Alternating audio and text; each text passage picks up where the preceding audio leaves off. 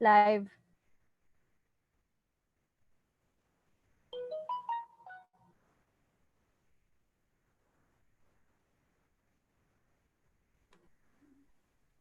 Live. Good evening, everyone. We are back here at We Poetry. It's a Saturday, so you know where it is. The poetry lives here, and it is 7 p.m., right? On the dot. And we are excited to have poets from all over the world and to share their love and their Live. bravery, especially in light of the COVID-19 pandemic. Bravery and love that is shared is something that is needed. And tonight we will express that in full here at We Poetry. If you are new in our channel, please like, subscribe, and share the love to your social media pages. We also have our Facebook, our Instagram, and our Twitter. So share the love to everyone that you know. And we're going to go straight. We're not going to wait anymore because you know what? Bravery is something that should be expressed, should be shown. And we're going to brave our way through the night. It's going to be a long night of art, love, love, and love. So let's all welcome our first poet for tonight from the Philippines. Please, trumpets, red carpet, roll it out because the queen of the city is here. Versus.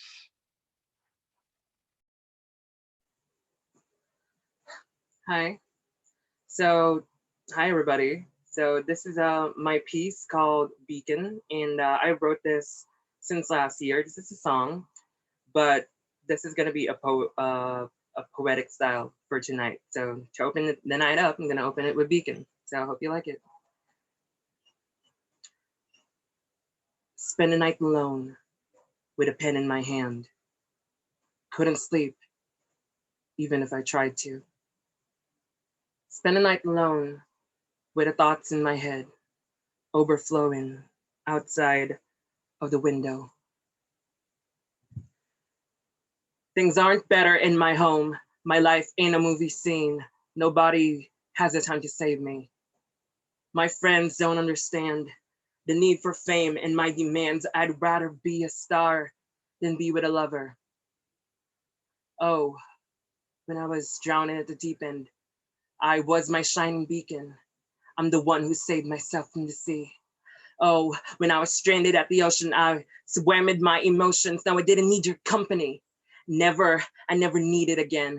I never want to see you again. Spend a day as always, locking my heart, protecting my mind, telling me that I'd only sink. Spend the days alone most of the time, avoiding your paradigm, shifting of reasons just to tell me that it's a stupid dream.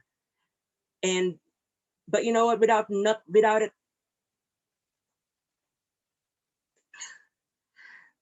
it, I'd be nothing. And I just sing my favorite songs and I'd rebel in symphony. Move into the beat of all the tunes that are swaying on the avenue instead of dying in the afternoon. Oh, when I was drowning at the deep end, I was my shining beacon. I'm the one who saved myself from the sea. When I was stranded at the ocean, I swam with my emotions. No, I didn't need your company. I never need it again. And never want to see you again. I never want to need you again. No, I never want to see you again. Beacon verses. So the next piece I'm gonna perform is not a poetry. It's a song, and it's recently released under Viva Records, and you can listen to it on YouTube and on Spotify and iTunes. It's called Lanterns. You can just search it on YouTube, Lanterns verses, and it's the first thing that's gonna pop up, and you can stream it there. So without further ado, this is a song. I am so tired to think about our lovers touching the night. I am so tired to tell myself he's gonna come around. It's hard to believe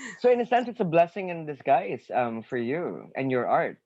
Yeah, because I get to release songs monthly, and I get to write them. I get to focus on what I want to do, and Hollywood's always been the target, so it's gonna be the goal. So this has been, even though it's bad, what's happening right now is really bad.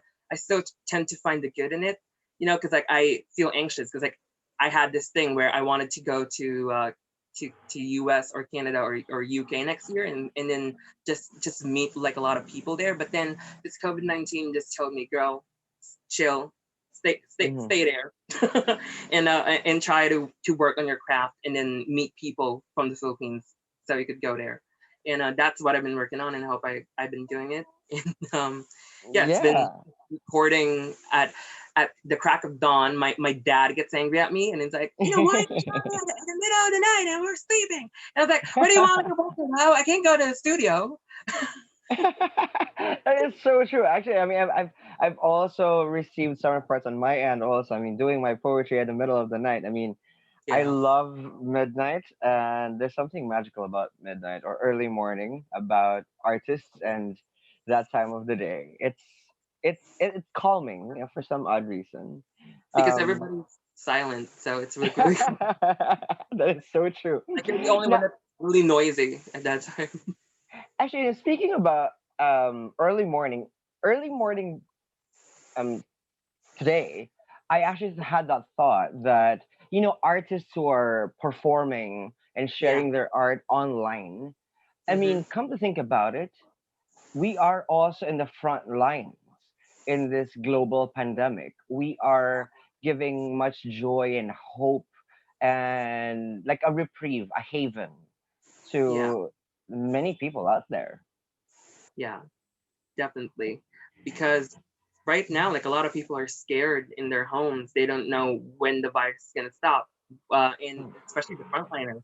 Like they're the most affected with the situation, and that's why I hope that I was able to entertain them today. And Mm, because they're always outside, they're exposed, and it's scary because like the numbers keep on rising, like the numbers of, mm. people who got Miss Corona, because like Miss Corona's on a world tour. She's not stopping anytime soon, honey. No, she's not. Well, God. she does though, because like she needs to chill. Because like it's been, gosh, she needs to take a break from her tour. Like honestly, I was, Yeah, I mean, everybody needs to have some rest, right? I mean, even Miss Corona. Corona, you better chill. If you're watching it, I know you're watching it, Miss Rona. You need to chill. You need to stay at home and quarantine, honey. That's what you And need. quarantine yourself also. That's Yeah, true. yeah, But in lieu of everything, I mean, us being in this like pandemic, I mean, you showing your art continuously, not being tired to show yeah. your heart is inspiring for a lot Thank, of people. thank you. So what's your advice to people who are watching right now who are beginning to discover their art? Live in the moment. I mean, I've heard a lot of artists like talk to me like they're just like new artists, and they're like, how can I go from this place to that? Like I want to, like I want to go from this point to that point, to the point that they're not enjoying their art anymore. So I always tell them, live in the moment. You need to enjoy it because you're going to treasure it. You're going to treasure these memories of quarantine, of you finding that you have this talent, and you gotta you you gotta savor it. You gotta savor the first time you discovered it, and the first time you sucked, and then the first time you improved until you improved and improved until it's normal to you. And that's what I wanted to tell the artists. And never lose hope. Be Find the beacon in the lanterns inside of you and follow it, because Mm. following your intuition, following that gut feeling, it's never wrong. It's never Uh, wrong. That intuition. yeah, and your song spoke about that. Yeah, like lanterns and beacon. I kind of messed up with Beacon though, because like I was so used to singing Beacon that when I translated it to poetry, I forgot the lyrics. It's very different, right? When you do jukebox poetry. Yeah, it was very different because like when you're singing, it's like it's automatic that you know the lyrics because of the notes. Like for Hmm. example, I am so tired to think about. It's so different when you're speaking it. I'm so tired to think about because there's no notes to follow, so it's like really Yeah. different. Yeah, There's no guide, you know. It's just like it's like an open field for you. yeah. But you know, We people a lot. poetry panic early. But you know what? Like I think it's about that. I mean, especially in these times. I mean, we make mistakes, you know, and we Yeah, have these dangers around us. But it's about us being brave and saying, you know what? I'm gonna think go on. I'm gonna continue. exactly. Got to be empowered. Got to follow Yeah. the patterns in the beacon. The beacon. And of course, if they want to catch your beacon, so they can also be beacons like you, how do they catch your music and your So poetry? you can catch my music in all my art forms. You can follow me on Facebook, it's Versus Music 16. On Instagram, I'm Versus Official 16. You can find and you can tweet me at Twitter. Like Twitter is my open diary. Like whatever I'm thinking, it's on Twitter, honey. Like whatever the heck I want to say, it's gonna be on Twitter. May it be curse words or not, it's gonna be on Twitter. Versus 16. I'm sassy there, but like I'm just me on Twitter. But you All can right. also find me on Spotify, on iTunes, Versus, and you can just search it. Versus stands for or Versus Lanterns to hear the studio version. And yes, I do it all. I'm the one. I'm the producer. I'm the composer. I'm the arranger. And I have a new single coming out after Lanterns because I said like Ooh. and V Poetry is the first one to know. Like I have a new single coming out. All right. I'll let you know. And that it's Beacon. Beacon's like the next single. But I'll All just let you know. right. Yeah. Oh my God, we're so excited to watch and experience that light and that beacon of hope that you have Thank shown us. Thank you thank so much for being so brave. Thank you, I and did of it all course, ahead of time. So I'm just yeah, so excited. Like I do everything ahead of time. It's just me scheduling it for later. So yeah, hope you stay tuned. Queen of the Street. absolutely. And you know what? You're the first of the many for tonight. Thank you so much for being the So brave much. first. Thank you so much, King Lakan. Bye. Queen of the City out. Bye. That was verses from the Philippines, giving us such a beacon of hope and warmth, and also a sense of belonging. You know, I mean, in this time of confusion, COVID-19 is trying to test that. And these challenges are just challenges, it will pass. And we'll soon find our way out. And while we're waiting to clear out this global pandemic, you can just stay with us here at We Poetry. We're here every Saturdays, 7 p.m. Manila time. That's plus 8 GMT. Every week, we have poets from all over the world who are sharing their heart here and their bravery here in our show. And of course, this show wouldn't be possible without the support, the help that our poetry partners are giving us by showing in their social media accounts and really helping us spread the love for poetry. And of course, we have our first is Expat Choice Asia in Singapore, and it's such a great guide for expats in Southeast Asia. Do check it out. Their Facebook, their Instagram, their Twitter, and also their website. It's amazing resource for anyone who would love to check out great food finds. And of course, we'd love to thank Z Hostel Philippines, one of the hippest hostels in the world, and it's located in Makati City, the Philippines. And Dream Wide Awake Coffee. We all need coffee every day. I do. I do. Thank you so much for showing us such great love. And of course, definitely Tambayan Gastro Bar in Malate, Manila, in the Philippines. And once this COVID thing gets cleared, I know they have shows every day. So check it out. Now, checking out, I think in the Philippines, again, our next performer. Yes, we're very much live. As you can hear, there is a jeepney going up in front of our house. For people who do not know, jeepneys are Filipino transportation mode of transportation in the Philippines. And if you want to know more about that, you can Google jeepneys and know more about our culture here in the Philippines.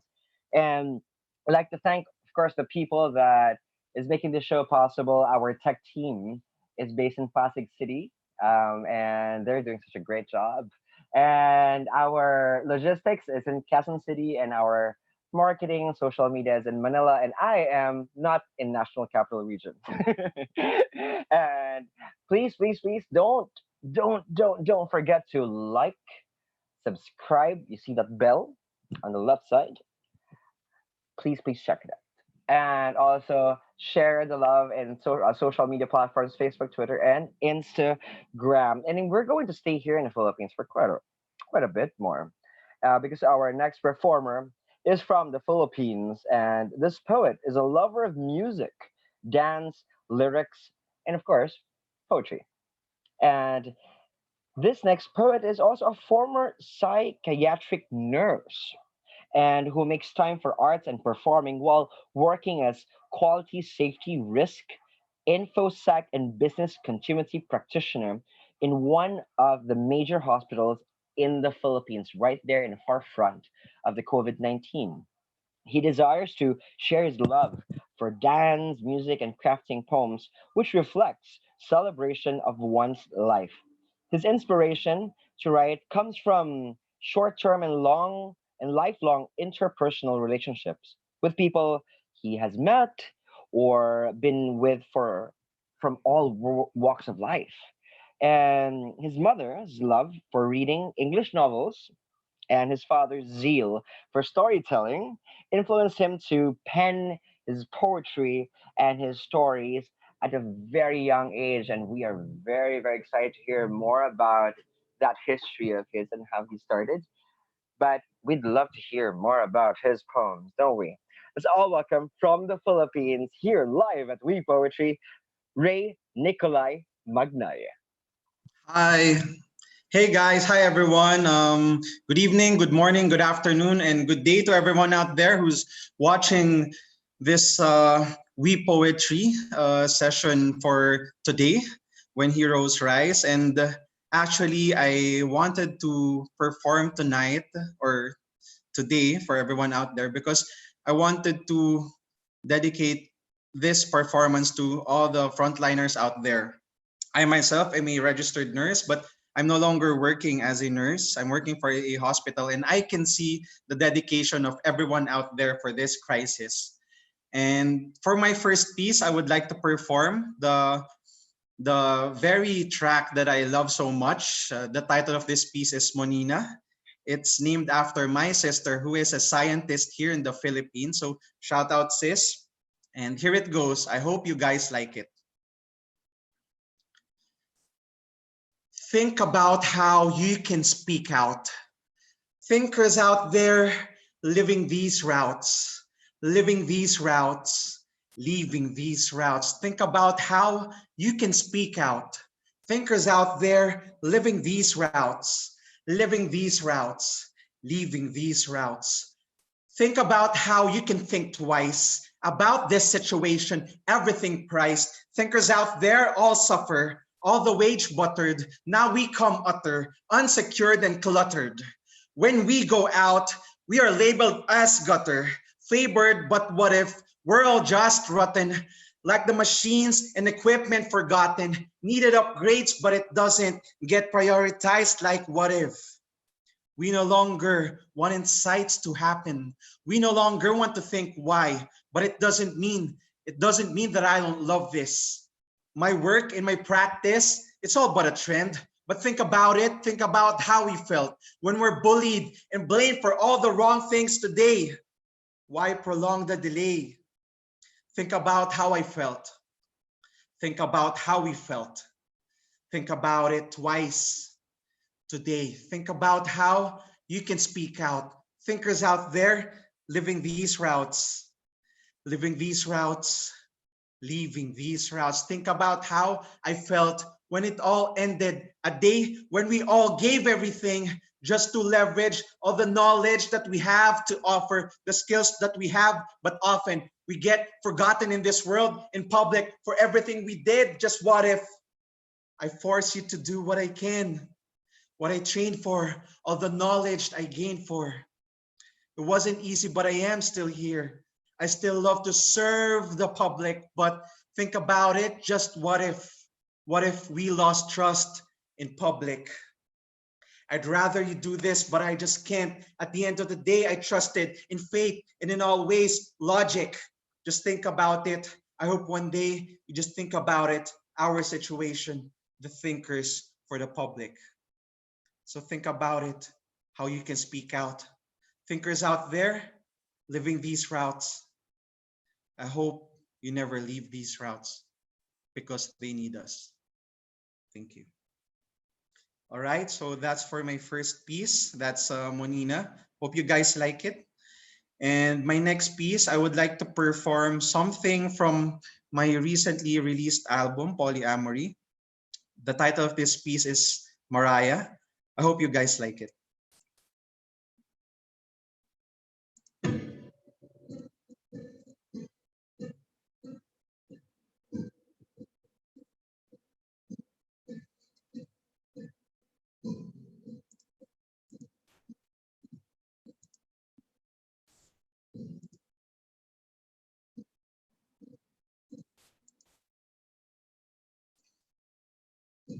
I never thought this day would come, a day when we're all far apart from each other, no longer together, no longer beside each other. I know, strange, right? Well, we both started as strangers. We both started as friends. Whatever happened to us, all those years, all the love and the pain, the memories gained, the trust built, retained, but broken. I don't know, but sometimes I'm still hoping that we never met each other, never became for each other, never stayed for each other.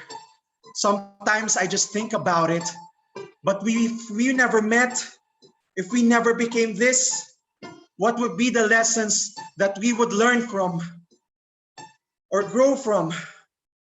Sometimes I would wish for it all to come back, that we're still in that memory, in that night when we first met. Maybe a warning could have saved us, a sign, as I remember everything tonight. But it's not meant to be a journey together. It's for the best. Maybe it's for the best of us. But how can we accept it fully if all we are memories? How can you trust somebody who does not want to be trusted? How can you love somebody who does not want to be loved? How can you build something again, demolished by pain and doubt? How can you? Because I can't. And it's hard to go on and answer these questions.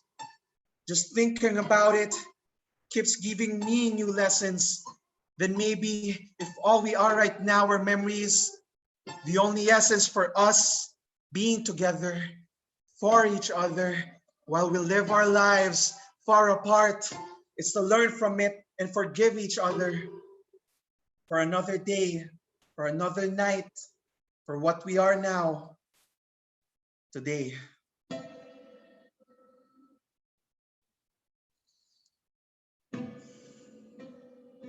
Memories can't be trusted, but that's all you can hold on to. Just learn from it. And maybe for you out there who's listening, maybe you can learn from it and know yourself today.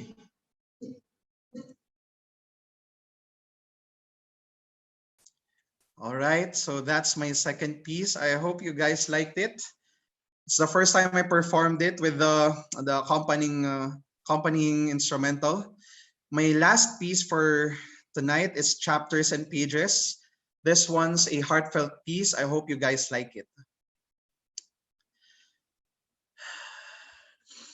I left all my dreams to die in a split second, wondering if I'll ever get them back again. Maybe, friend, for you, I can retract and bend for everything I did for reason. Or anything that I felt, just maybe I was too afraid to admit that I chose to fall down and trip myself with my own decisions. Consciously amend myself with my own precision, even if I knew that I would implode upside any rhythm.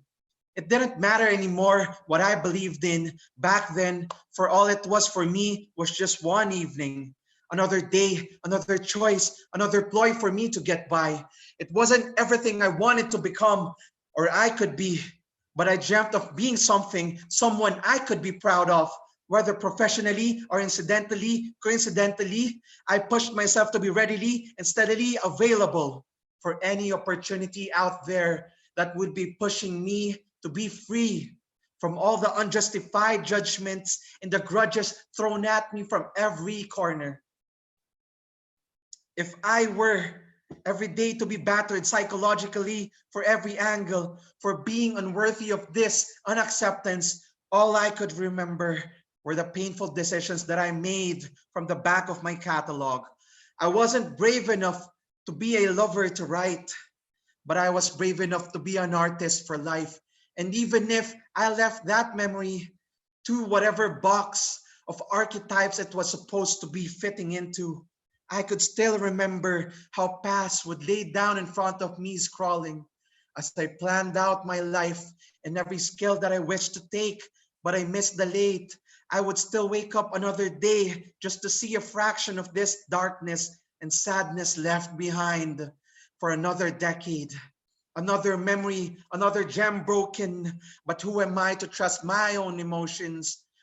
I am the writer of this story. I left behind the publisher that I was supposed to marry. I cheated her once in this life from a chain crash. I cheated my way out of cheating on you and the promises we both brewed together. If I had another chance to say I'm sorry in the hallways of these timelines predicted, then maybe I could have another chance in this story. But it doesn't work that way, does it? It's never the comprehension or the lack of faith. We are all accepted in this life's entrance, doorways and exits, floor panes and exits, to reflect with the glass shards, to inject us, to build a character that we both grew and built. It's another night and day that divides us from grace of reflecting, yet I can never forgive myself for being written too much, yet unforgiven. Maybe that's the reason why we're both too persistent.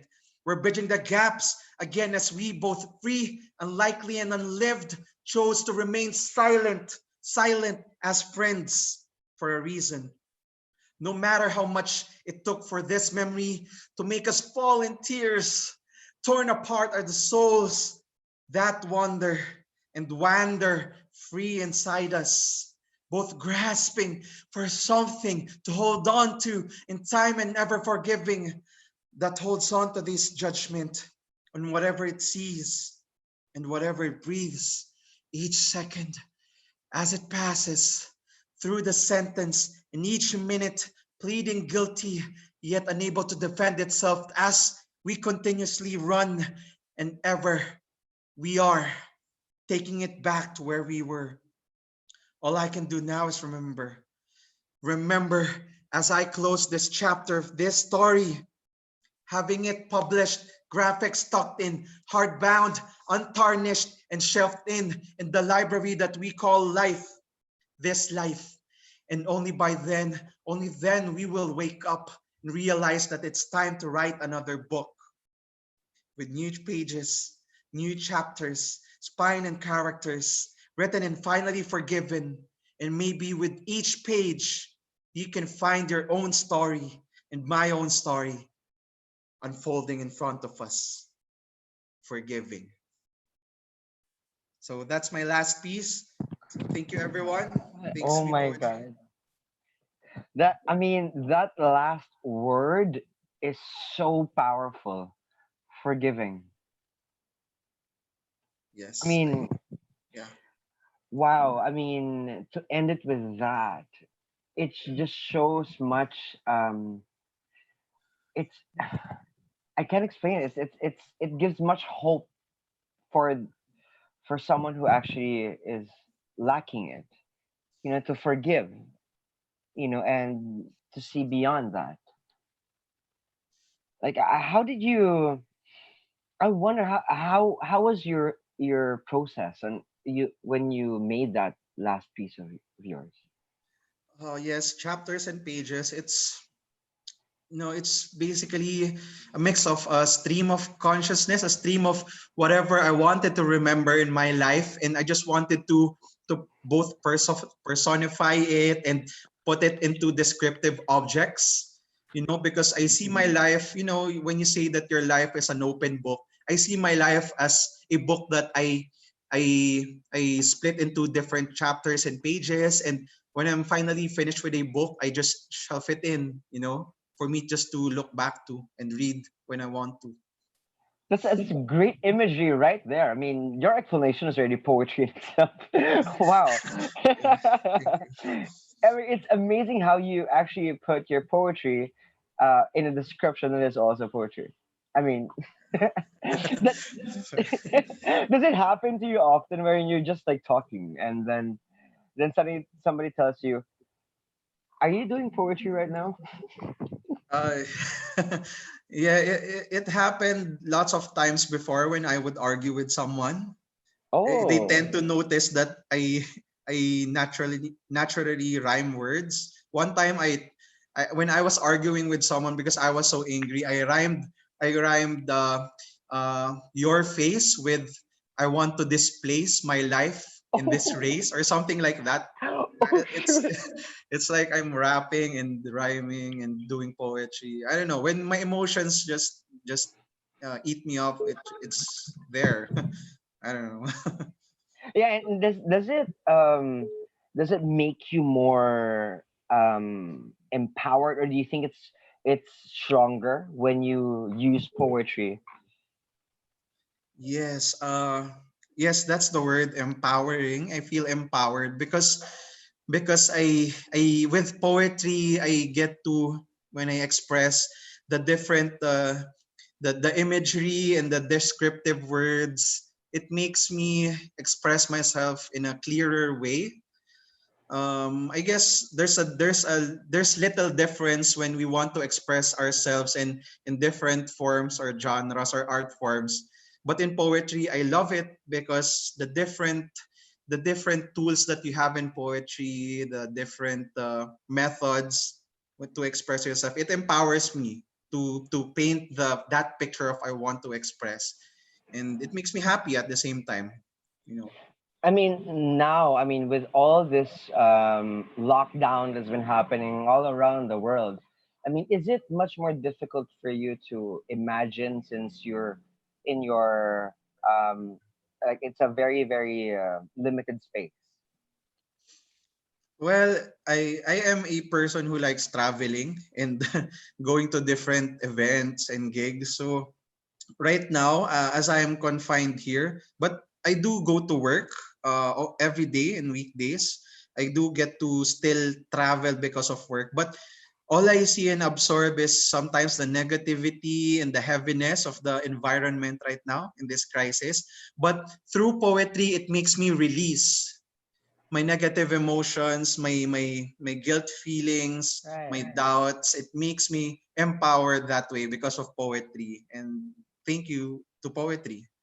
Yeah, Yes. and okay, you know what? I'm sorry. I mean, yes, we are live. I make mistakes. I absolutely forgot that you are in the front lines, like literally Sorry. there in the front lines of this pandemic. Like I mean, the things that you see every day, the experiences that you get, like when you go outside and really having a face to face against Uh, COVID. I mean, has how did it affect you and your art?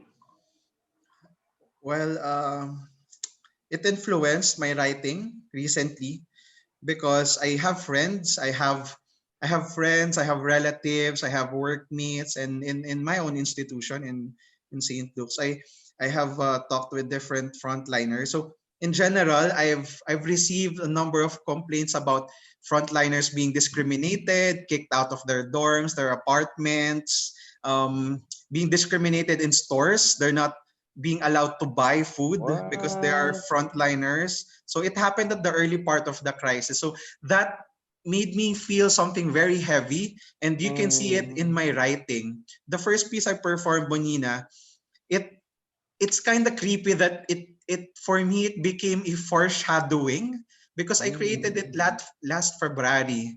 And whenever I listen to it, it makes me, that it makes my spine tingle because it's like I'm talking to the future effects of the crisis, Oh which wow. is, I don't know, it kind of felt creepy at first, but I took it. I just wanted to express it further with that, and that everything has influenced my poetry. The way I describe the hardships of frontliners. There was one piece I made about the nation, the experiences that we have here in the Philippines, and it talked about us being a nation, building this nation, and we are now tasked to rebuild it again as stone masons, like masons, stone masons. Mm. So there was a piece that I made, something like that.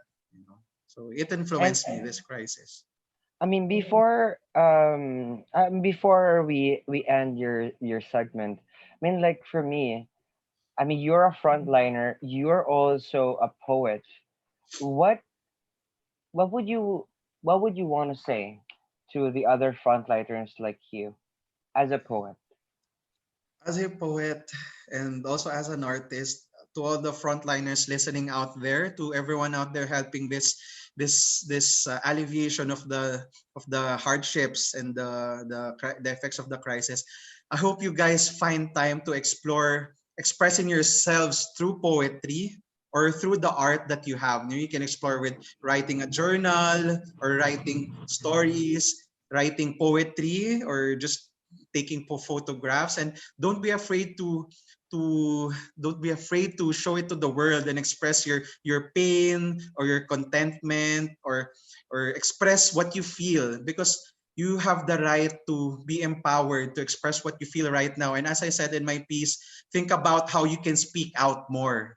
Think Mm. about how you can speak out for everyone, not just for us frontliners, but for everyone, for this nation, Mm. for the world, for the scientists. Think about how you can speak out. And yes, you can use poetry. Poetry is so powerful. And yes, I hope you guys are all right. Find ways to keep your mental health stabilized. Take breaks and love Yeah. yourself. Love yourself.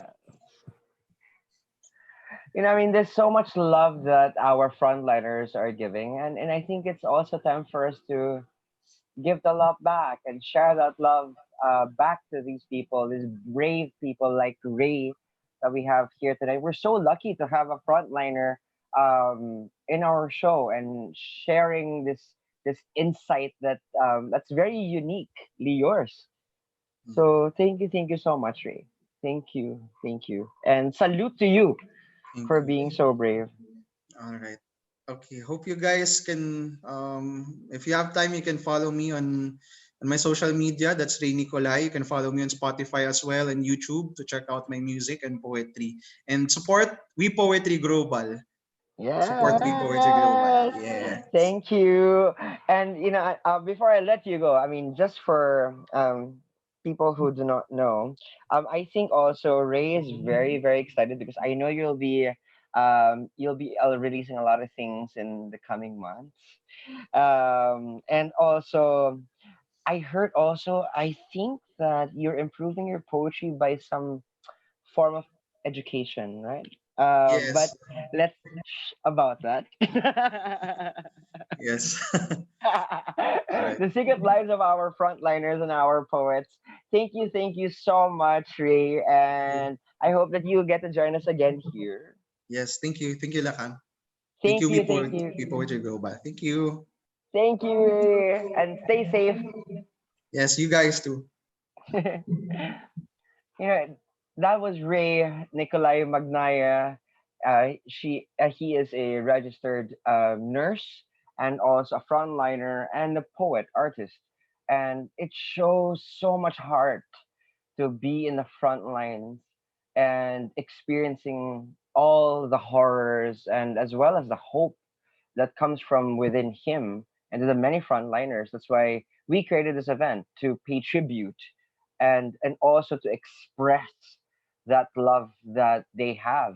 That's why we are very, very happy that we have frontliners tonight speaking their heart directly here at We Poetry. Thank you for your bravery and your courage and your love.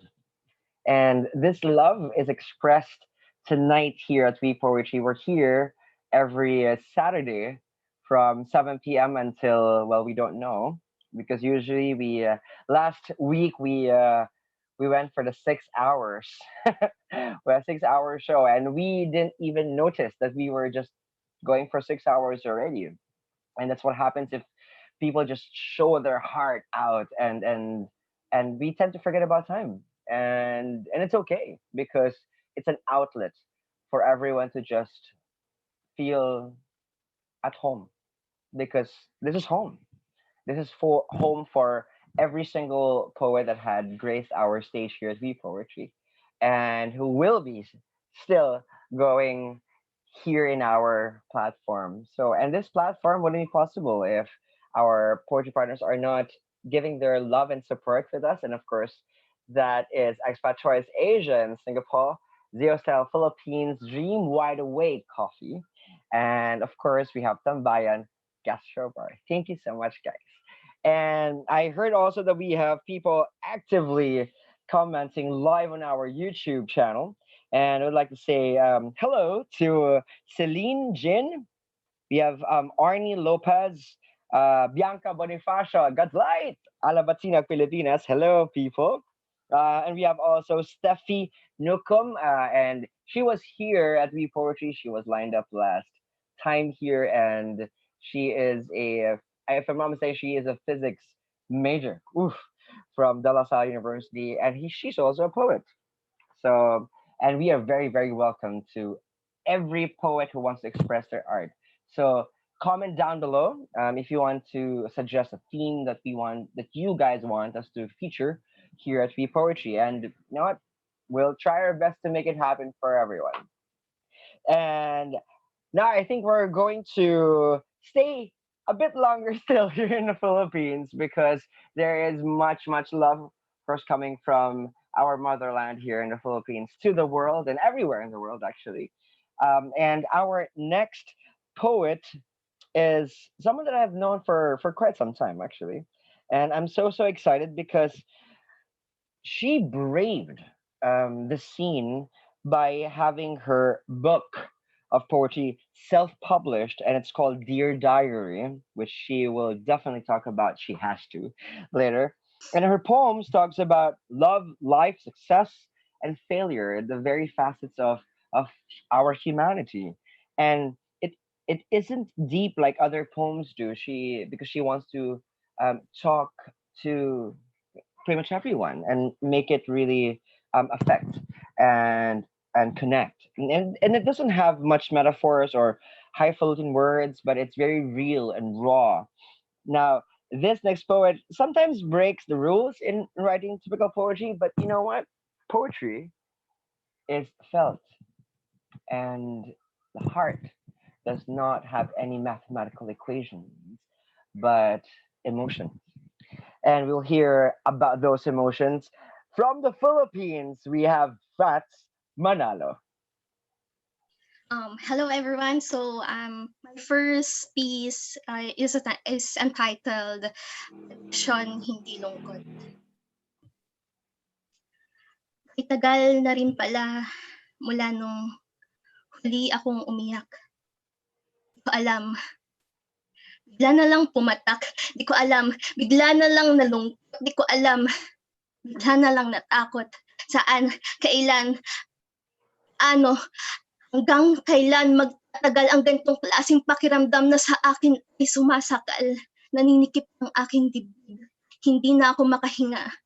Tulong, tulong, nung sinusundan ako ng depresyon, pilit ko tong tinatanggal, tinataguan, nilalayuan, tinatakbuhan, ngunit pilit itong lumalapit, kumakapit, at nananakit. Masakit din ito, tulad naglagnat, na halos hindi na kayang bumangon sa higaan, ngunit alam kong kailangan Sakit din ito. Tulad ng sakit sa ulo na halos iuntok ang ulo sa pader, ngunit alam kong hindi pa rin ito agad mawawala. Sakit din ito. Tulad ng hika. Basta na lamang umaatake na halos manikip na ang dibdib hanggang sa hindi na ako makahinga. Sakit din ito. Tulad ng kanser na iniiwan na kapag kumakalat sa katawan ay mahirap nang maagapan. Masakit din ito tulad ng lupus na mapagpanggap at unti-unting sinisira ang organo sa katawan. Mahirap at nahihirapan ako na sa tuwing dumadapo ito, hindi ako mapigilan ang ibaling ang nararamdaman sa pamamagitan ng pananakit sa sarili. Hindi ko mapigilan ang matulala at maparalisa. At pakiramdam ko ay laging may kulang. Hindi ko mapigilan ang mag-isip at ng kung ano-ano dahil sadyang napakalakas ito at mahirap labanan, nakakalito. Minsan masaya, minsan malungkot, minsan masigla, minsan matamlay, minsan matapang, minsan takot, minsan positibo, minsan negatibo, minsan malakas, madalas mahina, nakakapanghina. Tulad ng pagpakalugmok sa kalungkutan. Ngunit sinasabi ko sa inyo, para sa amin na may ganitong klaseng pakiramdam, hindi ito kalungkutan lamang. Hindi maiintindihan ng inyong kalungkutan ng aming pagsubok. Hindi namin ito ginusto at pinili. Marami ang naging dahilan kung bakit kami humantong sa ganito. Hindi namin ito gawa-gawa lamang. Ngunit heto kami, lumalaban. At salamat sa inyong mga sumusuporta at dumadamay sa amin sa pagbibigay sa amin ng lakas ng loob at inspirasyon at motibasyon para mabuhay. Isa kayo sa mga dahilan kung bakit patuloy kaming humihinga, gumigising, bumabangon araw-araw. Magpatatag tayo. Bayan ang puso. Laban lang hanggat may buhay. So there is my first piece that is entitled Depression, Hindi Lungkot. My second piece is also it's about depression also. So this is entitled When I Am Me. Hello, do you know me as me? Can you recognize me as me? Let me ask you this simple question. Who do you think am I? Who am I to you? Who am I? I've been asking this question my whole life. A daughter? A sister? A friend? A colleague? An employee? Lover? An advisor? A comforter? In front of you, I am a performer. You're listening to me right now, all this nonsense, word per word, per word, per word, per word. You look at me and listen. But do you know who I really am? You recognize who I really am when I am me. You know me when I look at you and smile at you.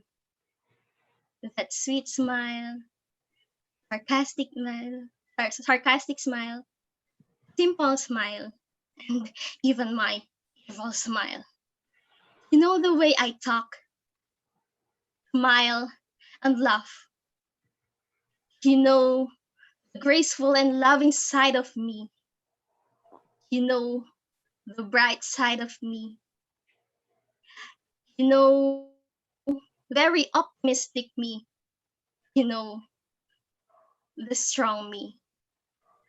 But who among you dared to look straight into my eyes and ask, how are you? How was your day? How were you feeling when you were alone? Is everything all right? Who dared to say, when you need someone to listen, I can lend you my ear. Lend me an ear. Please don't speak. Just don't. Just listen. Who dared to stay by my side when I am in the dark? No one seems to be attentive. No one seems to notice my struggles. No one really knows the real me. Because even I don't know who I really am. Even I am afraid of me. I know some of you tried to see deep inside of me, but I guess you are all afraid of drowning because I myself am already drowning from all the tears pulled inside of me. Those tears that didn't come out through the years. Maybe there is something inside of me that pushed you all away from me, a strong force no one ever dared to fight. I need someone to save my soul.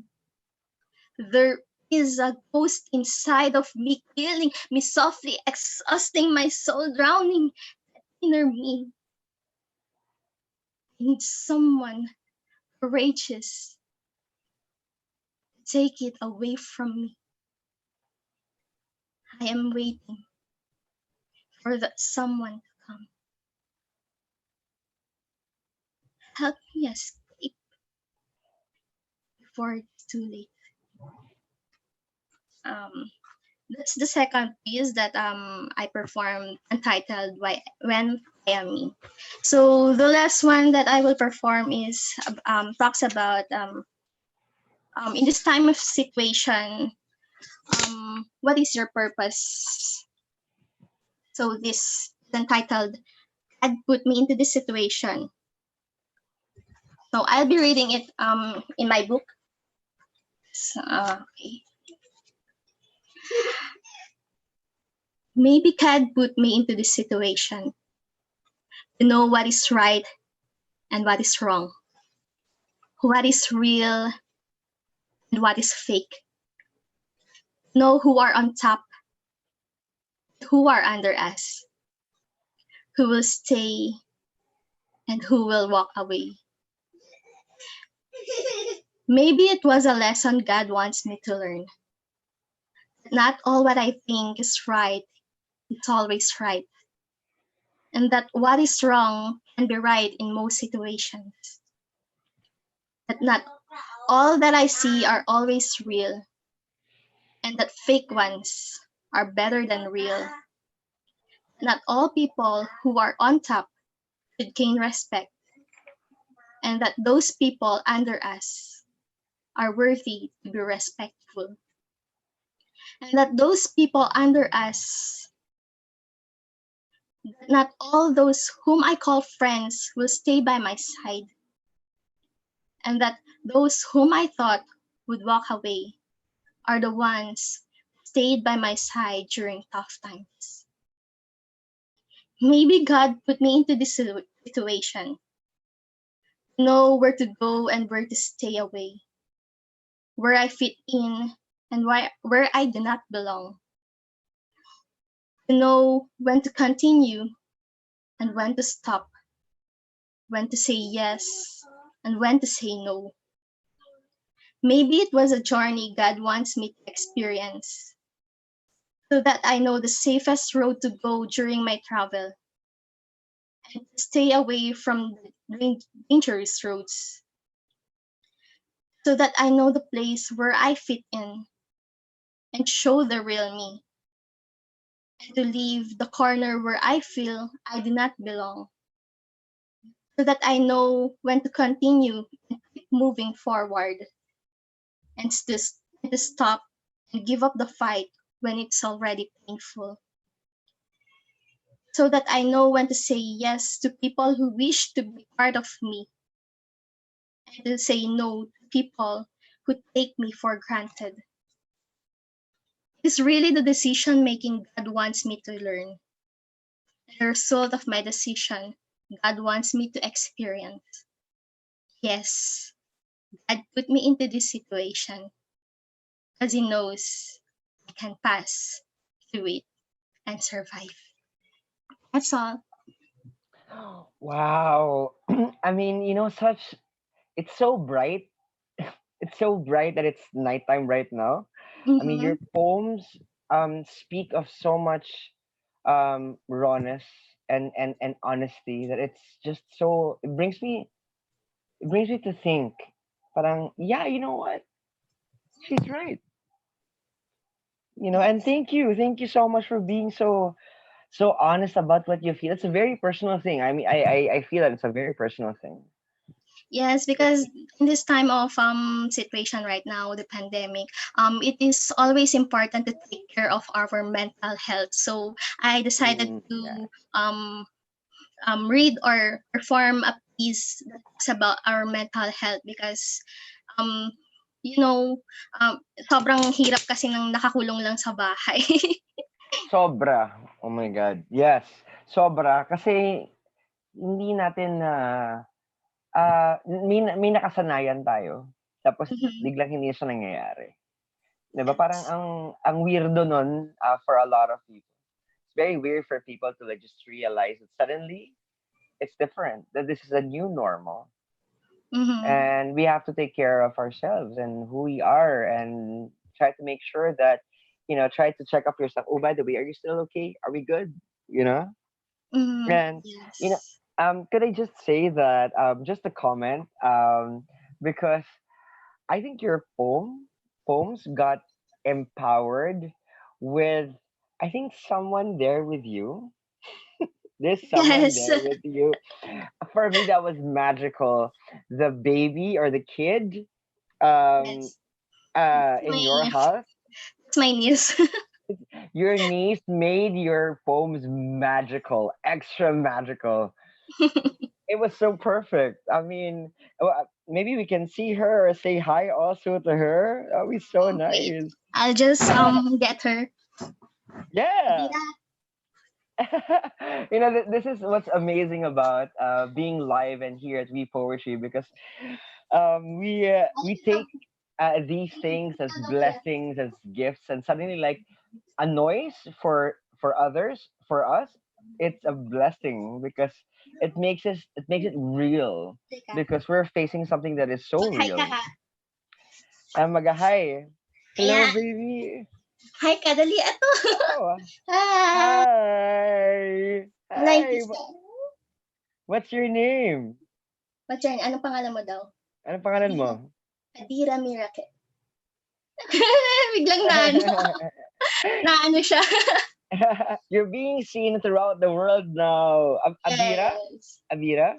Yes, Adira. Adira. Oh, beautiful name. Wow.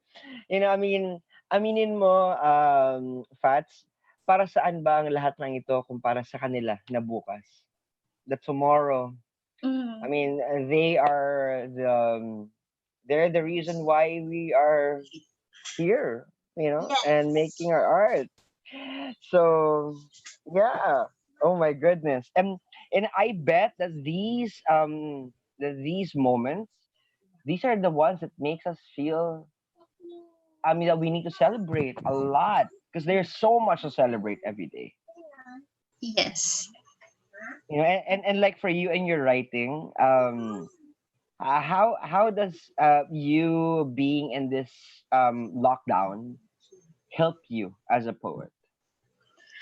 Um, of course, as a poet, sa kasi tayong mga poets kasi maraming naglalaro lagi sa isip natin. So, pag Mm-mm. pag nag-iisa ka lang tsaka wala ka ng magawa, bigla ka na lang papasok yung mga thoughts mo na kailangan mong isulat. So, siguro dun I find peace in making up or creating a poem. So, yun. Parang ano na, I mean, sa iba parang nakaka-stress, nakaka-stress naman talaga ang sitwasyon natin ngayon. Pero like you telling us that you actually find peace in moments and making you write more poems is something to celebrate about. Mhm. You know, finding those silver linings, no? Sabi nga nila. And like for you, I mean, you were brave enough to like self-publish because it's never easy to self-publish your own art. Sobra. Kasi ano siya, syempre, it takes a lot of effort and syempre yung emotional thing mo na marami bang ang susuporta sa'yo, marami bang bibili, and then, yun. So, yung preparation din and all. Yeah, and you know, it's a sign of much bravery, you know, and these brave people like such as Fats, you know, Ray Versus, and the many poets that will be performing tonight, they are they're showing much bravery in these times, you know. And my God, like you're so bright. Like, your aura is so bright, and thank you so much for gracing us for tonight. Thank you. You know, and it's always open for you and the many poets who would love to discover their art more, express their art more. You know, I mean, because for us poets, it's very important to share that message. Mhm. You know, and like for you, what is your advice to like this young poet who would want his or her poems be published, but it's just starting? Para sa akin, yung mga ano, mga nagsisimula pa lamang, sulat lang ng sulat. Don't stop writing because it's very important. Kung gusto niyo talaga magkaroon ng libro, you have to start writing. Hindi lang yung idea lang na meron kayo. Kasi dun ka magugulat na sa dinami-dami ng pieces na naisulat mo, pwede ka na palang gumawa ng libro. So, there. Mm. Yeah.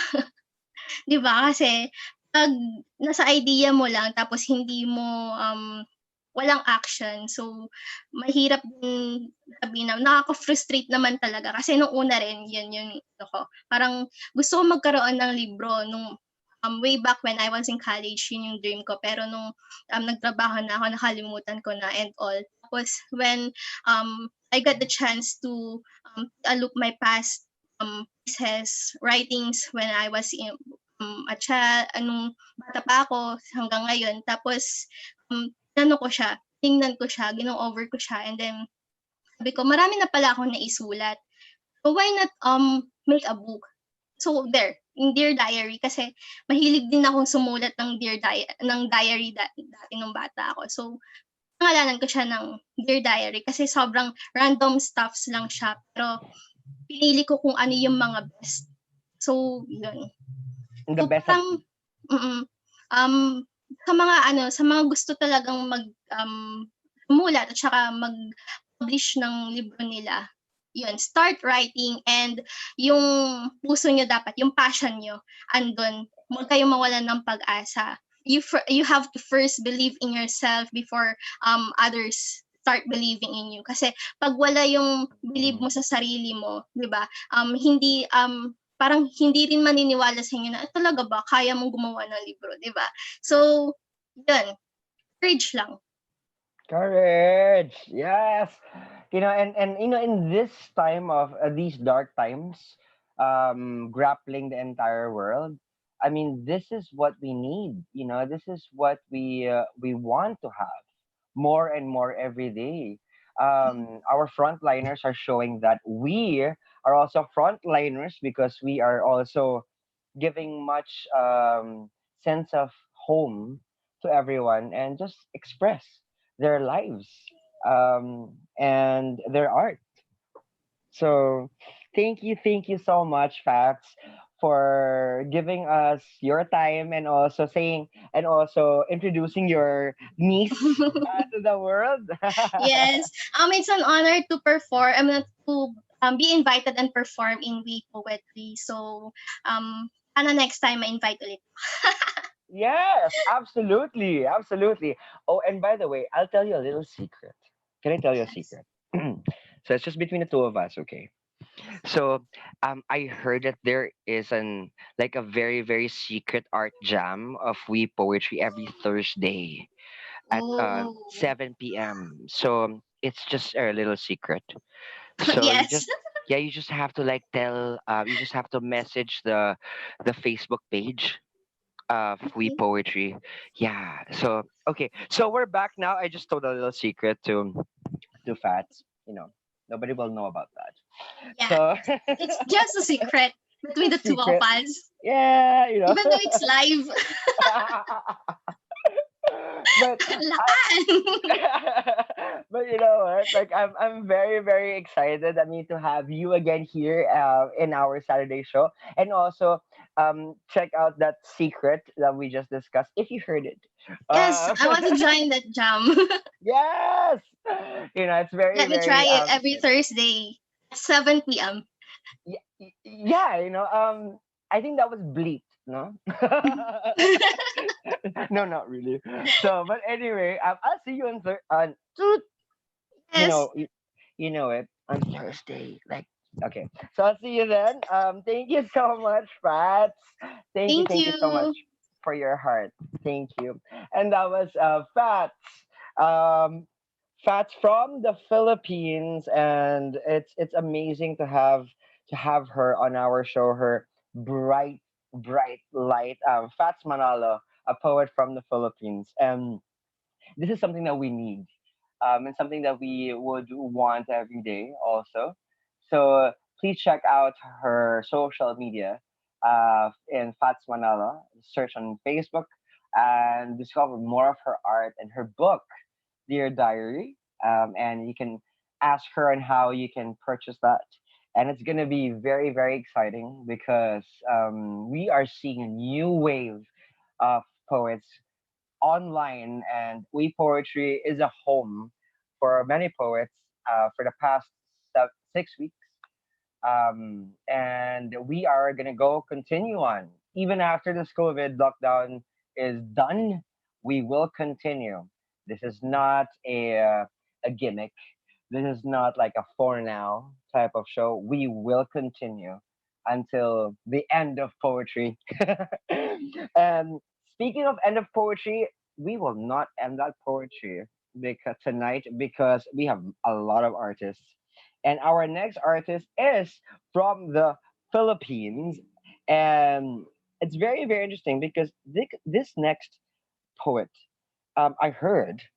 So I heard that this next poet is an early childhood education student aspiring to create an impact through her words as a poet. Being a full time student and occasional writer, she dreams of creating books for children. Ah, speaking of children, we had a child earlier. As a medium to instill and introduce diversity at a young age, especially within the marginalized community. Formerly a stressed out college girl, currently living her best life during this ECQ. No, no official published work yet, other than through her social media pages such as Instagram and Facebook captions. Her hobbies include going to the beach. Love going to the beach. We'll do that after COVID. And recharging with nature. So we will discover more about this poet and her art. Let us all welcome from the Philippines and also from the United States, apparently. Let's all welcome Emma Soriano. Hello, Emma. Hello. Hello.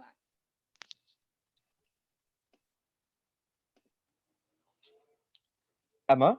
Hello. Yes, I'm here.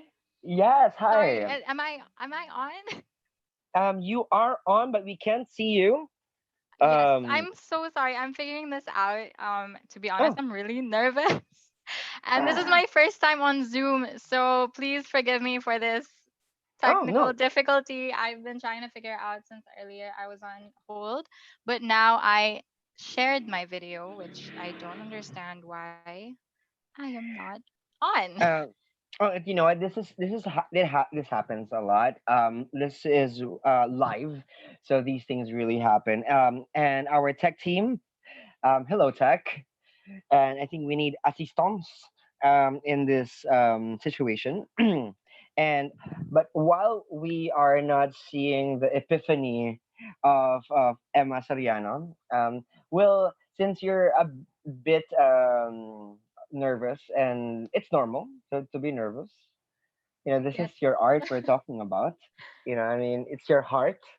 So, but let's glide into it while we're waiting for the video. Or do you want to share your art without the video?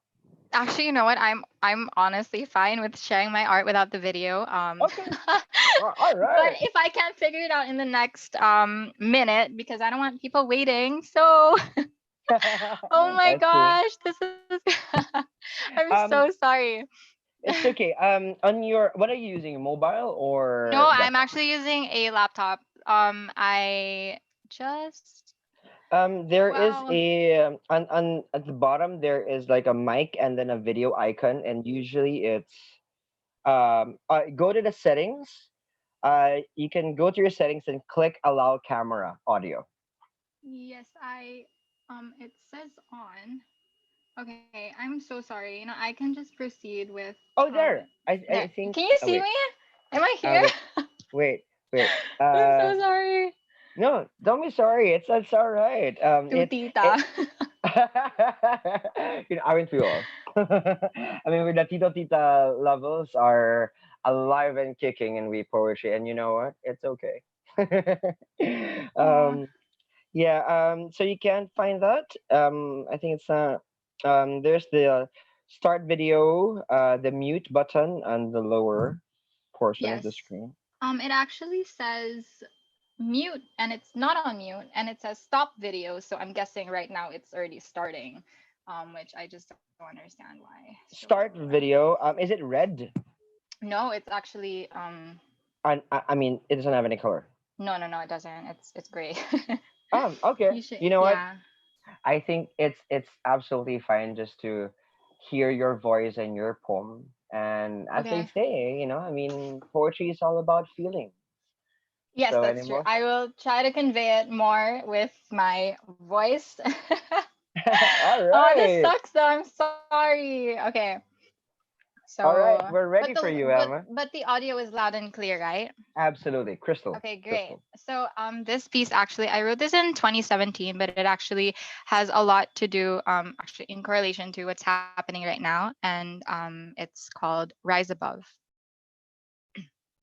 If you believe in something, go for it, no matter if no one else agrees. Even if you stand alone and your knees become too weak, fight for what you believe in. You've got that fire in your soul. It's the element people lack. It is what makes you whole. We need more people like you to fight for this justice, to stand up on your feet, even if you've got some crutches from the times people pushed you down before. But it's time for you to prove you're not that kind of woman anymore. Be free, be strong, be kind, no matter what people think. Stand above the cold the ocean where you used to sink. Thank you. So that was my first piece. Hello? Yeah. Oh my Yes, good. Are you gonna sorry, go it through ended. it? And you know what?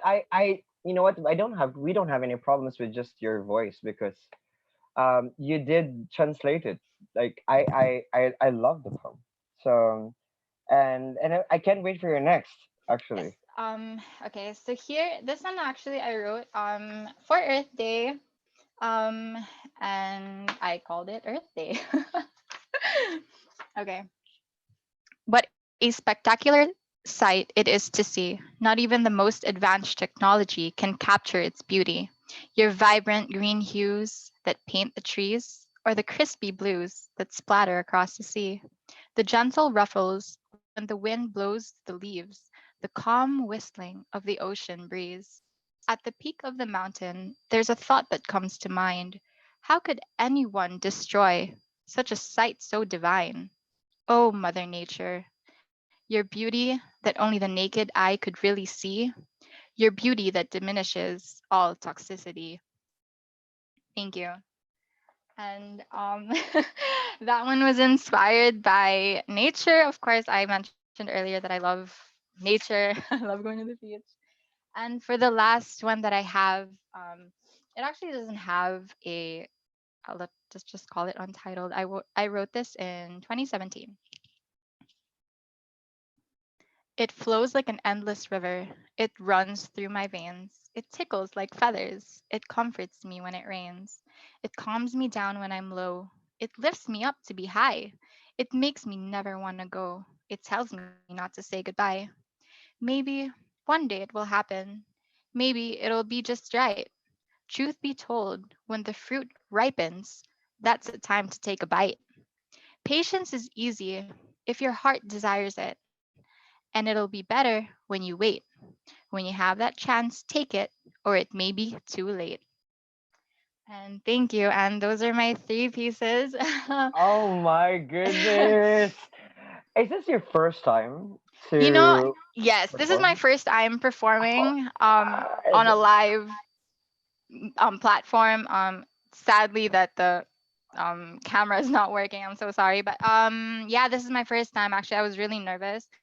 I was Yeah. telling Indigo, oh, thank you, by the way, Indigo, for inviting me to perform my Uh, poems.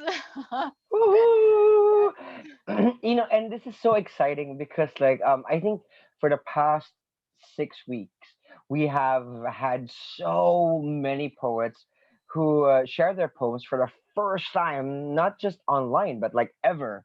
Some of them, and it's a great feeling. I mean, for me to just like talking to you right now, and it's your first online Yes. um sharing your poems. Oh my god, like it's such a, for me, it's such an honor. Like, oh, it's a bragging, right? Like, yeah, I was there. Well, thank you very much for having me here, and I really appreciate this. What you guys are doing is great, especially it's like an escape from the, Hmm. I guess, the fact that we have to be in quarantine right now. This is a great way to interact with other people. So thank you for having this. I mean, thank you. I mean, you're welcome, and thank you. And you know what? There is someone who is actually chatting right now live. Chatting live. Okay. Yes, on our YouTube channel. And I think I don't know if you know her. I think her name is Marge Soriano. Oh yeah. That's my mommy. Thank Hi. you for the support. Represent. and and we heard also that she is abroad right now. Is she abroad Yes, right now? yes. We're actually not with each other right now. So yeah. She is. It's yeah. I mean, you know what? Love knows no boundary, no oceans. It can travel in light speed, and she's showing her love and support. And oh my goodness, like this is so amazing. Like, did you know that your mom is gonna be No, I watching? didn't. You know what? I had to close my YouTube tab because I thought that it would interfere with the sound that I would have right now. I'm so I'm really bad with this tech. So yeah. You know Thank what? you. Doesn't matter because May like your poems. yes. I mean, your poems. Like, I wonder, like, when you made your poems, did you ever think that you're gonna be performing it like here, like in We Poetry, or like in front of like a lot of people? No, of course not. Usually my poems are just for personal use or just collection or actually captions on Instagram. So it's very refreshing to have something new, a new platform to actually have my poetry out there. And I never really thought about it um that I would be performing for other people. And yeah, most of my poems, I like to have them in a rhyme. It's something Mm. that yeah, it's something that I like to do. Kind of Yeah, I mean, you like it. I mean, you yes, like yes, the yes. sound of it. Yeah, I've never really ventured out into different styles of poetry. I have no formal education or background on different knowing how to write different kinds of poetry. So I kind of just stick to what I know, but it would be great to explore the others. So yeah. Yeah, and I've been giving secrets. I swear to God, I'm giving Yes. secrets of free poetry. And but I can't. I mean, can we just mute it? I think Tech can mute it a bit. Because I mean, I'm gonna tell you. I think in June, I think we poetry is gonna have like a lot of workshops for poetry Oh, nice. Wait. online. Yeah. That's what I heard. Oh, Oh, I is mean, I this a don't know. Maybe. secret? I'm sorry, I didn't put it on mute. It's now for the whole world to know. But I think I'm so excited. I'm so excited for We Poetry because we will be venturing into that very very soon, and it's gonna be we're just taking extra steps in creating a curriculum and really gauging on what we can offer, and it's gonna be open to everyone pretty much. Oh, And we're so wow. excited if you would take that on June. We're gonna have it in June for sure. Oh, wow. Sorry to ask, but is this an Yeah, online thing or is it it's gonna be an online thing. oh, nice. Okay, yeah, I think that's where, the kind of the next future, like these couple of months is headed towards. So that's great. That's all right. I'm excited. Thank you. Yeah, and we're excited. I mean, for poets like you, this is a new way. This is the new normal of how we better ourselves also and better our art. I mean, apparently there's an online option, so we are Yes, here. And that's I great. wonder actually because this COVID-19 really took a toll on our daily lives, Yes. and your mom is not here in the Philippines, Yes. and how did it affect the both of you? I mean, the relationship between you. I mean, does she know that you write poetry? Oh yeah, of course. Actually, I just Oh, wrote her a poem yesterday. It was her birthday. Happy birthday, mom. happy happy I wrote her a birthday! poem yesterday. Yeah. I do share my poetry with her. She knows that I write. Oh wow! Yeah. So it I mean, the mom birthday yesterday, supporting her daughter. And we don't know where is she right now in the world, but um, different time zone. Yes. And but the thing is, like, love knows no time zone. I mean, it's just like it's out there, and this COVID-19 pandemic is has become an opportunity, Yes, of course. rather, right, so for us to express. And without this COVID-19, do you think you would have shared your poetry online like this? Oh, like this, I don't think so. But yeah, come to think of it, I don't think so. I think it would just be kept in my little journal or stored away in like Instagram posts, but never online And like it's a this. very brave thing, that what you just did. And for me, that's a people think of heroism as like something like you have to offer your life, give up your life. But I think heroism is like that. Heroism can be shown to yourself. You're being a hero to your own self. Yes, of course. I You think know, that people are heroes in their own little way, even if it's just um being a hero to one or two people, you're still making an impact on people's lives. So that's really important. yeah. And you're into teaching. You're into children, and Yes.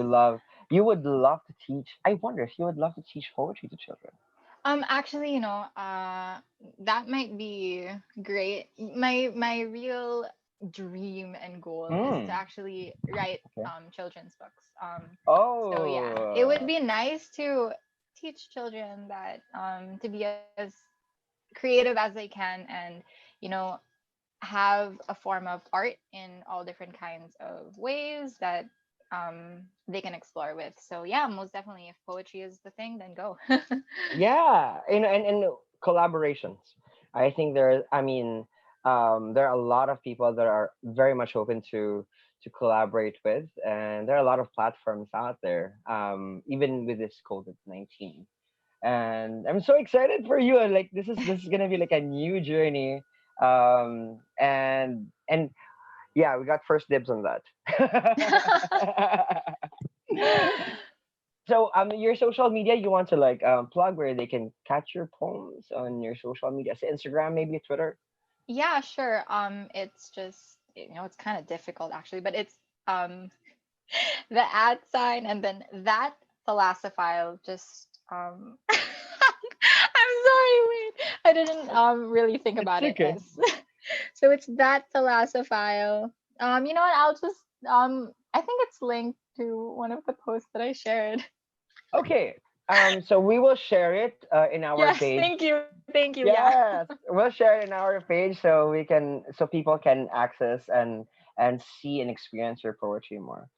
Thank you so much for like coming tonight and performing your poem. Thank you so much, Emma. Thank you. Thank you for the invite. Thank you, Lakan, and good luck with everything for the next performers. And I hope to see you guys again, or hopefully see you guys again. Yeah, for Okay. sure. All All right. right. Okay, thank you so much. And that was Emma Soriano from the Philippines, and that was amazing. And we now see that COVID-19 is not really the period in a lot of our happiness, but sometimes it's a comma, sometimes it's semicolon, sometimes it's a dash. You know, that points us to other ways to express that love. And that love was also shown when the mother, Marge, Miss Marge Soriano, belated happy birthday, supported her daughter. And we are so welcoming to all forms of love and poetry here at V Poetry. So if you want to share your poems, please message us in any of our social media pages on Facebook, Instagram, and Twitter, and of course here at YouTube channel. Please comment down below and share, like, subscribe, and share our videos, and let's make poetry together. And of course, that wouldn't be possible without our poetry partners. We have Expat Choice Asia, we have Tambayan Gastro Bar, Ziostel Philippines, and Dream Wide Awake Coffee. And we're so excited because I love coffee. I said that earlier. And I think we need to dream wide awake and the Z the Z will be cherished maybe a bit later. And we're going to explore more in Asia. That was like impromptu. Okay. And because we're going to be flying to Singapore, and because we have a poet waiting there right now. And this poet, I've known this poet since June of last year. And I'm so excited because he is one of those poets that had given me much inspiration to really connect people and collaborate, and he's been doing that for years. and and and his poetry just captures and snatches that feeling of home even in exile, whether well, physical or spiritual. You know, and this next poet won the Gosin Tub Creative Writing Prize for his poems in his second collection. After the fall, um, his first poetry book was A World in Transit.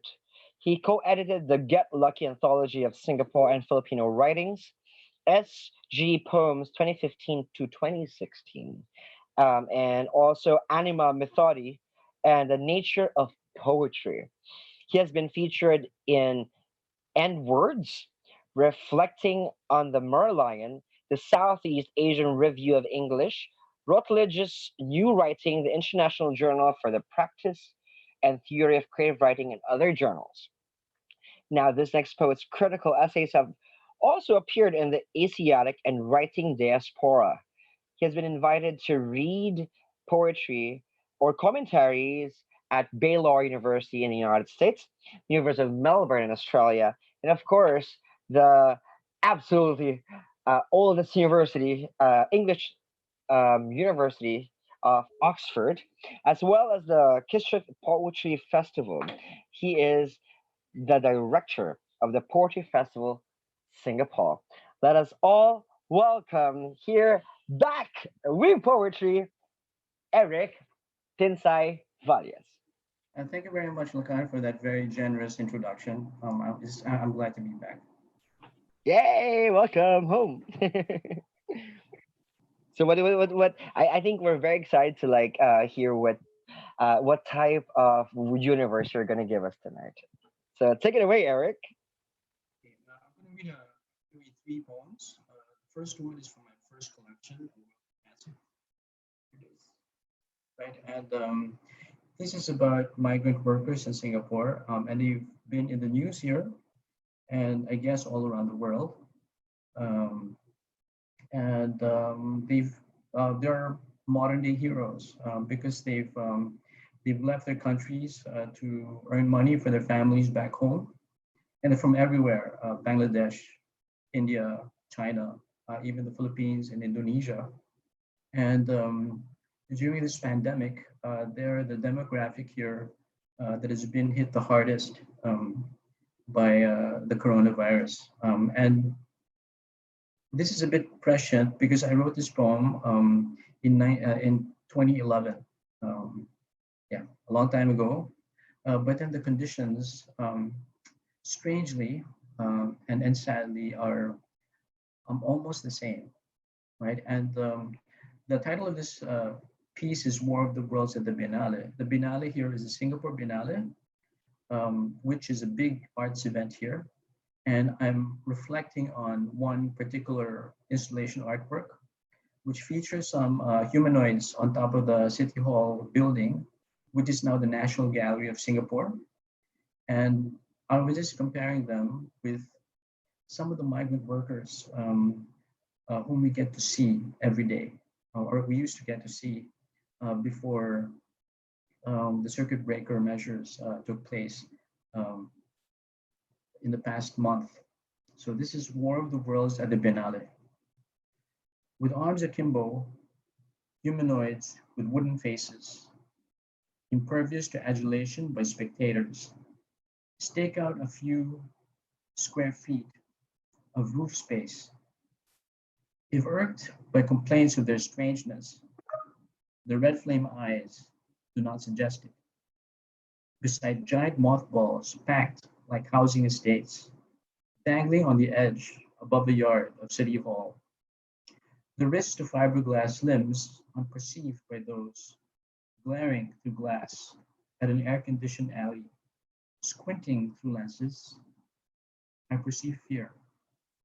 Save for their color, purple or gray, the aliens are no different from those rosewood-colored atop pickups, skins like pine, sores and ulcers, unseen by eyes blinkered by performance bonds and bottom lines, in Lamborghinis tearing up South Beach Road.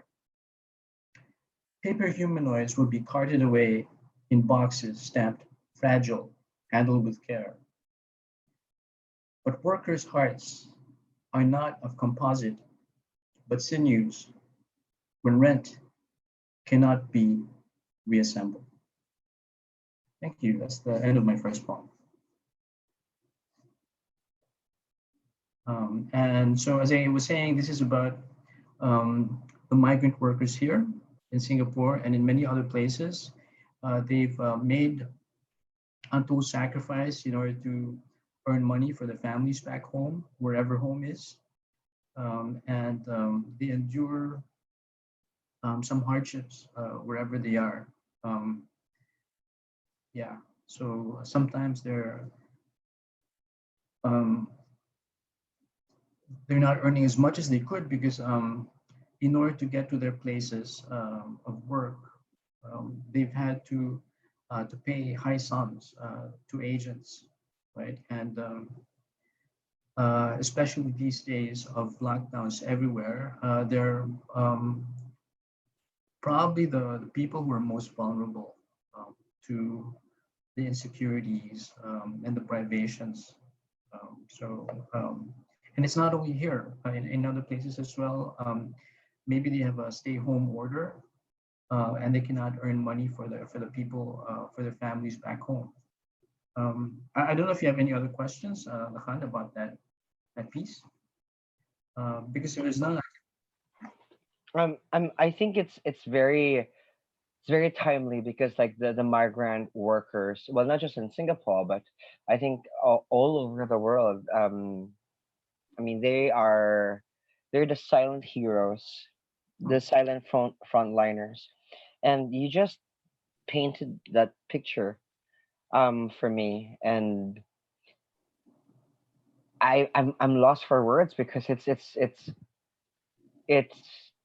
there's so much to be done, you know, and like for you, how was the journey of you writing for these migrant workers all these years, and how did it evolve for you? that's a very good question, Lahan, and I've been privileged to work with these migrant workers, especially those who dabble in poetry. And I'm one of the first poets based here who actually collaborated with them in 2016, before the first of them, Maud Mukul, who I think is back in Bangladesh, before he published the very first poetry book by a migrant worker here. Uh,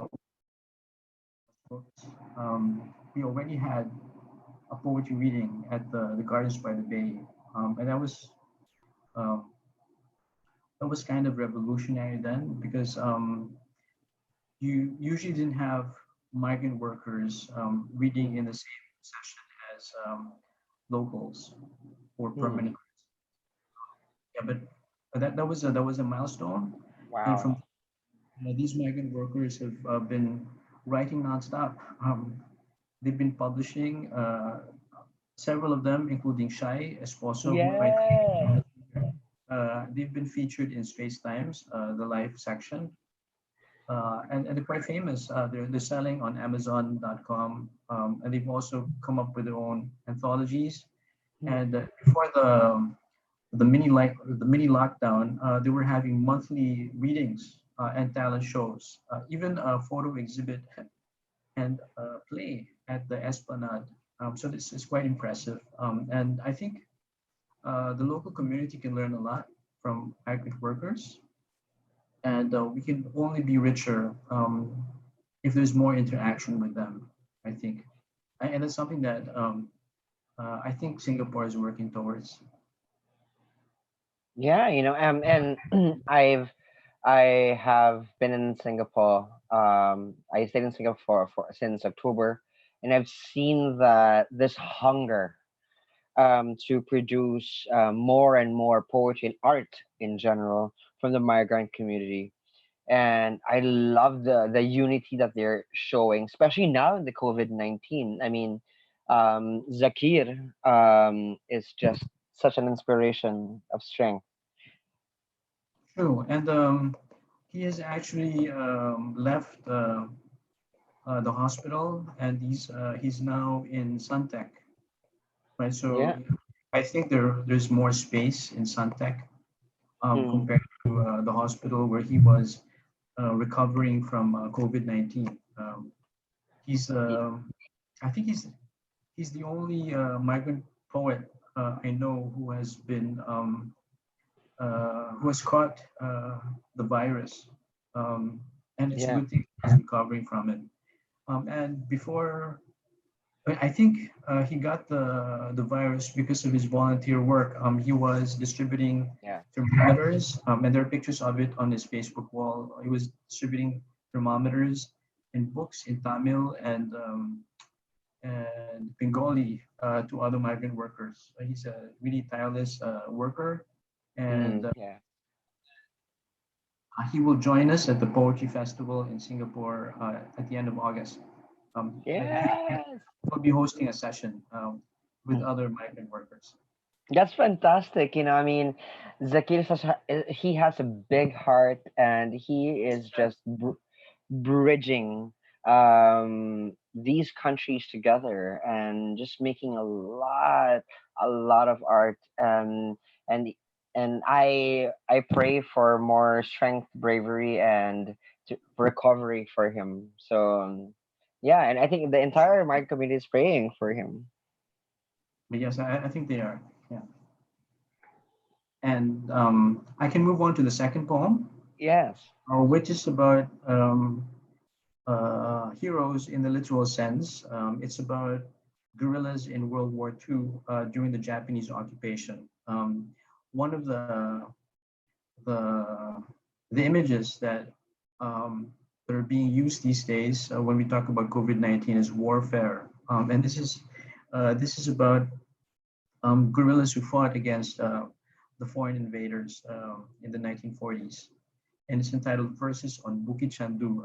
Chandu is opium um, in Malay, and yeah, so these Malay soldiers made their last stand close to NUS in a place called Bukit Chandu. There's a museum there that's standing on the grounds where they fought. This is entitled Verses on Bukit Chandu. Is from After the Fall, my second book. The sun gilds words on a slab, as if the Quran, recited to dark-skinned soldiers fallen in war against beastly invaders. I soak in the light and take a picture of the slab home. Outnumbered and outgunned, those soldiers raised fists to shield this opium hill from invasion. Could there have been a miracle if they had fought in verse, calling forth skyfire to devour their enemies? Outshone by shock and awe exhibits, Thambu's words on the slab are a sideshow. Busloads of tourists snap photos of statues, paintings, everything else, the ephemera of unversified life, dead and rubbery in texture. When my mind's a barren hill, I stare at those words on a slab, and the sun returns to tend blooms in my garden. Hope runs deep, planted by regiment seed. One must bleed to die or write on this hill. Versifying truth brings peace. Thank you. That's the end of the second poem. And it's a World War II poem. That's something that I've been doing research on for my graduate studies. And there have been several commemorations of yeah, the end of these of World War II. And we're very fortunate that we don't have to live through armed conflicts in many of our societies. In a certain sense, the war against the so-called invisible enemy is similar to it. And just like those guerrillas, we have to be very prepared, and we have to make sacrifices like washing our hands and maintaining social distancing in these days. Yeah, Khan, do you have any other, do you have any comment? Yeah, I mean, you know that I love asking questions. Sure. Of course. and I've been so fascinated with your poetry because like I'm a history geek. I love history Mhm. since I was a kid, and like wars is it's such a great subject to dive into because there's so much emotion happening in those wars and those battles. But what was the beginning for you for writing poetry with war themes? Beginning of that, okay, it was probably 9/11. I think I suggested that last night in our conversation. The 9/11 had an impact on me and on many people. I remember exactly where I was. I was at the garage on my way to church that morning when I heard about that preposterous idea of the Twin Towers falling, right? And I wrote a poem about that, which I'm not going to write, which I'm not going to read tonight. Um, but so that started my research on war, not just that the war on terror, but other wars as well, including World War II and some other wars or conflicts in the Philippines, where I originally am from. Um, yeah, so I'm writing a novella in a verse about World War II, in fact, and the one that I just read, that piece is supposed to be part of that. As I said, supposed to be because I got to publish that book even before I finished writing my dissertation, right? Yeah, I was lucky in that sense. Yeah, so yeah, and there's more of that writing about World War II. Yeah, and you know what? You're so right in saying that. I mean, we may not have armed conflicts such as the World War II as global and as big and as deadly as that, but we're now facing a new, different type of war. And like, how does this COVID-19 affect your poetry right now? It doesn't really affect my poetry yet, although I'm supposed to. I'm writing one poem about COVID-19, not about the disease itself, but about how Singapore and the Philippines are helping each other out. Mm. You may be aware that the Singapore government donated thousands of face masks to the Mm. and yeah, that sort of interaction, cooperation during a time of great need. Um, Literally speaking, COVID-19 has given me much work because Mm. I teach in the schools, you know, and now actually just for one more day on Monday, I'm going back to school online, and I'm actually going to have a mentoring activity Oh with wow. and then we're going to have more meetings in school, but everything will happen online. So that there's more work that's different from the usual. Mm. Instead of delivering lectures in class, no, we have to do it like not on Zoom but on Microsoft Teams. And then Mm. we have to mark attendance, like using the lists that are there online. Yes. Um, yeah, there's so much preparation that goes into that sort of Mm. thing, and that in a way keeps me from writing poetry, or at least Mm. maybe after that I will have more time.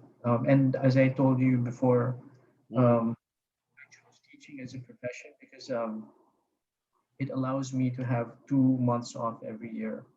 Um, there are not too many professions that can give you that much time off, and Absolutely.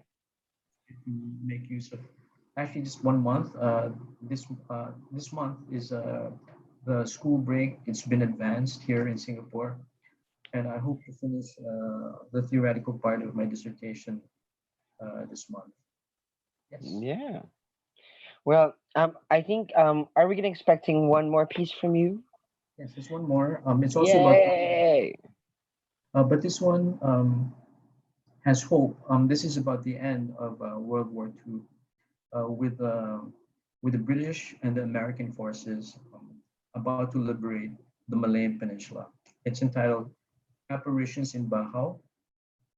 It's from the Anima Methodi book, which I co-edited with Desmond Kwon. Yeah, this is Apparitions in Bahau. Strange orangutan, white men in uniform, leaves, called out to him, and dangled wild boar meat. Shuddering at first, he offered camp details, how many Japs, what kind of trucks ferried people to town, the trees, and the dead. The orangutan showed Force 136 buttons, said to watch the sky for drops like manna, food, medicine, supplies. Pancho laughed a little as he looked into their unwashed faces, turned pale, flustered. They were not a mirage of a tiger creeping silent among parched leaves. The orangutan, like lightning, set fire to the jungle floor. Liberators in his dream, a mirror flash conversing with other mirrors, till the jungle was decked with sparks of sun. He could cut himself with flint at the prospect of war's end. Instead, he was at the clearing, mute, teary-eyed, and smiling silly. He imagined her red, round lips and warm, silken back. He joined the white men in whistling, swinging on a star. That's the end of the third poem. Okay. So that's signaling the end of conflict on the Malayan Peninsula. And, the main character of my novella is a Eurasian, and during World War II, the Japanese moved them to Malaya because the Japanese were suspicious of them because they could be of the people in Singapore. They were the likeliest to connive with the Brits, and so they moved en masse to Bahau, and over there, over a third of them died of Wow. malaria, some other diseases, and they suffered a lot because they were not but of the soil, and yeah, plant their own food, right? And Yeah. And I think what's very empowering about your work is that you're giving us an opportunity to actually look into that time, and not a lot of people know about these things. true, and not too many people have written poetry about that period as well. Can Mm. you remember? Do you know any Filipino poetry book about World War II? There have been novels, I was like, but and oh. also nonfiction, but Mm, there are very few poems, and it's very. rather unfortunate. It's just that many of the people who were actually affected by World War II have been traumatized to an extent that they've been silenced. So Mm. express all the suffering that they went through, so they'd rather not write. And in a certain Interesting. sense, I'm trying to be their voice. I'm not worthy, but it's a it's an interest that I have, and I think I'm lending my skills to their experience.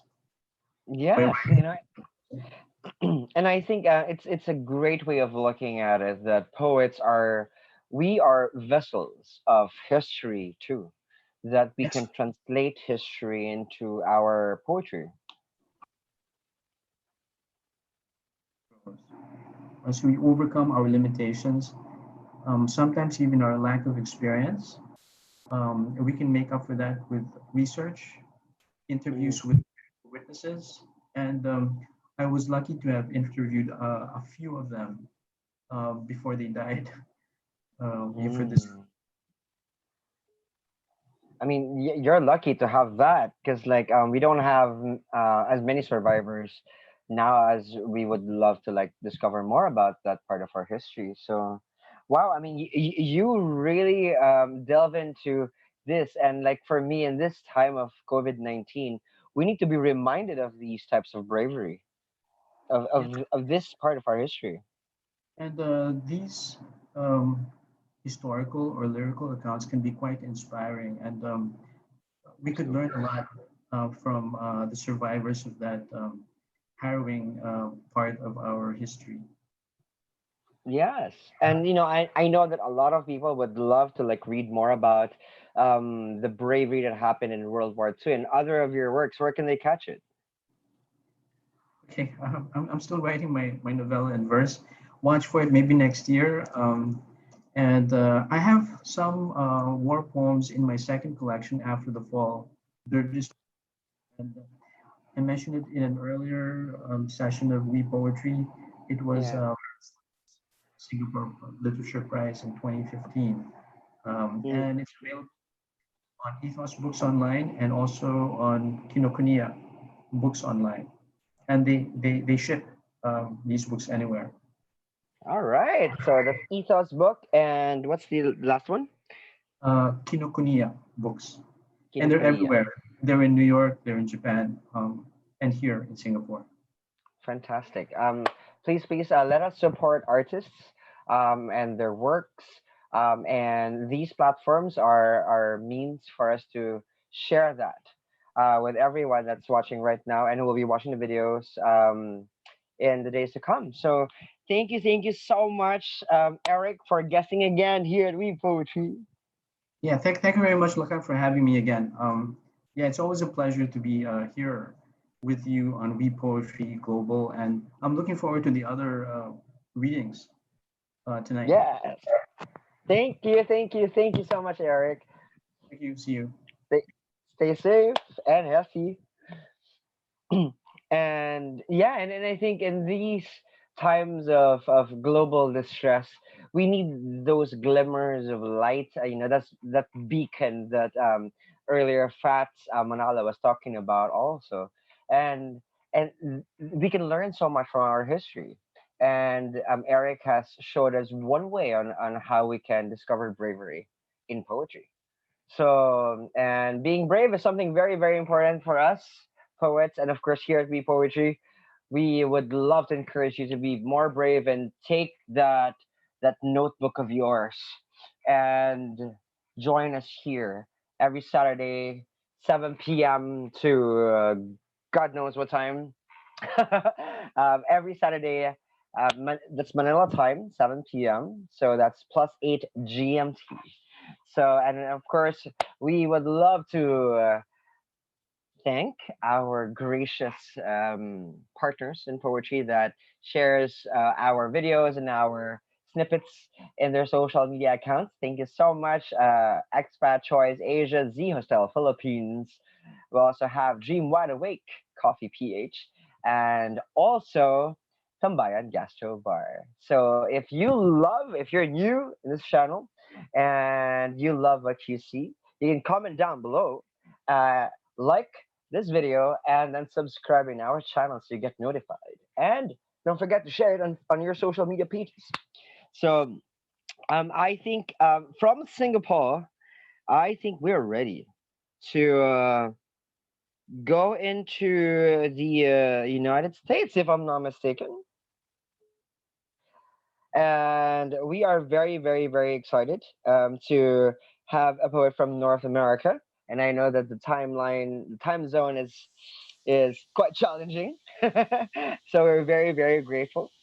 And our next poet is a high school teacher in Washington, D.C., in the US.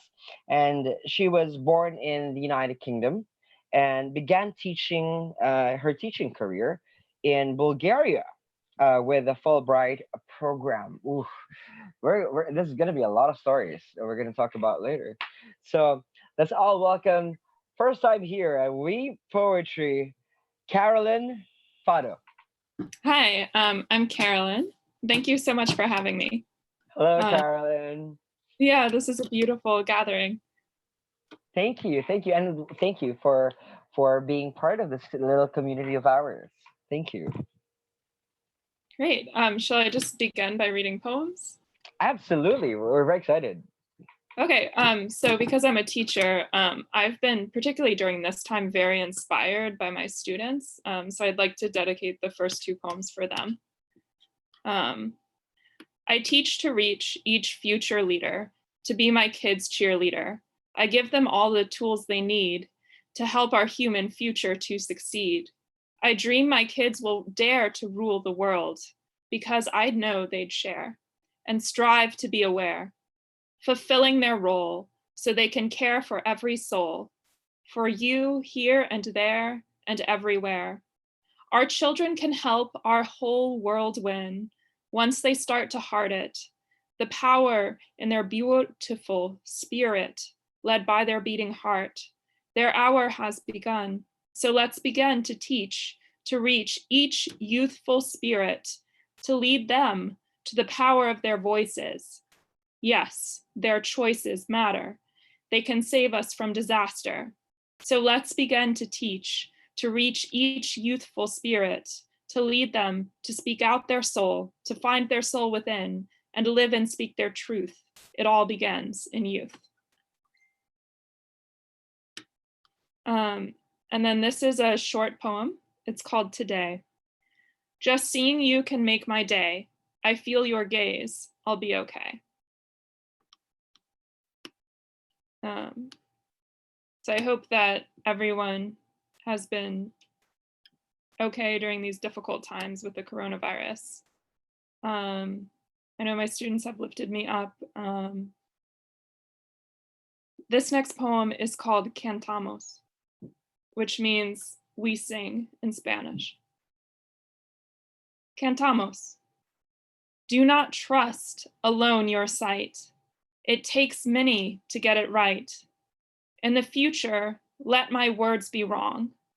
You will have added to my song. It is our song. We both belong. We all belong. Singing alone, it comes out wrong. Right. And this next poem is called When the Right is Always Right and the Left is Always Left.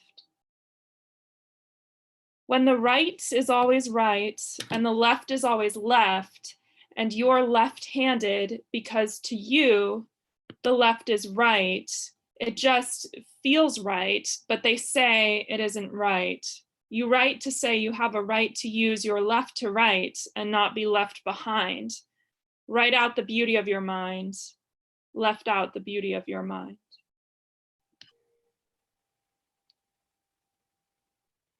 Okay. That was so beautiful. Thank Sorry. you. Okay, sorry.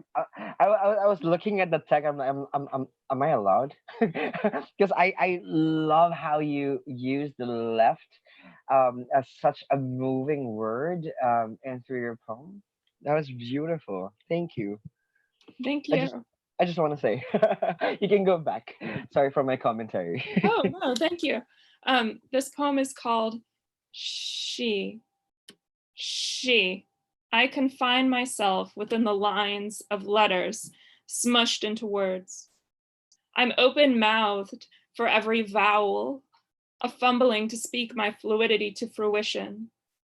In defense of my diffidence, what's the difference if I speak, or where are words for me in the dichotomy of diction? My given pronoun she sets me like the sinking sun, shushing my he before my day is done. But I am rising. I will rise. I begin to whisper words, to speak my sunrise. You and I both stand mesmerized by the rainbow of my rising sun. And then I also write visual poetry. So this is a poem that I've actually arranged to be in an image. It's a skull with a coffee cup. Wow. Actually, do you have Yeah. a digital copy of that? I do. Uh, Tech, is it all right if we can, if she can share that, on our screen? Tech, paging on tech department of We Poetry. um, I'm, I'm, I'm, I'm not. I think we can. I think we can. Okay. You can share it. I don't know if you know how to share it on. Yeah, it's just the share screen button, I believe. Right. So here, can everyone see this now? Yes. That's oh cool. Okay. Say we will breathe another day someday. Say one day will bring life and spring. Today you tell me all the places where you need to go. It's too much, my soul, it shows. What if once we allow ourselves to breathe, we see our breath freeze when we plead we belong with rustling autumn leaves, while we're amidst winter trees, the only sound, the snap of skeletal branches break aching, sleep soaring end on snow. We fumble to our numb knees, plead for just one more hour with the sun. The hour only for, beg for more light. It isn't time for, too early for, our night. The hissing wind births a blizzard, a gust of snow to snap and bend a tree onto the bed of silent snow, caressed by the falling flow of soft snow, frozen with nowhere to go, vanishing into the sleep of white snow, of white sky, of bright my unseeing eye.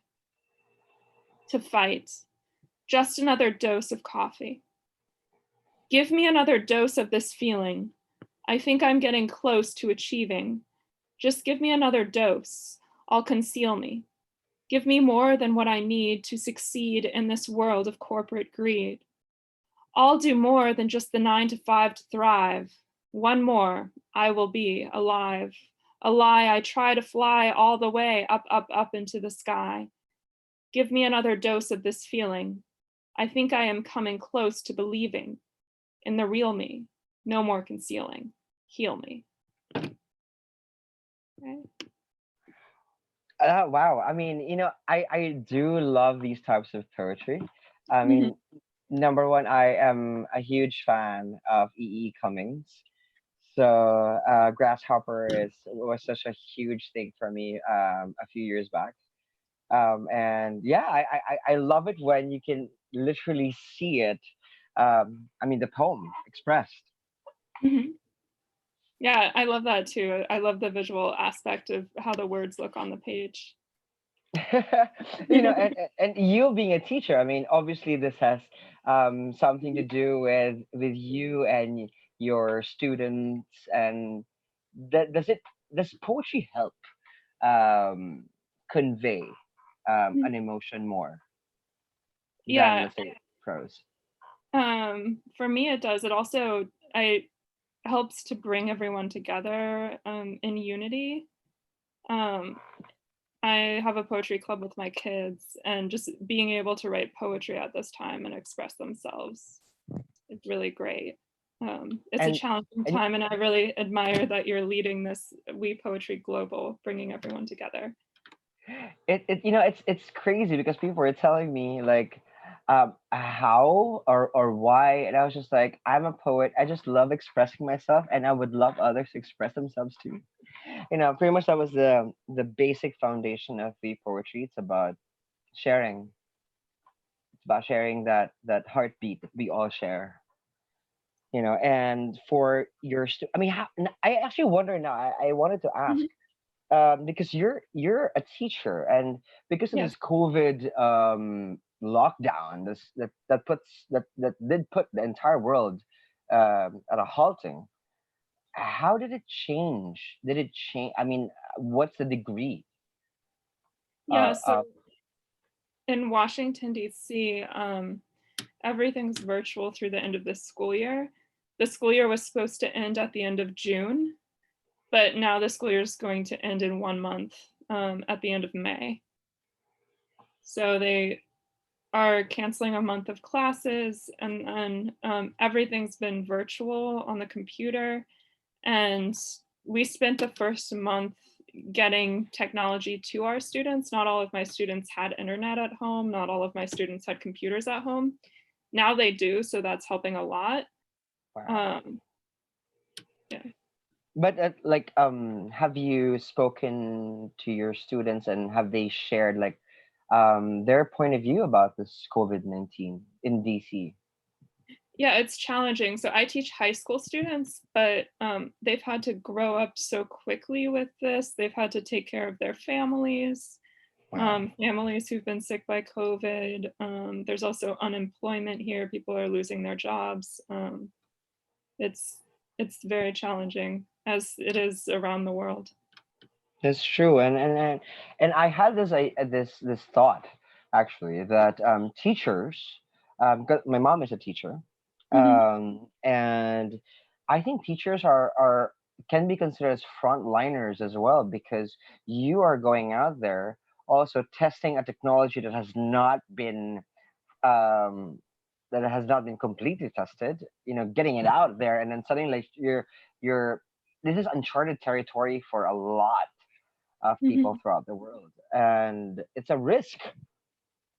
I mean, I don't know, it's different. I mean, can you tell us the difference between like live and doing it online?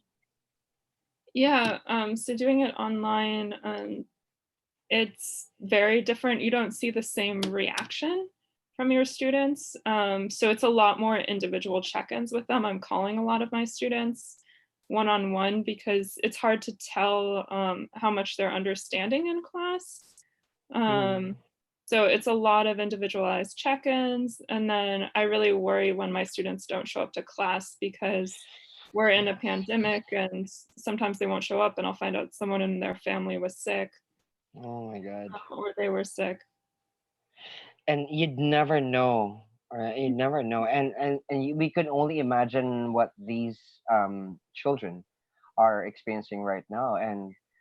When you were younger, I mean, did you get into poetry at that early age, high Yeah, school?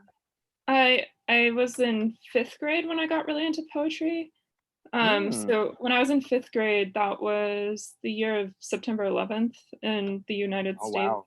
Um, and I have family members who work in government, so it was pretty emotional for me. And I found that poetry was a way that I could ground myself and be calm in a difficult time. And also, I had a really wonderful teacher in 5th grade. No. We had a poetry circle every morning.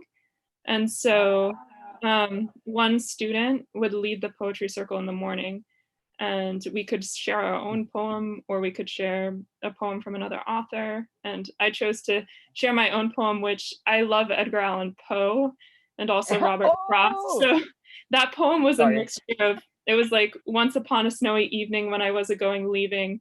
Um, so kind of like The Raven from Edgar I love Allan it. Poe. And Yeah, also this is Stopping by the Woods on a Snowy Evening from Robert Frost. this is crazy because I'm a huge fan of Poe, and I just like lost it. Like, of course, like as a host, I still have to like be balanced, quote unquote. But when you said Poe, I just lost it. I was like, oh my god, yes, you know. Yeah, Poe. In university, I wrote my thesis about Poe and Baudelaire. Translated Poe into French. Wow, you know what I mean? Okay, sorry. Like I had to jump. What do you call this? Not that far enough. Because you Mhm, mentioned poetry circle. I mean, poetry circle has been around for like centuries. I mean, not really centuries, but like hundreds of years, really. mhm, Um, but I was wondering if you would be interested because we have a poetry circle or a poetry jam every Thursday. It's off air, actually. It's oh, off nice. air and it's not online. It's online, but not on air. So Mhm, not like this one. This is on air, and we do it every Thursdays, and that's probably if you're in DC. So it starts at the first one we had was last Thursday, and believe it or not, my goodness, I didn't even like know. We started at 7 p.m., which mhm. is 7 a.m. in your side Yeah, of the that's world, true. Yeah. and you know what time we ended? We ended at 2:30 a.m., Oh, 2:30 wow. p.m. It was intense, and That's we had great. we had poetry, musicians, we had visual artists, we had theater actors, we had dancers also in the jam. It was an art jam, and we would love if everyone can join us, but it's a secret. Yeah, that would be lovely. I couldn't stay until 2:30 a.m. because I need to teach. But I could come at the beginning. Yeah, no, that would be nice Yeah. to have you there. Okay, that's set. Yes. Yeah, thank you so much. I know Thank you. that it is 9:30 a.m. there now in DC. Good morning. And thank you so much. And I hope that we can have you back at We Poetry in the future. Thank you. Thank you so much for your heart and your bravery. Right. Thank you. Thank you. All right, so that was a poet from the United States, and of course, that is Carolyn Fado. And we're so excited to have these types of different perspectives from different poets from all over the world who are just sharing their heart here at We Poetry. And of course, we're here every Saturdays, 7 p.m. until midnight or 1 a.m. Manila time. That's +8 GMT. So, and we are very, very excited because you know what? I think we're gonna go back to the Philippines right now. We're very, very excited because this is gonna be the first time of this poet to be here at We Poetry. We're so excited. Because, well, first and foremost, this next poet is from the same city that I am in, from San Pedro, Laguna, and is this new poet. This poet is currently taking Bachelor's of the Arts in Malikhaing Pagsulat sa Filipino, or in English, it's Creative Writing in Filipino. At the University of the Philippines, Diliman campus. She became a fellow of the sixth Tomasian Undergraduate Writers Workshop in 2019 and has performed spoken word poetry for an event called Third Thursdays. She has also contributed to online exhibits, literary folios like the ongoing Kalikhas Makibaghagi. Besides telling stories through writing, our next performer is also a film enthusiast who writes film reviews for her organization UP Cinema Art Society, or UP Cast. Let us all welcome from my province, boom, from the Philippines, Eunice Helera. Hello, hi, good evening, everyone. Good evening, We Poetry. Good morning to the other people in the other continents. All right, so hi. So represent San Pedro Laguna. Anyway, Go for it, Eunice. So anyway, I'll be introducing my first piece, my main piece for tonight.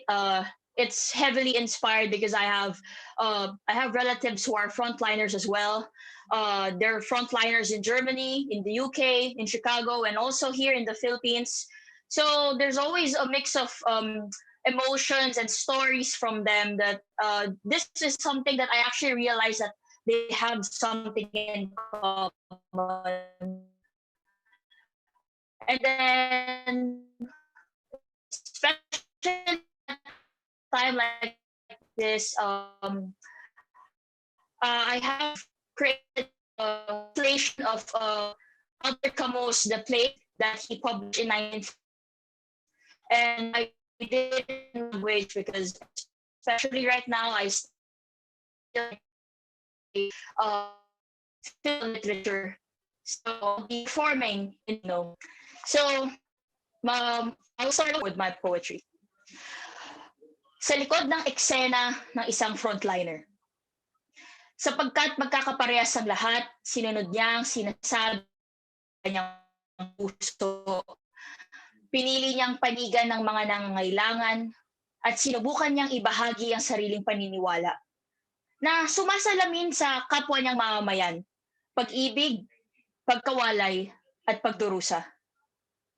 Kaya maaari niya sabihin na ang kanilang pagbalisa ay kanya ring nararanasan.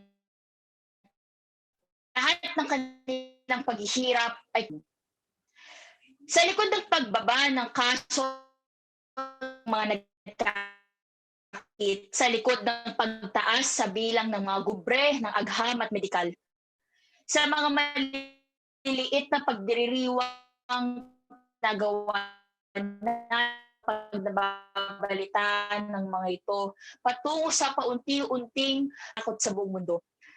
May nakakalimutan tayong nasa harapan ng lahat ng to. Hindi ko sila ihahalin tulad sa mga superhero katulad ni Superman o sa mga immortal na nanggagaling sa iba pang kalawakan. Hindi ko sila pupuriin na para bang hindi sila kayang atakihin ng kalabang ito na ang bawat pagtutugalian nila dito ay hindi sila nasusugatan o natatamaan ng mga atake. Hindi ko itatago ang kanilang kahinaan. Kung gaano rin sila natakot sa isang kalabang walang mukha kundi ang mga katawang naiiwang nakahiga sa mga ospital at bilang na dumadami sa bawat kaso na namamatay. Dahil tulad natin, natatakot rin sila.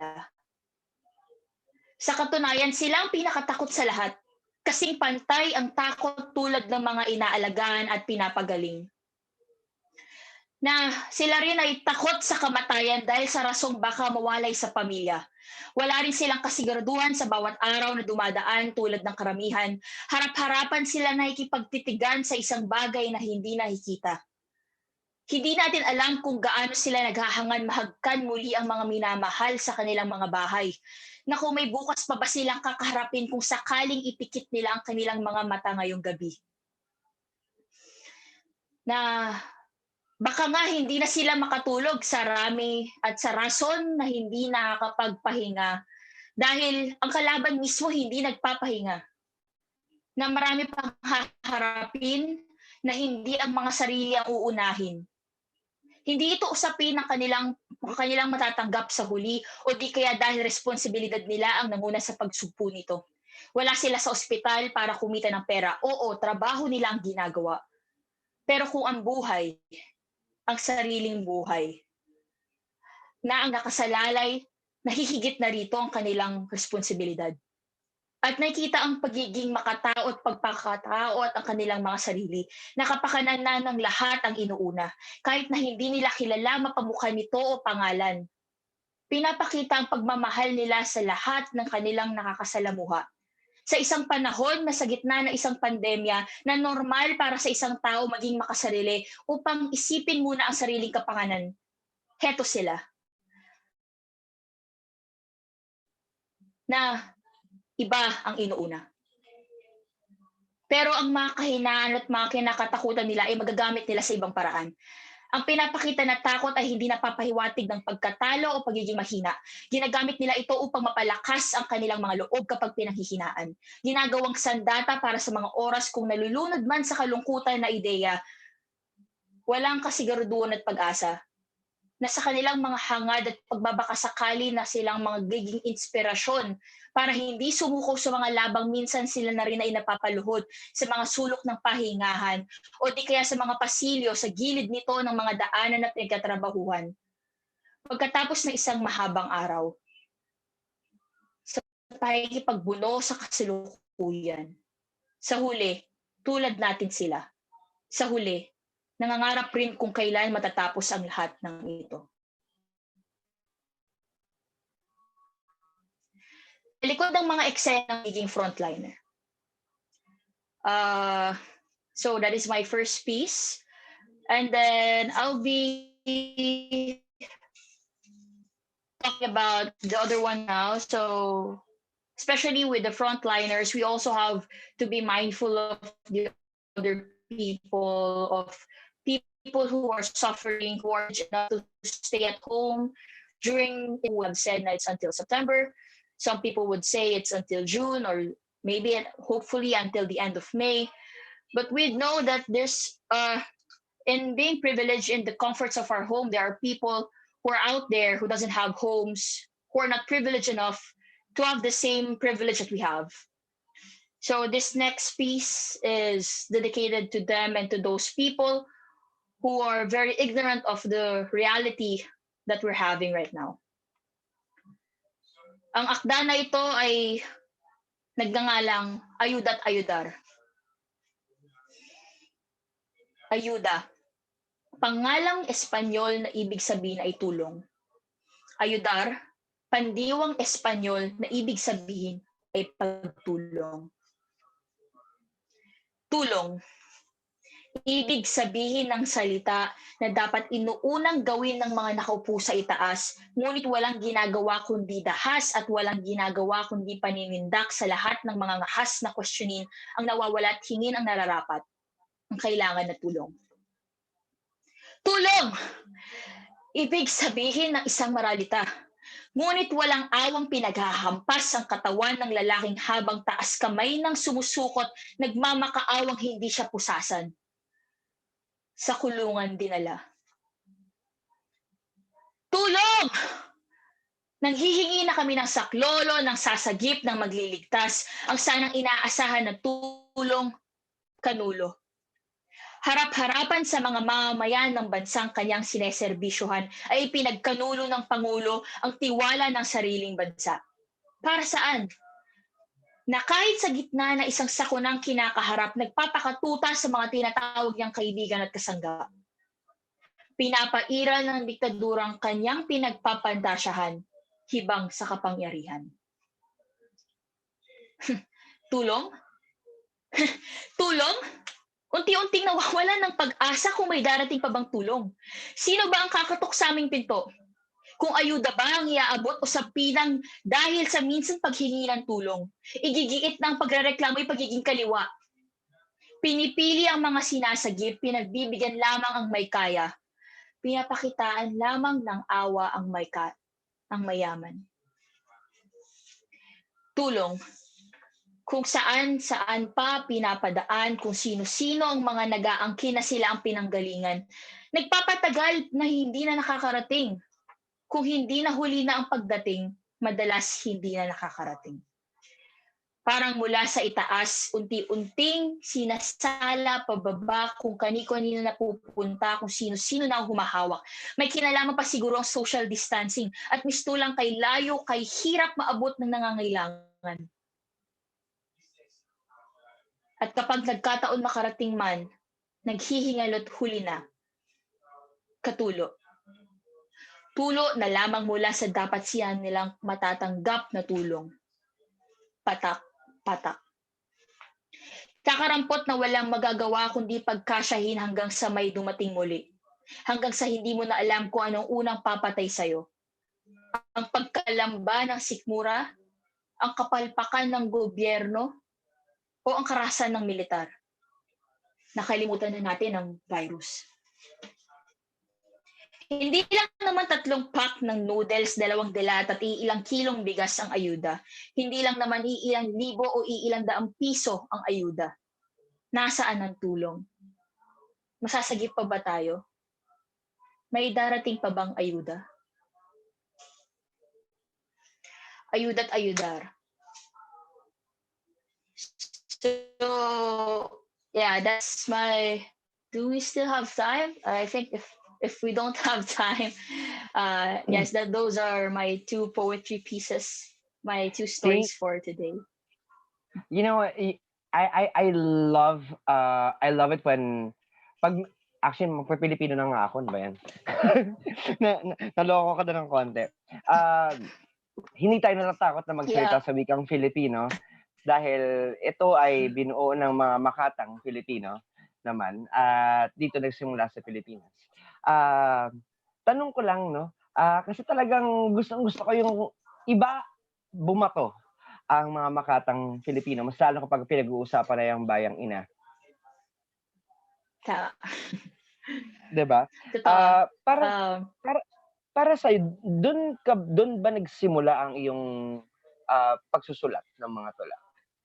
Paano nagsimula ang isang makata? Para sa'yo. Paano ba nagsisimula ang isang makata? Siguro kasi sa akin, sa katunayan, isang embarrassing fact na rin, no? natuto kong mag-Filipino sa pangalawang lengguwahe, bilang pangalawang lengguwahe ko na. Hindi ako sa Pilipinas pinanganak, hindi ako dito unang lumabas sa mundo sa Pilipinas na agad. Nagsimula ako sa Germany at mas naging English muna ang language ko hanggang sa lumaki. Sa katunayan, palako lang mga grades ko pagdating sa Filipino hanggang high school. Siguro, ang inspirasyon ng magiging Makata ay sa akin, mas nakuha ko ang daloy ng aking pagsusulat sa Filipino ay dahil sa kalungkutan, dahil sa pagiging mulat sa realidad. Kasi tama naman sinabi mo na ang mga Makatang Filipino ay laging dinededicate ang kanilang pagsusulat, ang kanilang mga tula at akda para sa inang bayan. Kasi nagsimula tayo na maraming mga akda ngayon na pinanlaban, katulad sa martial law, katulad ni Jose Rizal, na lumalayo pa ako sa ibang na kinamit niya ang pagsusulat. Although alam ko sa Espanyol siya unang nagsulat, ginamit niya ang pagsusulat para mai-express kung paano at gusto ang galit niya, ang lungkot niya sa inang bayan. Kaya madalas nga sa atin mga Filipino writers sa Filipino na Makata ay laging merong pagmamahal at may pagdededicate talaga para sa inang bayan. Sa akin gano'n na magsisimula ka talaga na pagiging mulat talaga sa realidad, na hindi lang mula sa ivory tower mo na sa iyong pagiging komportable sa sariling buhay ang mga pinagsusulat, pero dahil rin kailangan mo rin bumabad, makisalamuha sa mga tao sa labas. Tama, at sa panahon ng ating nararanasan ngayon sa mundo, hindi lang sa ating bansa, napapatunayan natin ang lakas ng sining at ang maaari nating gawin, maaari nating ialay, hindi lang para sa ating bayan, kundi rin para sa buong mundo, para sa isa't isa, para magsilbing lakas. No? At marami kasi rin na nangangailangan ng tulong, at marami din nangangailangan ng pag-ibig at pagmamahal at pag-aaruga. Para sa'yo, bilang isang Makata, ano yung para sa tingin mo yung magagawa natin ngayon? Actually, isang nilalabanan na ideya nga ay ang pagro-romanticize sa mga manunulat ngayon sa panahon ng isang pandemya, na sinasabi ng mga tao, hindi naman tayo maliligtas ng mga pagtulaan nyo dyan, na ano bang ginagawa nyo, bakit kayo naghihingi ng mga kwento sa gitna ng isang pandemya na marami pang kailangan problemahin bukod sa pagsusulat. Ako isang magandang argumento yon na hindi naman lahat ng tao bakit kailangan pagsusulat ang atupagin ngayon sa gitna ng isang pandemya.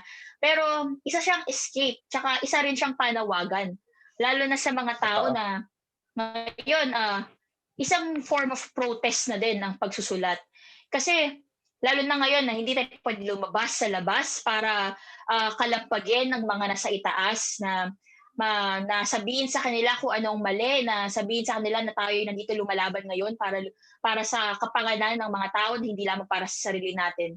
Ginagamit din natin ang pagsusulat para maibahagi ito na kumbaga sa magandang example, gagawin natin positive ang Trojan horse, na ipapakita natin na isa itong magandang akda, isang itong kwento na ang mga tao ay kakahumali na sa una pag-ibig ang kinikwento mo. Pero may underlying meaning pala ito, na pag-ibig to na kailangan mamulat tayo, kailangan makita natin ang higit pa sa pag-ibig na meron na alam natin. Kaya para sa akin, ang mga Makata ngayon, importante din sila, kasi sila yung mga tao na when all hope is gone and lost, when everything seems it doesn't make sense anymore, parang kailangan nandyan sila para gisingin tayo, na magbigay ng push, na ma-inspire tayo mula sa mga kwento rin. Kaya maganda rin ng mga Makata na wag sila mawalan ng pag-asa, wag silang panghinaan ng loob. Sabi sa kanila na bakit ka nagsusulat sa gitna ng isang pandemya? Magsulat lang ng magsulat, kwento magkwento. Mas maganda kung nagkikwento tayo na hindi lang nakabuhay sa labas. Tama. At saka kanina nung nagsasalita si Eric Tensay Valles tungkol sa pangalawang pandaigdigang digmaan, isa itong naipapasang pagpapanday ng ating diwa at isa itong pagbabahagi ng isang kasaysayan na pwede nating matutunan na parang ngayon, baka pwede pala tayong gumamit ng sining para ipamulat ang mga mata na nakatiklop ng bahagya.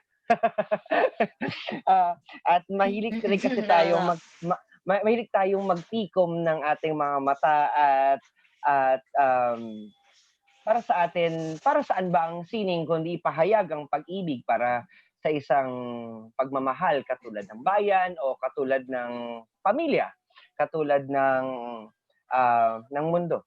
Kaya para sa nangyayari ngayon sa COVID-19, no? Kasi marami talaga na nasasawi, no? At naapektuhan.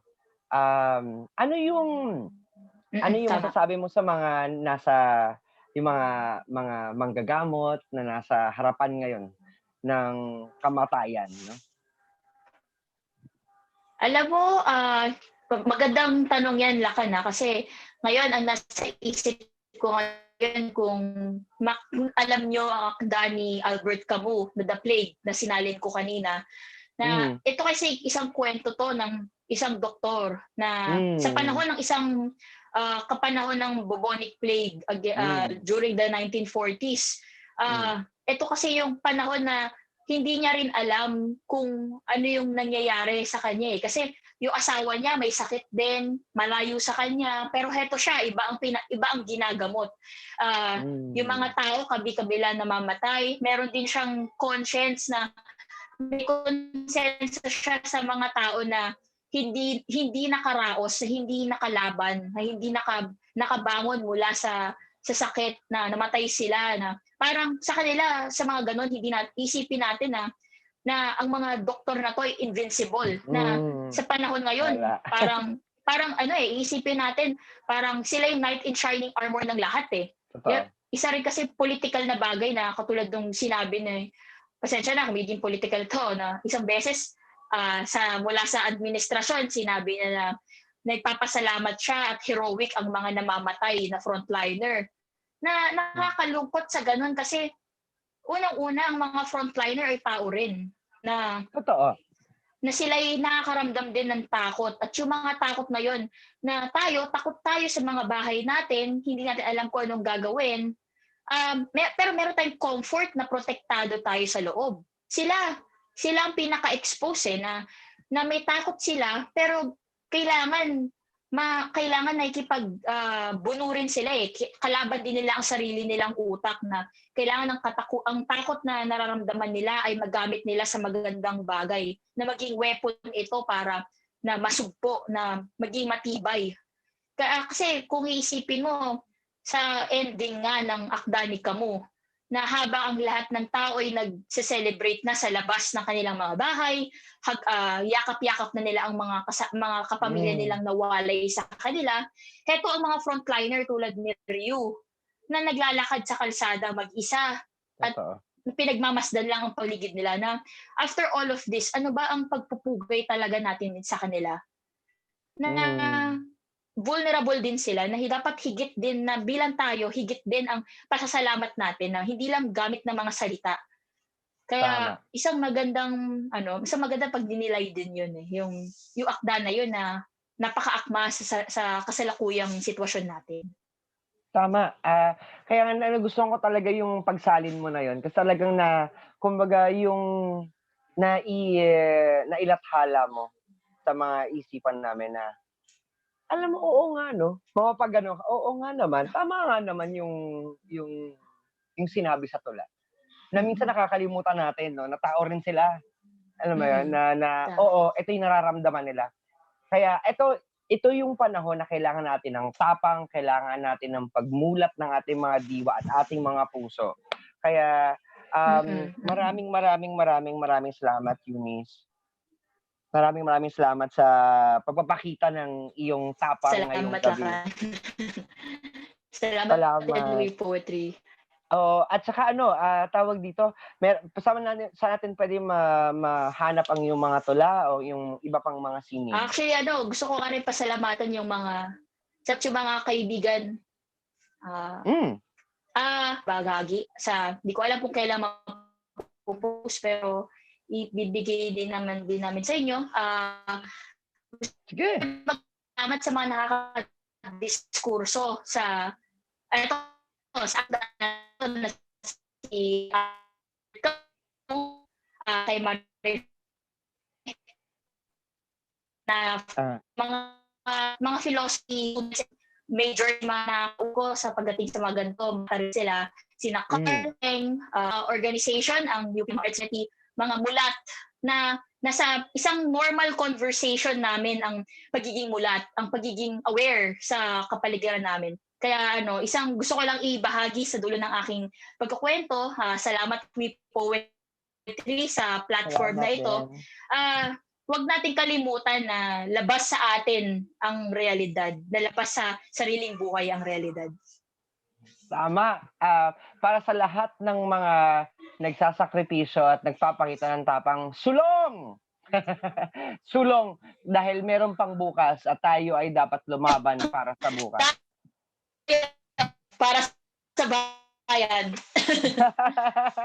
Ayan, sana makabalik ka dito sa We Poetry ulit. At sana mapaunlakan ulit kami. Salamat. Salamat sa inyo. Ayan, maraming salamat. That was Eunice from the Philippines, and that's a type of bravery that we all also we have to look into, because what Eunice Helera just shared with us is the bravery to be mindful and to have our minds exposed to what is happening, especially in the COVID-19 pandemic. This is a global problem, but it is also can be brought into the perspective of a nation, of a country, of a community, of a household, that we need to be aware and to be sensitive about these things, and also offer what we can share. And that's what we do here in We Poetry. We give spotlight and the stage to any poet who would love to express their heart, and because every art counts, every art is important. So if you want to share your poetry, please message us in any of our social media pages on Facebook, Instagram, and Twitter, and also here at YouTube channel. And you can just comment down below, and don't forget also, please like and then subscribe, that bell icon, and share this video to your friends so you can spread the love for poetry around. So thank you so much for every single poet that had been sharing their art with us for the past 7 weeks. And we did not know when we started that we're going to be doing this like this. And we have to be very, very ready for unexpected events.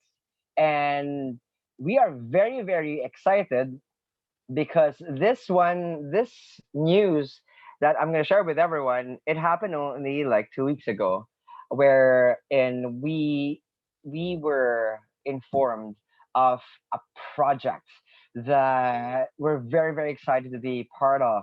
And when we found out what it entailed, and we said, yes, definitely, if we can help spread the love, the hope, and the bravery to the world, and show our own humanity, our act of being humane to ourselves and to everyone around us, then we should pay for that.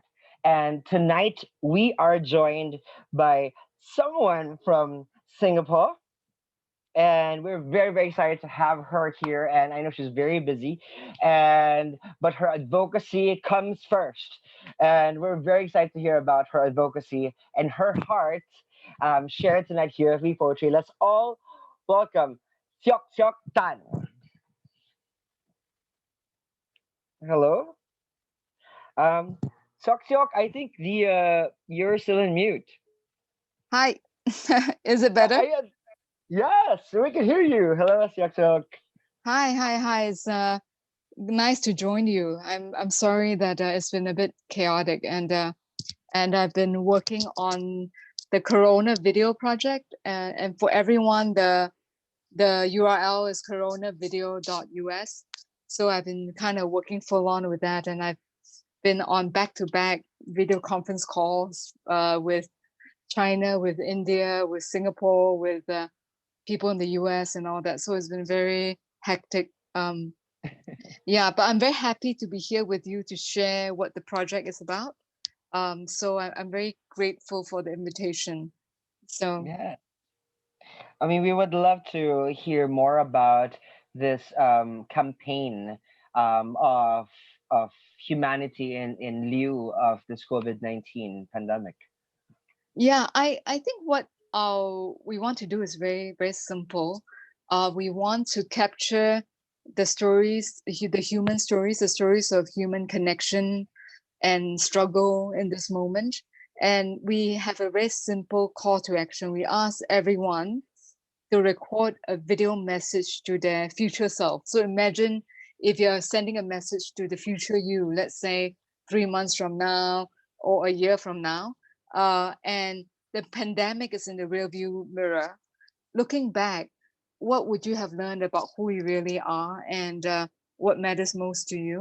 So it's really this collection of what you may call video diaries, like video journal entries, like people sending in 1 minute, 2 minutes, 3 minutes. We've recently had received a lot of musical pieces, people Oh, beautiful. playing the guitar and singing on the balcony and playing the drums. And so I think that the point is actually to get people to reframe the story, because I think right now in this moment, there's a lot of pessimism because people are immersed in the whole lockdown. Like in Singapore, we are entering the second month of the lockdown. It was supposed to be 1 month, but it's been extended by another month. And I think that people are feeling frustrated because you are limited in your movement. You can't really. I think there's also people who are entrepreneurs who are used to a very high speed kind of adrenaline driven life. It's not used to staying at home Yes. and doing nothing. It could be very meditative, but it doesn't really suit some people very well. So Here. I think what I've been very moved by is that the diversity of the story. In fact, the first video for the project is literally a video diary entry of a 4-year-old in New York, which is the epicenter of the pandemic. And she kind of in about a minute shares her perception and her experience of the lockdown. And so I feel that if a 4-year-old can record on an iPad a very poignant story, that almost anybody can. So we've had submissions from India, from the US. We have a wide variety of stories like musicians, artists, but we also have a truck driver, FedEx truck driver, who basically his job is to go from a virus hotspot to another one across the US, delivering emergency medical supplies. And his wife also drives with him, and his wife, in her spare time, make facial masks to donate to the hospital workers. So we have a lot of stories like that, people who are trying to make their own meaning, create their own meaning. And I think we've been very gratified because when we share the videos, people seem to think that they feel encouraged because there's so much negativity that for them to even just hear. I was describing to one of our colleagues that if I were to sum up what the project is about, Robert Frost has a wonderful short poem called If I Were to sum up what I've learned in life about life is it goes on. You know, if you sum up life in 3 words, it goes on. So I think we intend the stories to be portraits of resilience, like ordinary people who try to make sense of the moment of this pandemic that's beyond their control, but they are trying to go on. But I think what I find is that there is 2 extremes of in terms of the videos that we see online. They're either very dark and melodramatic, you know, Yeah. in terms of very dark stories of the front line of the healthcare and all that, or the Yeah. news, very depressing. Or the other Yeah. extreme is on the internet is they're quite slapstick, because only Mm. the 2 extremes tend to go viral. So what we want to do is actually not to go viral. You know, Yes. what we want to do is actually, I was saying that we have as a director, have a choice between, do I want to go viral 3 days from now, or do I Mm. want to be remembered 3 years from now? And I think quite clearly, we Mm. want to be remembered 3 years from now. And I think I compare it to like, it's like the video version of Humans of New York. It's like if Mm. you watch 1 or 2 of them, the videos, you don't feel it's a particularly interesting project. But if we get to the point when we have 50 videos, 100 videos of just ordinary people with their 3-minute sharing about a message to their future self, I think it's going to be a very powerful collection of stories. It's really going to be a lens through which we're going to understand this moment. Because like if you look back on the 1918 pandemic, the Spanish flu, a lot of what we Yeah. know about that pandemic is through diary entries, journals, Yeah. novels that people have written. Like there's someone who wrote a novella. There were blues songs that were composed about the pandemic. So I think we're trying to do the video version of it, to capture all these video diary entries, so that what the significance of the stories will actually increase over time. They may seem quite ordinary now, but they will actually increase over time.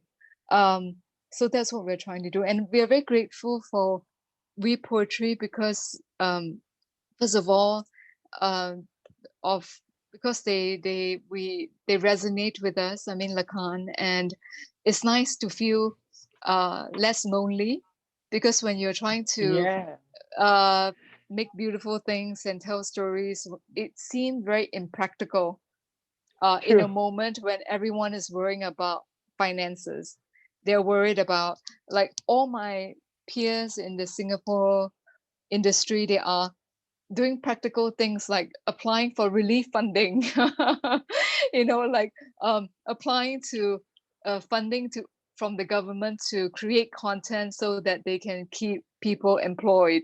Um, but I think I'm the one who's come up with a very impractical project, I think, that doesn't have any financial payoff, but I hope it's meaningful in the long run.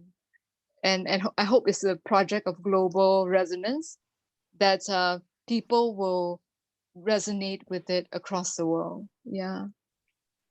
Yeah, and I think it's very important that the normal lives of people are as important as everyone else's. Every life counts. Every moment counts.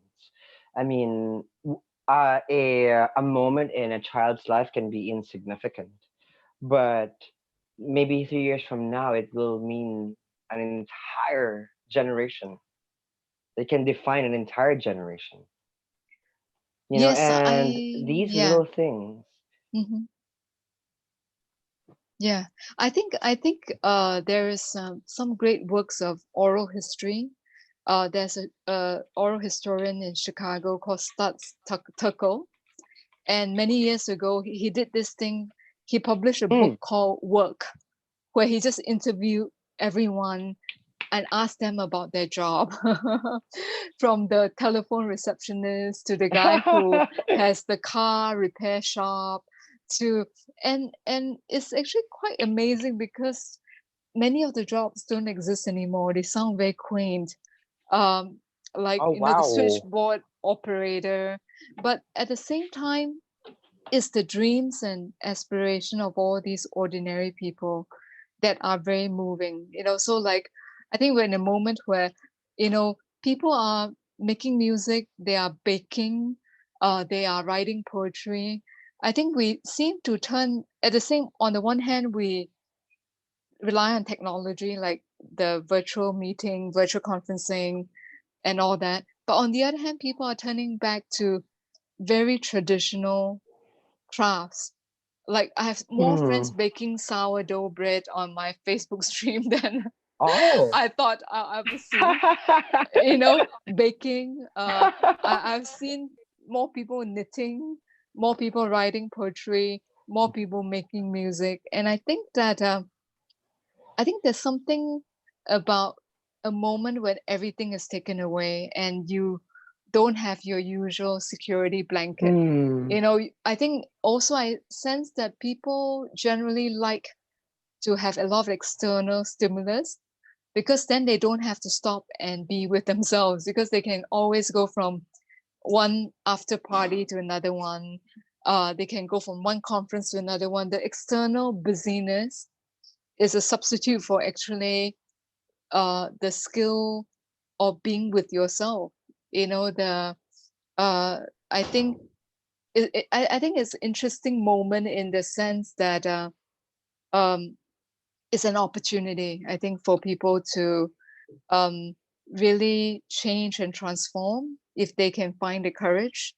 But most people, I think, will very quickly once the lockdown ends go back to their old selves. I think, yeah.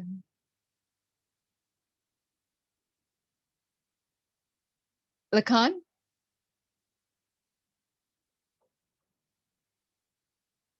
Oh, Hi, but Shaksha. I think I'm trying. Indigo. Who's that? Indigo. Hi. Hello. Hi, Indigo. Sorry that I keep No, missing the no, no call. worries. No worries. I think we lost Lahan for a minute, but I think he's back. Lahan? Yeah. I'm not sure if my Wi-Fi my Wi-Fi suddenly just went like Okay. gone, and I'm using There you data are. now. All right. But Okay. And Sunny um, here too.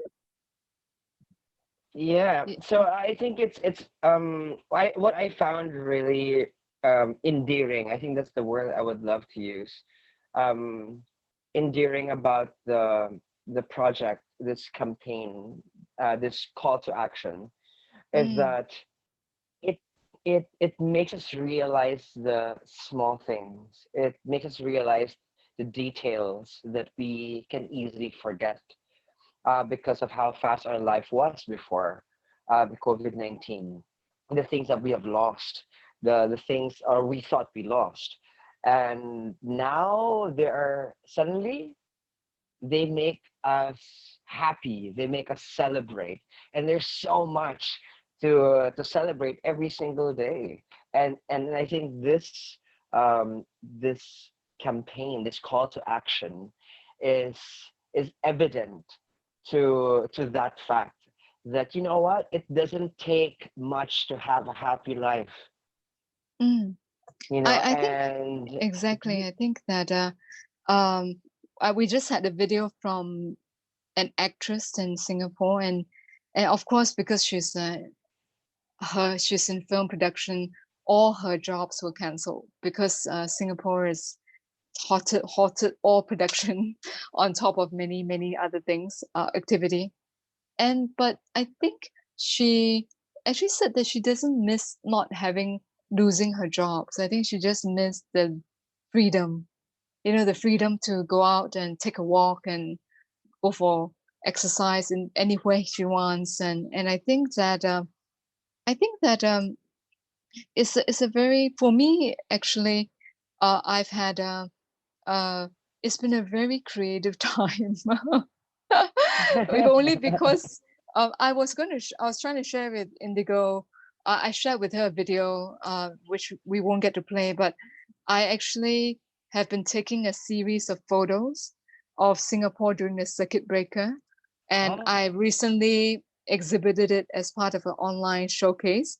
So at the end of the lockdown, I'd like to publish it as a photo book and also release the film, which will probably be about 3 minutes. And I should send the video to her. It's been part of an Beautiful. online artist showcase. So for me, actually, it's been a very creative, fertile, exciting time because I have so many Mm. opportunities to tell stories and to create. And I think also I joke that in a way the project is my excuse to make a video with all my friends.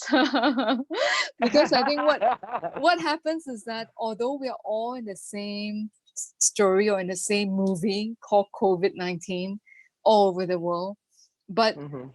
usually we don't quite know what to say to one another. Like if you have a long lost friend or classmate somewhere on the other side of the world, it's hard to know how to bring up the topic and what to talk about. And what has happened with this film project is that now I have an excuse to talk to everyone. I can either say, do you have a story to share? Or do you know of someone who has a story to share? So it's actually made the I love that excuse. yeah, I mean, because honestly, like, and to be absolutely frank, it's interesting because like the Corona video call to action started with that in a sense, and like for me, what started with We Poetry was because I wanted to perform. ah Like I just want to share my poems. And then I said, maybe we can have a jam. And then 3 days after, we had this global open mic. And I was like, wait, what happened? Like, it was just like a normal jam. What happened to that? And then suddenly, like, it went to what we have right now. And I'm so grateful that because of that quote unquote selfishness, or should I say self love, mm, um, that the human want it I get to share more and others get to share more too.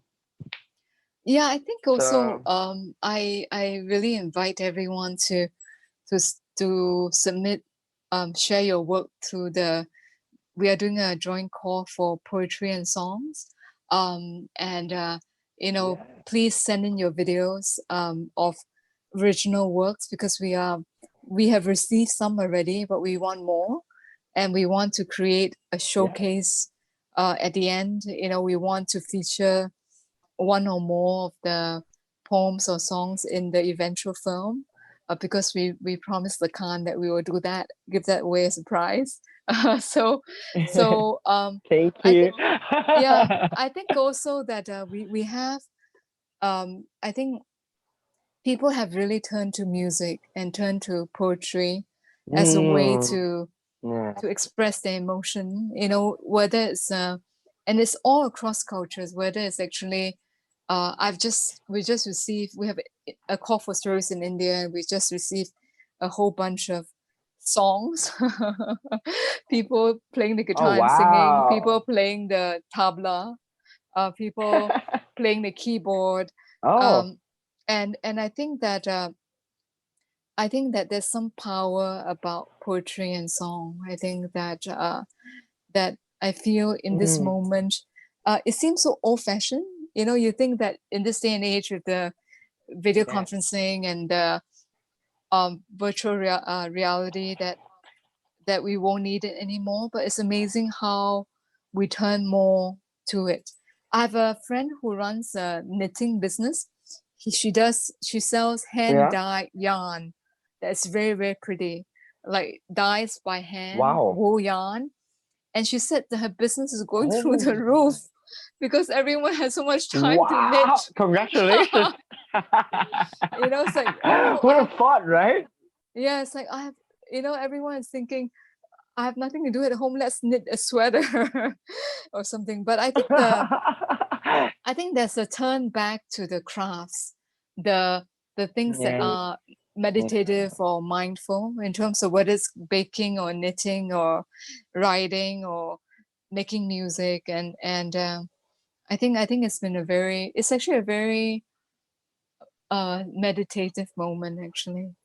Yeah, it's a good Yes, moment. it's a very personal thing. True. Actually, you know what? I will have to ask permission, of course, because is it okay if we share that video after this interview? Which Is it which okay? video? After The the one that you sent, to is the it video, okay for yeah. us to share the video Of course, you can share it. here live? Oh You wow! can. Okay, so Of course. check. We have a go signal from Sakyok. Yay! Okay, so Yeah, and you know what? We'd love to like invite everyone to share their stories, to share their art, their poetry, their music, their paintings, their photography, their life. And we would love to have your stories or your humanity in coronavideo.us, yeah. right? I think just to give a little introduction to the visual montage that uh, Lacan will show, I think it's a piece I've been working on. I take a lot of photographs and my photographs with my phone, and my photographs. Mm-hmm. I published 2 books in China of my photography and collaborated with one of them is collaboration with a novelist. So Mm. I've been working over the past month or so on a series on Singapore's lockdown. We call it the circuit breaker, where many businesses are shut and everyone is wearing a facial mask, which is not the norm in Singapore. It's so hot in Singapore.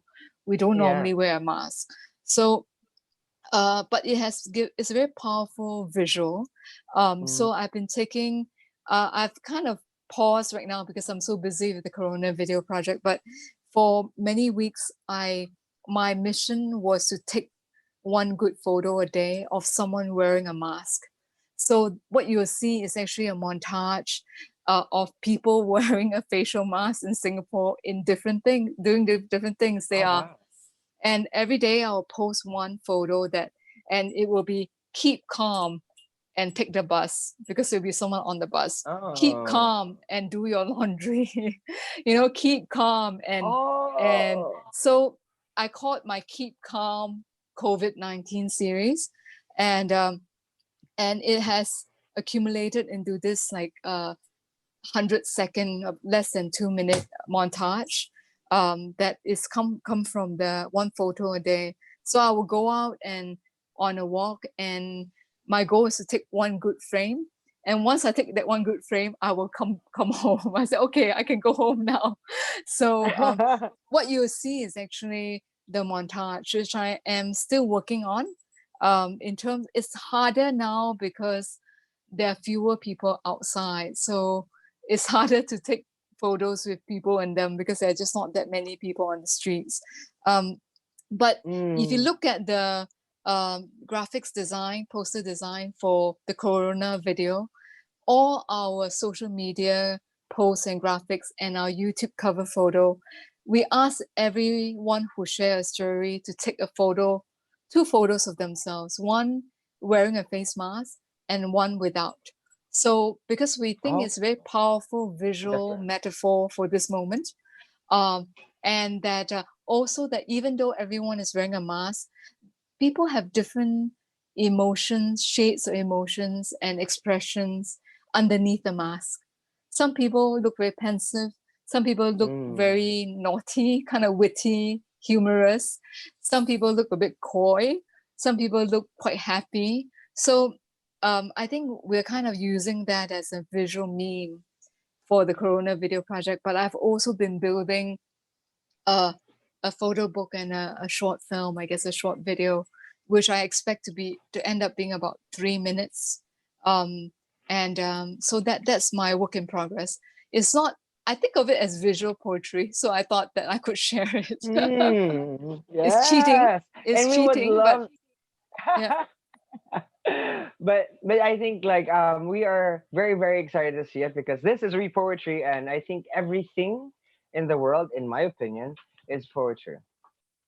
So, and I think we will have a glimpse of what we can expect from you and from our team.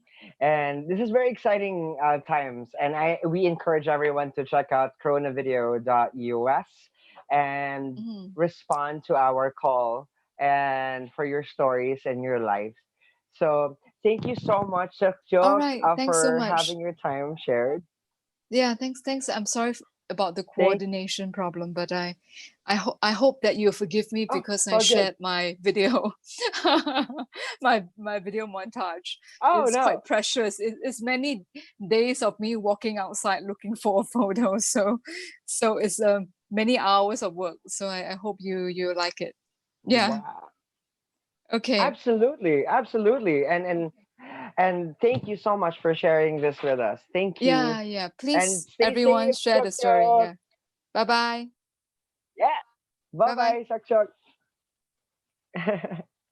That was Syok Syok Tan from Singapore, our partners who are calling for action in sharing your stories. Please check out, of course, We Poetry's Facebook pages on Facebook and also Instagram and in Twitter, and join the call for action.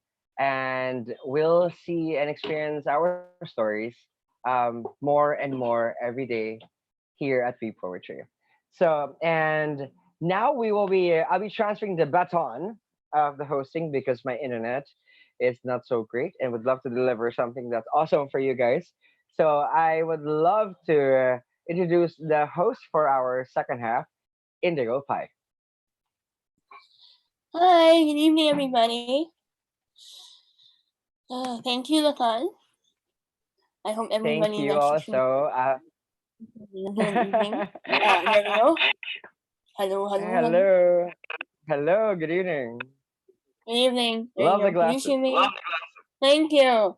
It's well, quarantine, face on screen, gotta keep your eyes clean. That rhymes. Oh, that rhymes. All right. How Well, is I'd your love to stay. I'd love to Hmm? stay, but my internet is not as reliable. But I Yeah. enjoyed the first half, and you will enjoy the second half Thank for you so sure. much.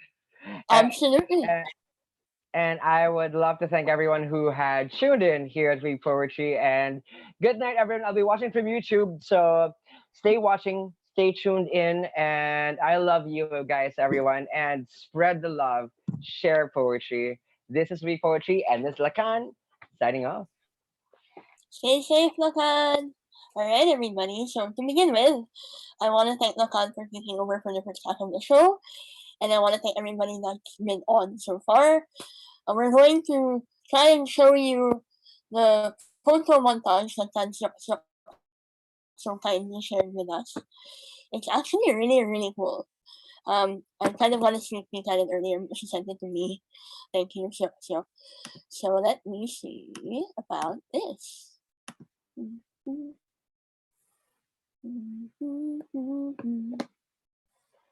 Guys ready? Okay, this is gonna be fun.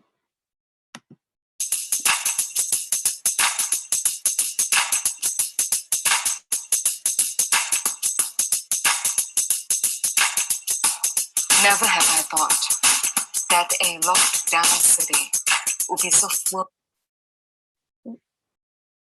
of sound and light.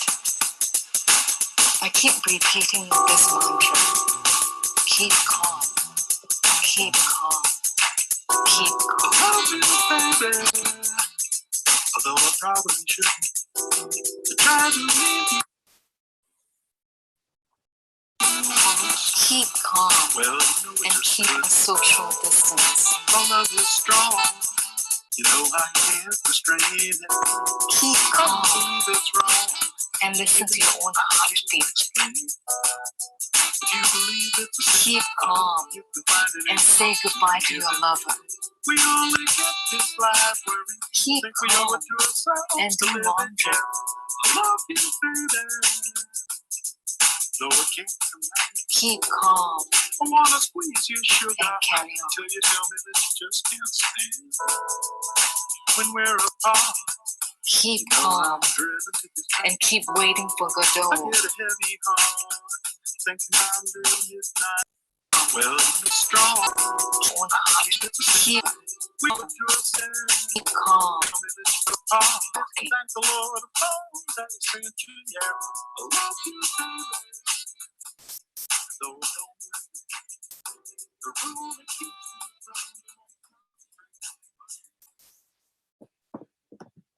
Whoa.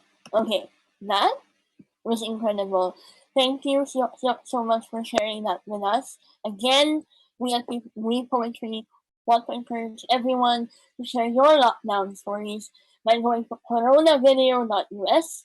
You can find that link on our Facebook page. Speaking of which, if you haven't liked our social media yet, you can go to facebook.com/reportglobal.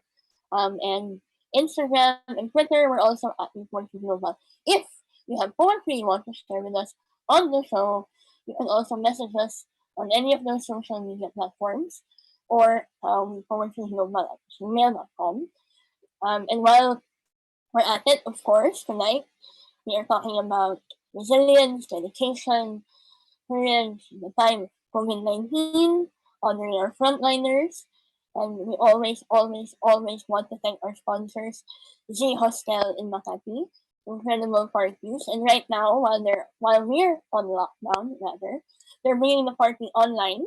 If you go to Z Hostel's page, they have quarantine sets, quarantine jams. Musicians who are sharing the party times online. Our incredible friends at Green White Awake Coffee, because coffee is vital, especially now. And supporting small local brands is always incredible. Pambayan Gastro Bar in Malate, as soon as all of this is over, they're probably going to bounce back with even bigger parties, because as far as I remember, they have events every night, and they're all super fun. And of course, the incredible folks at Expat Choice Asia, expatchoice.asia, you can check that out too. Wow, I'm sorry, I'm still really pleasantly overwhelmed by the fancy yuck sharing. That was so wonderful. But isn't art amazing, you guys? Isn't okay? I'm fangirling. I should be hosting, right? That's what happens, when you're in a live show.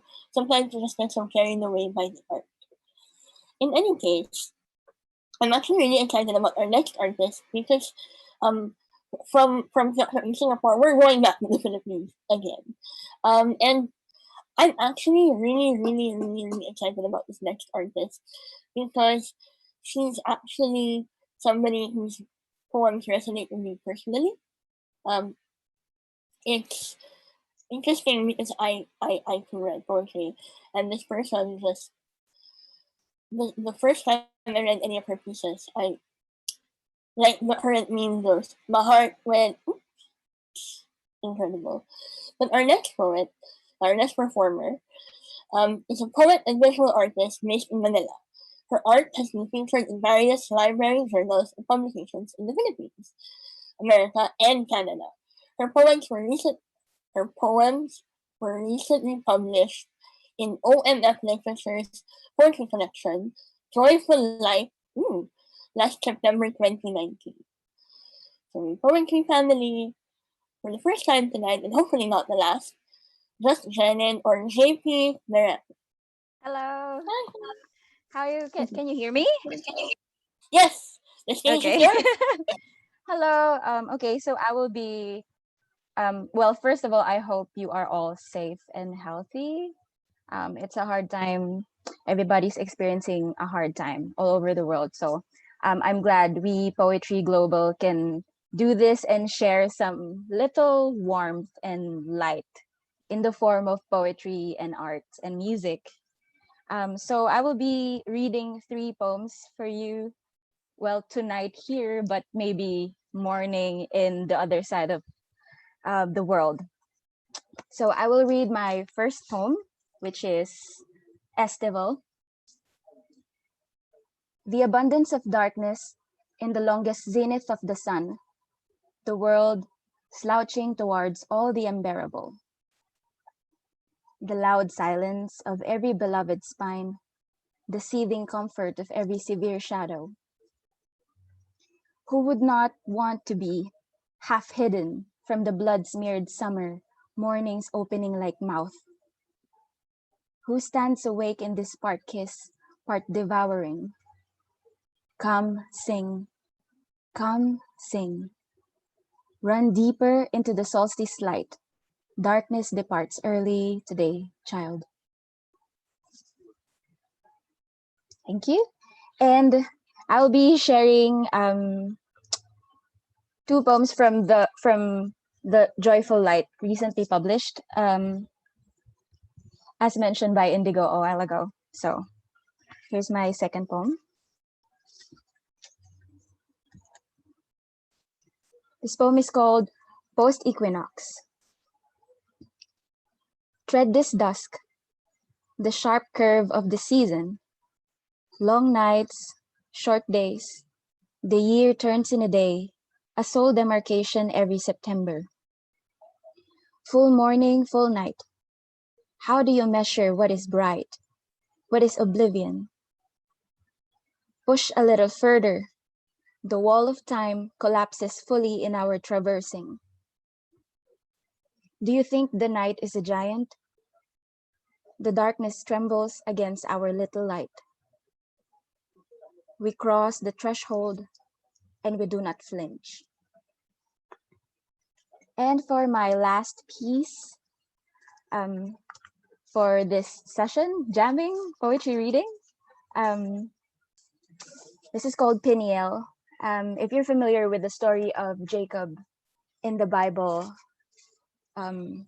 he just woke up and then one night he finds himself wrestling with God. And I think it's a story of transformation and how you find your new identity when you are confronted with something familiar but is changing in front of your eyes. So here it goes. Peniel. This drowning drought towards a precipice I cannot name. The sharpness of nothing but this quiet invitation to get alone and be opened by the wild man of every firmament. From the river of August past to the daybreak of this present, I am wrestling, skin to skin and sweat on sweat, with the very face of the sky.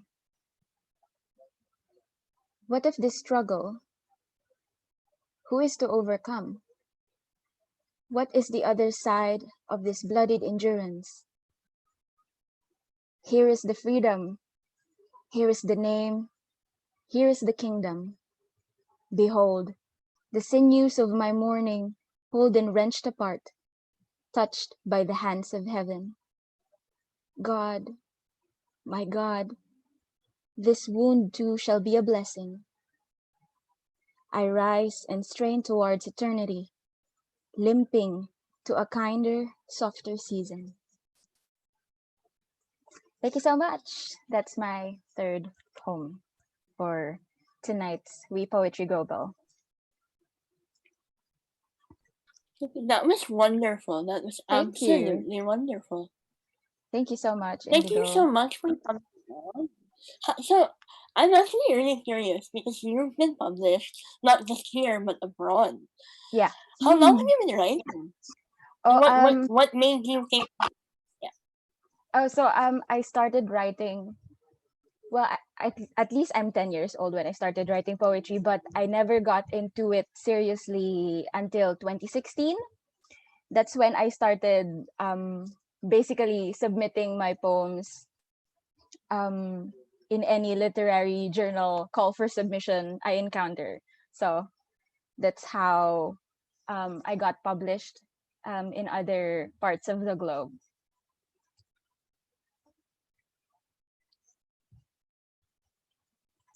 So yeah.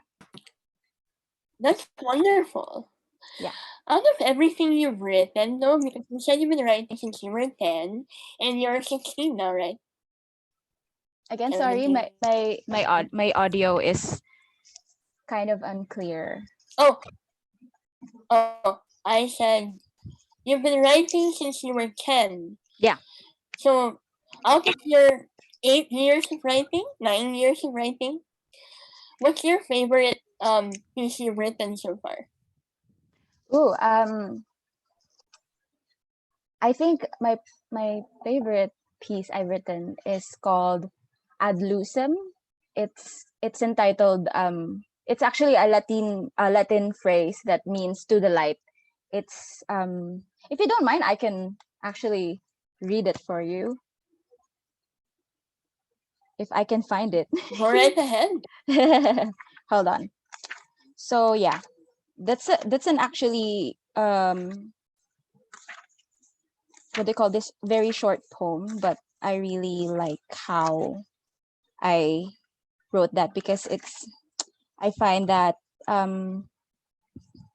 it's something very personal to me, so I really enjoyed writing that. And sometimes when you're writing a poem, it just comes to you, the idea just comes to you, and all you have to do is to grab it and grab your pen and note and actually start trying to write it, right? So here is Ad Lucem from the same collection, actually. Here we go. A flower bed for skin. How do you turn in sleep, dreaming in warm hibernation, through seasons of winter? Allow my calloused fingers to trace long prayers onto the petals of your eyelids. Perhaps, in full faith, I shall hum your eyes into closing. Oh, my dearly beloved, don't we all collapse into heaven, blooming? So that's my favorite piece I ever written yet. I think so.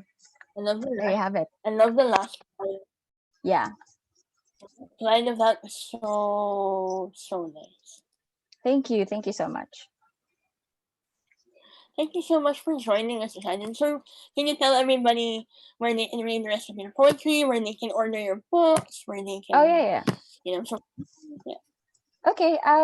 Well, I mostly post my poetry since like for years on my Tumblr account.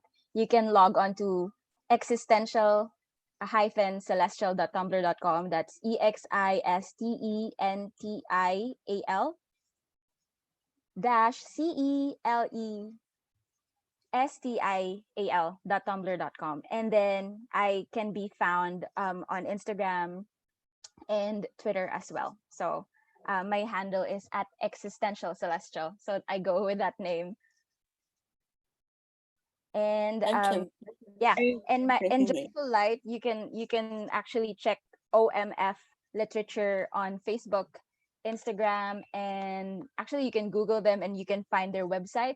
And this is not fully mine. It's actually an anthology of poetry by Filipino women about basically discussing what it is to be alive and what does fate look like in reality. So there you have it. Ooh, that sounds really interesting. I am personally going to look into that. Thank you. Oh, thank you. Thank you so much. And of course, Thank you for joining us. Yes, thank you so much for inviting me. And I love to mention Hannah and Kate for actually referring me to your team. And thank you, and to all the poets and writers and musicians here. They were all wonderful, and made this little project continue even after the lockdown. Thank you so much. Yes, we don't plan to go anywhere. Thanks, Shannon. Thanks so much. Thank you so much. I will stay on YouTube to watch. Yes, please. Yeah. Bye bye. Like and subscribe. Bye. Okay, that was Miss JP Parame or Shannon from the Philippines. We're actually going to stay in the Philippines. But first, again, I will remind you that if you are watching us on YouTube and you are not subscribed to our channel yet, please do. Press that like button, hit the notification bell, press subscribe somewhere down there. Also, we would absolutely love for you to join us on Facebook. We have a Facebook group called the Collective Community of Free Poetry, where you can share your poems, connect with other artists, and broaden your network. and join a bigger family of poets and people that are just sharing, trying it out for the first time. One of my favorite things about the poetry is that we've been able to open doors for people who thought they just give it a try and who have since gone on to do things like pursue writing poetry and attend classes and whatnot. Okay, we're going to stay in the Philippines, like I said. Our next artist is in 2015, he graduated with a degree in secondary education majoring in Filipino from the Pamantasan ng Lungsod ng Valenzuela. After that, he earned an MA in Filipino from the Polytechnic University of the Philippines. And for 3 years, from 2016 to 2019, he taught at his collegiate alma mater before moving to Paso de Blas National High School. He has also presented a research paper about Wika and Panghal Tula at different universities and academic institutions. Aside from being a teacher and a researcher, he is also an artist who has performed for VOH Taguig, VOH Valenzuela, and at the Cultural Center of the Philippines. At present, he is the president of the 207 Collective. Before tonight, I give you Ian Farmacion. Hi, Ian. Good evening. Hello. You hear me? Hi. Hello. Yes. Welcome to the Yes. show. The stage is Yeah. yours. Yes. Hello. So, good day. I mean, good night. So I'm Ian. So I will share my two uh poems. So the first poem is actually it's made or written by our group for the 207 Collective here in Valenzuela. So the title of this poem is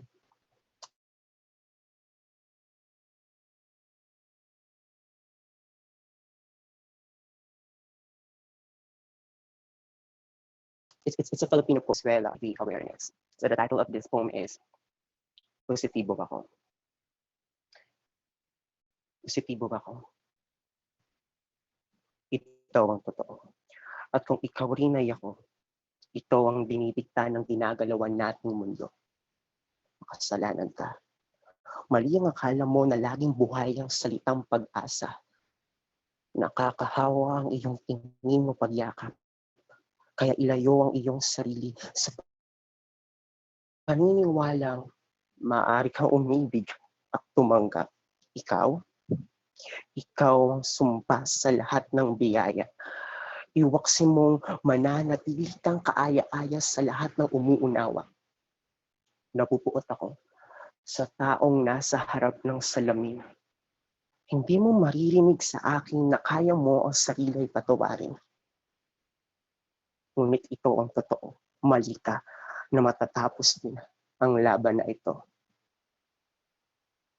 Dahil positibo ako. Dahil positibo ako na matatapos rin ang laban na ito. Mali ka, ngunit ito ang totoo. Kaya mo na ang sarili ay patawarin. Hindi mo maririnig sa akin na napupuot ako sa taong nasa harapan ng aking salamin. Mananatili kang kaaya-aya sa lahat ng umuunawa.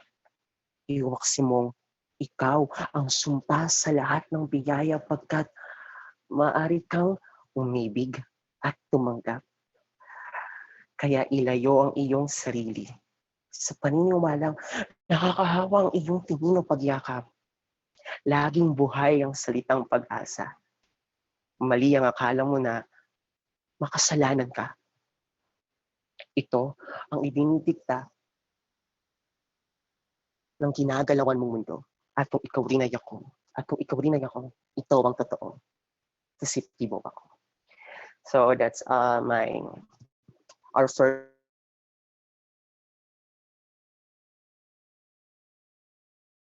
first poem written by 207 Collective. So I wrote this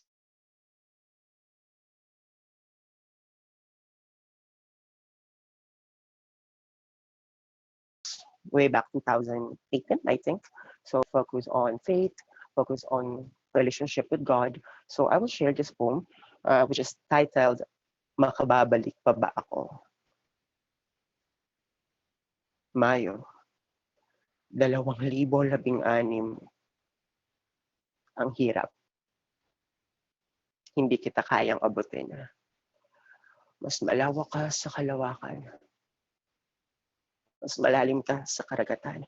Ngunit araw-araw kitang nasisilayan sa paghinig ng mga ibon, paghalik ng hangin, pagiti ng araw at sa pag-iyak ng adlapaat. Naroon ka. Bumabalik lahat ng alaala ng musika sa bawat pagsamba na iyong ngiti, sa bawat panalangin na tumingin ako, naalala kita.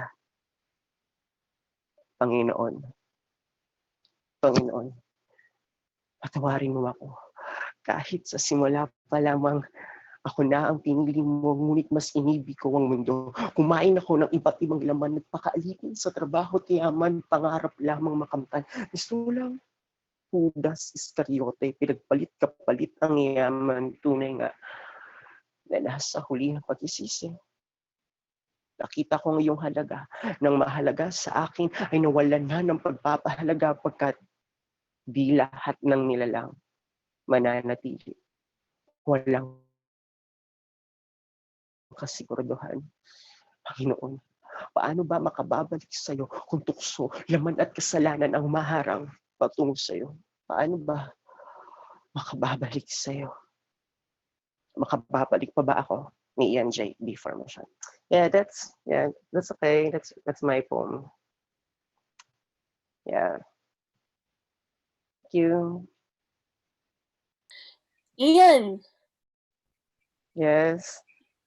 hi, that was so wonderful. Thank you. So I want to share.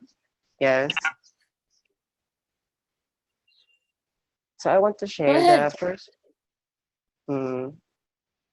So the first poem that I shared was written by 207 Collective.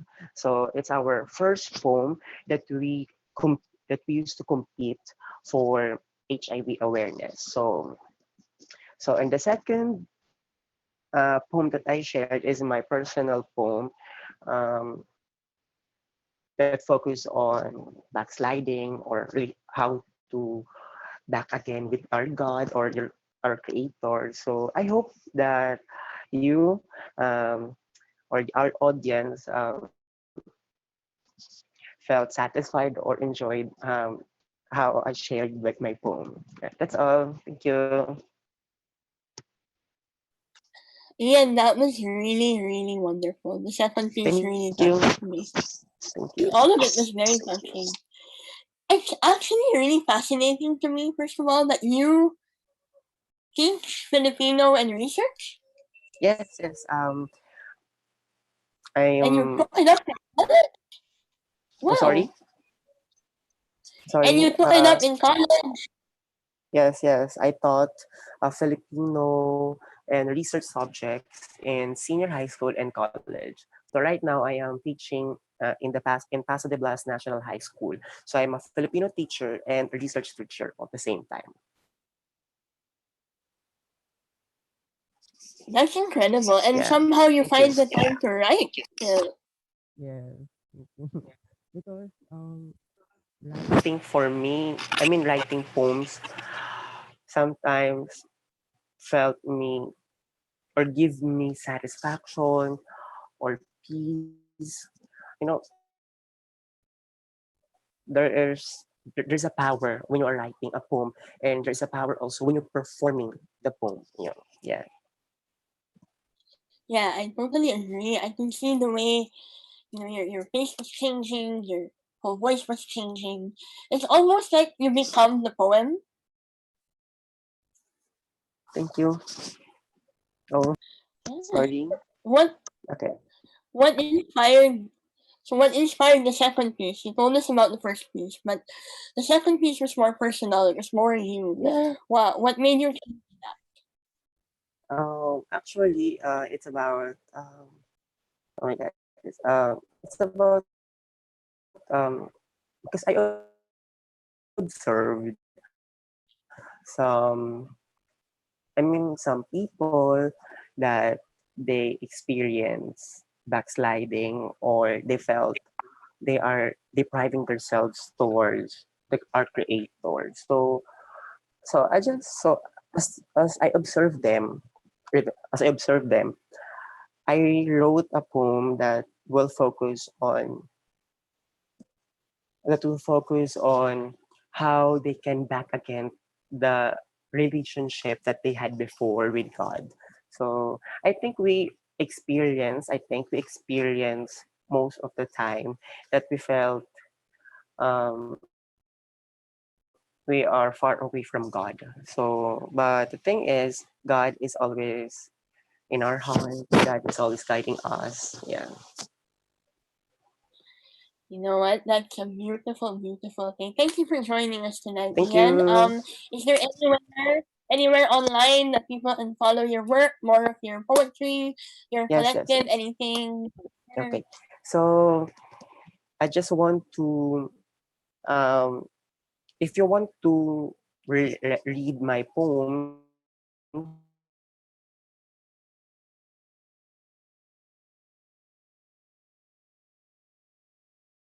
you can just simply page even in my Facebook account. That's Ian J Formation. But we also have a page of it's 207 Collective. So 207 Collective is composed of spoken word artists who are also teachers. They are teachers in English and Filipino and arts. So you can share your poem, your literary pieces in our collective page, which is 207 Collective. Yeah, that's all. Thank you so much for joining us tonight, Ian, all the way Thank from you. Valenzuela. My goodness. Yes, thank you. Stay safe. Yeah, All thank you right. then. Oh, well, that was Ian Formation, Right. teacher, researcher, poet. Really, really, really fascinating poetry. I really enjoyed that. You guys enjoyed that? That was so nice. And I love when we have guests on who are teachers, researchers, people that are more, that have a broader scope. It's actually really fascinating to me how, imagine finding the time to write poetry between teaching and doing research papers. May we all be so. But I don't know, tonight's just feeling really, really nice. And I love that, we're talking about when heroes rise. Teachers are also frontliners in this situation. There are so many schools that are still doing online classes from, if I'm not mistaken, there are still some younger children, it's not just a college student. Some colleges have gone on to do certain things for their students. Some colleges have elected to trust their students to be able to go further, at least in the Philippines. As far as I can tell, there are places also where schools have simply shut down or switched to homeschooling because this coronavirus is really, COVID-19 is really affecting all of us.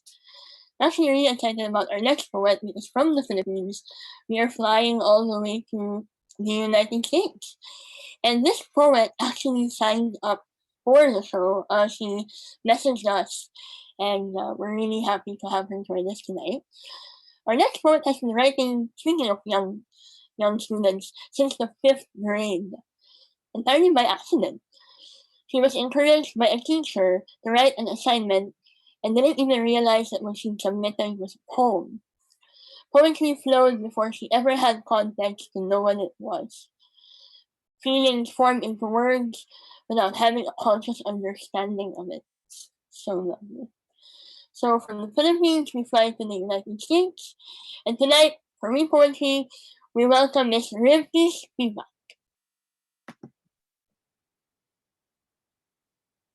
Rivki?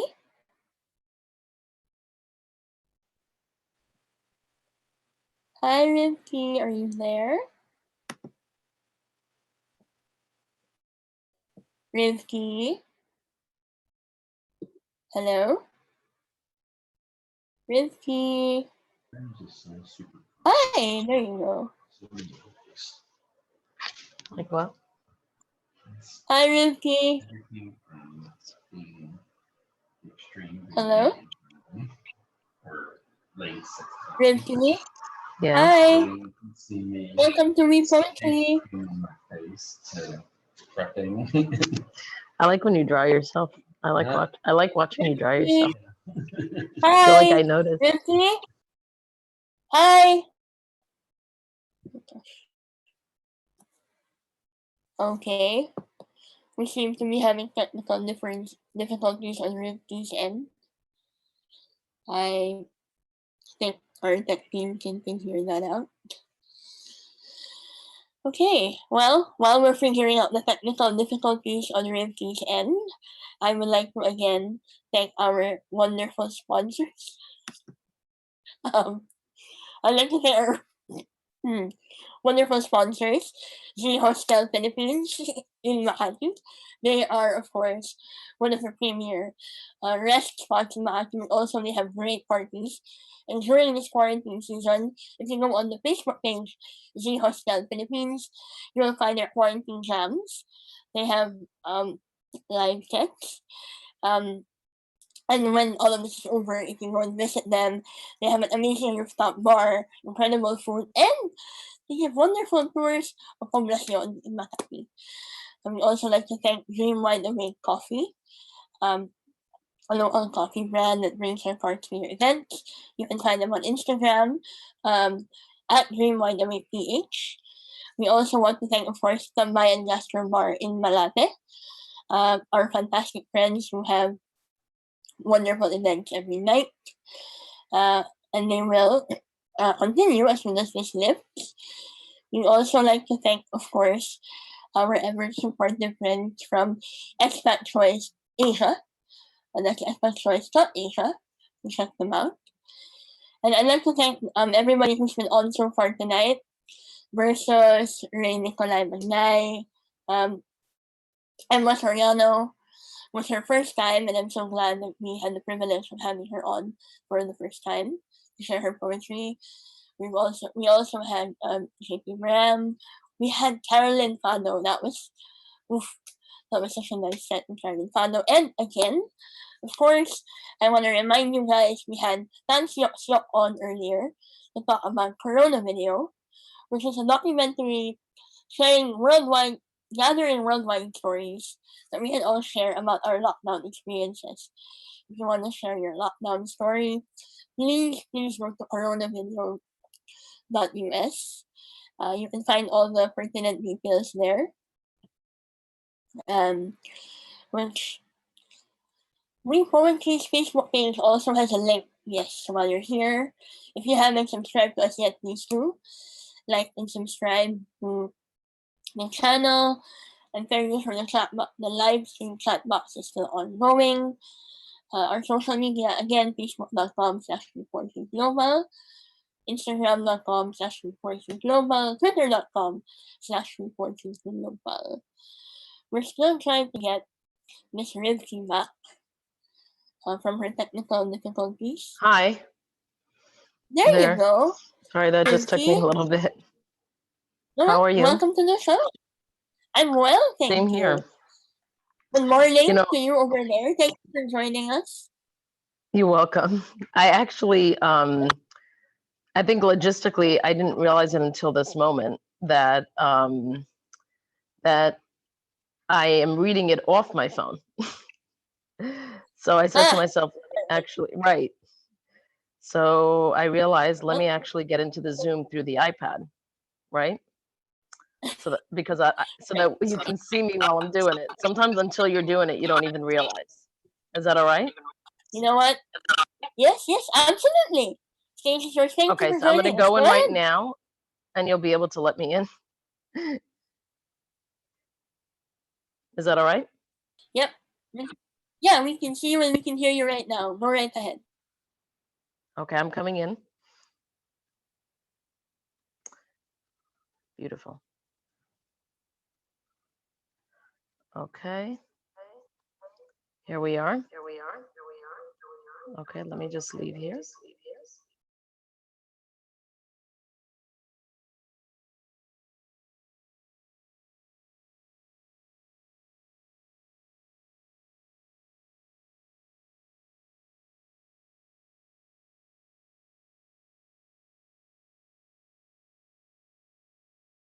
Alright, we're just going to wait for Rivki to unmute herself and turn her video Okay. back on. Perfect. There you go. Thank you, Carolyn. Yeah, My friend you're Carolyn here. welcome. The stage is All right, yours. now we're on. Okay, Carolyn. Okay, amazing. All right. Hi, everyone. Let's get started.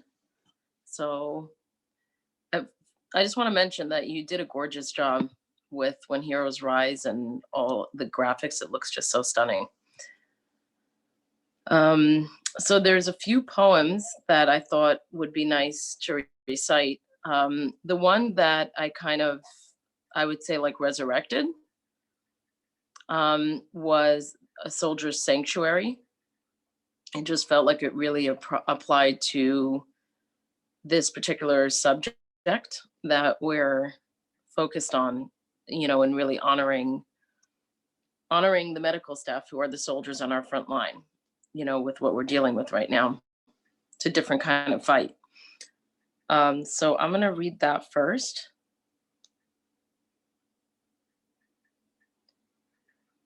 And then after A Soldier's Sanctuary, I'm going to read At Ease Soldier, because,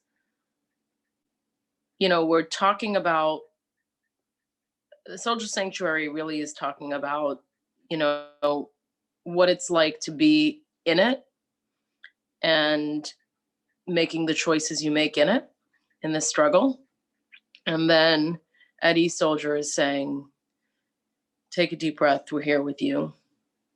Just be, So A Soldier's Sanctuary, it's the road you choose to take, the path you choose to make, come hell or high water, through brick and through mortar. You'll fight the good fight with all your might. Keep the faith when nothing's safe. Write your destiny, your life's journey. Strengthened within by your higher power, to fortify yourself and not to cower. Receiving through believing more than you would have expected or could have yourself selected. And then At Ease Soldier, which is almost like a part 2, I'd say, is talking about what I would think of is, imagine for a moment that these medical staff are, so maybe even not even imagining. So a friend of mine is a doctor and she sent me some of the writings that her colleagues who are on the floor sent her. And the sense of isolation and desperation of the soul was so piercing. And so it's like you wanted to just give them a huge hug, and you wish you could just bring peace to them. It's so painful what they're experiencing right now.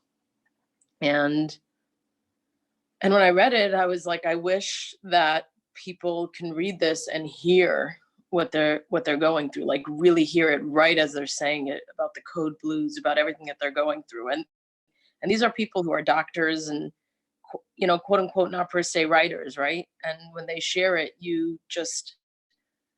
it's so resounding. And it's private, obviously, because they shared it with my friend and she, it's personal, like between us, we're very close.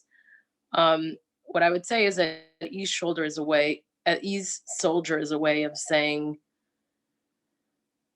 take a deep breath, maybe trying to give some comfort, So when I am alone, I can be lovely or unbecomely, and there's no one here to judge me. Acting weird or feeling scared is just a passing ship, merely a momentary blip. The best part is I can feel my heart, content and willing to enter into a self-relationship grounded in my center. It's nice to finally see that it isn't as hard as I expected it to be, being with myself in ease and good health. So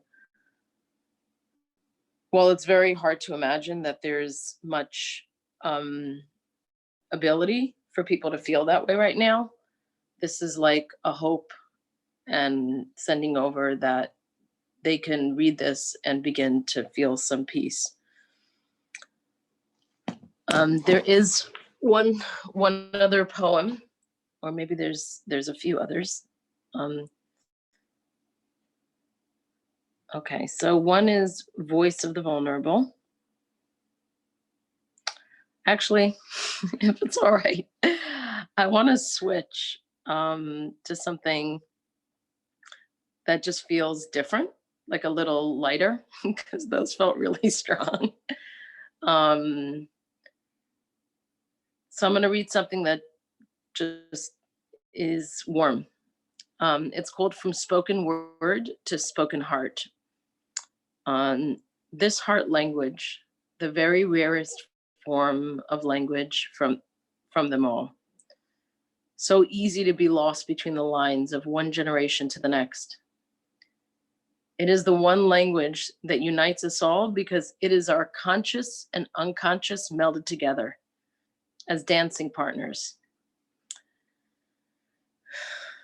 It is the siren song rising from inside each one of us, seducing our own hearts to light up to their fullest potential.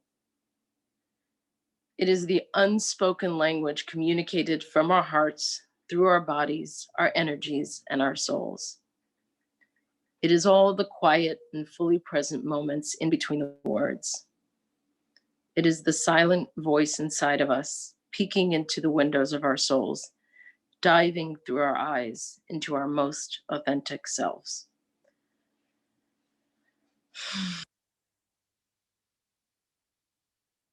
I don't know if I'm ready to dive into Voice of the Vulnerable.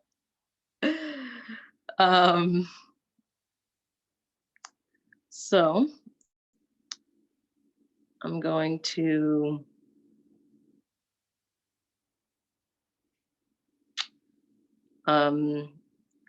read the Divine Link, and then afterwards I'm going to read the Voice of the Vulnerable, because I do want to read it.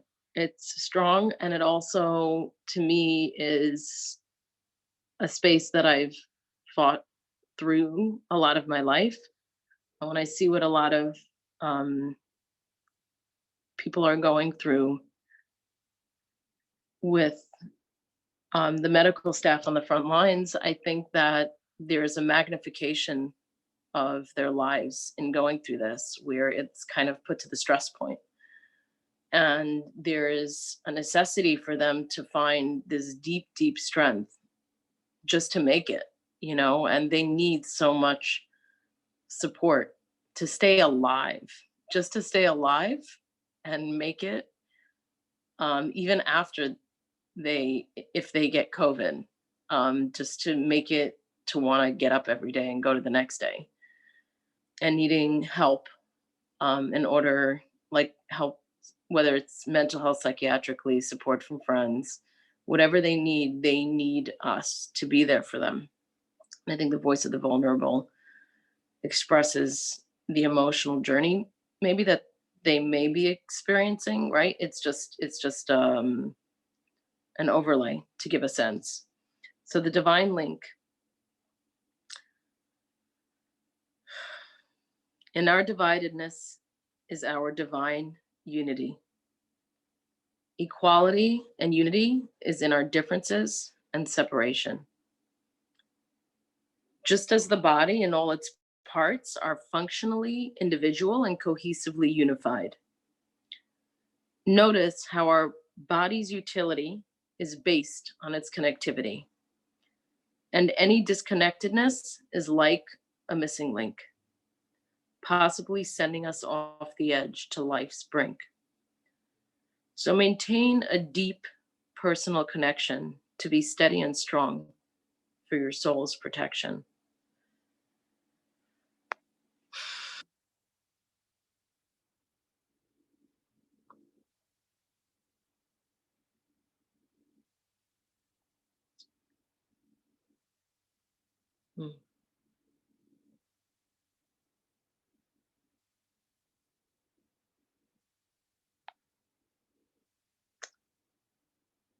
Okay, so I'm going to read Voice of the Vulnerable.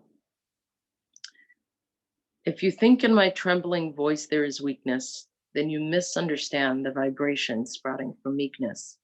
It is not a lack of uprightness, just simply a temporary tightness, as the body works its way through many emotions while learning the practices of daily self-devotions.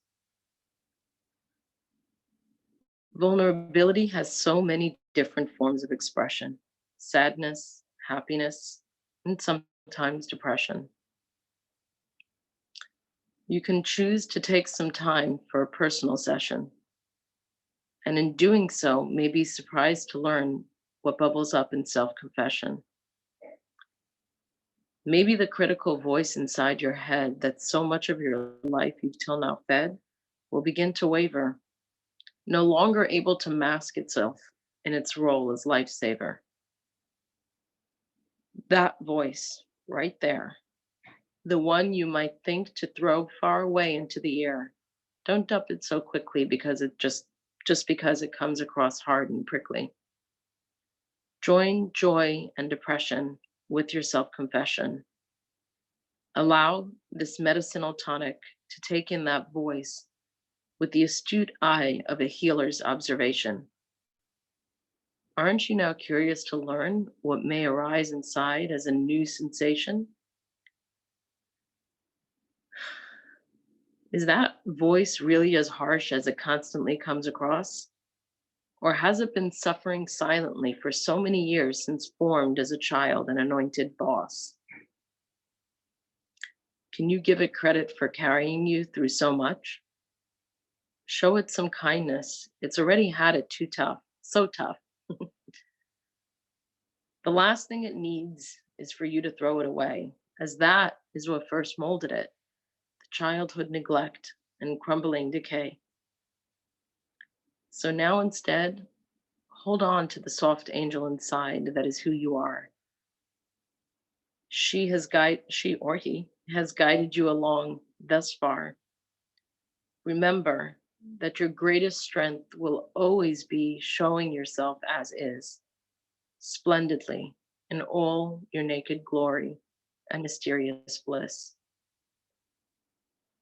Our greatest strength is in expressing who we are and what we are truly made of in all its beauty.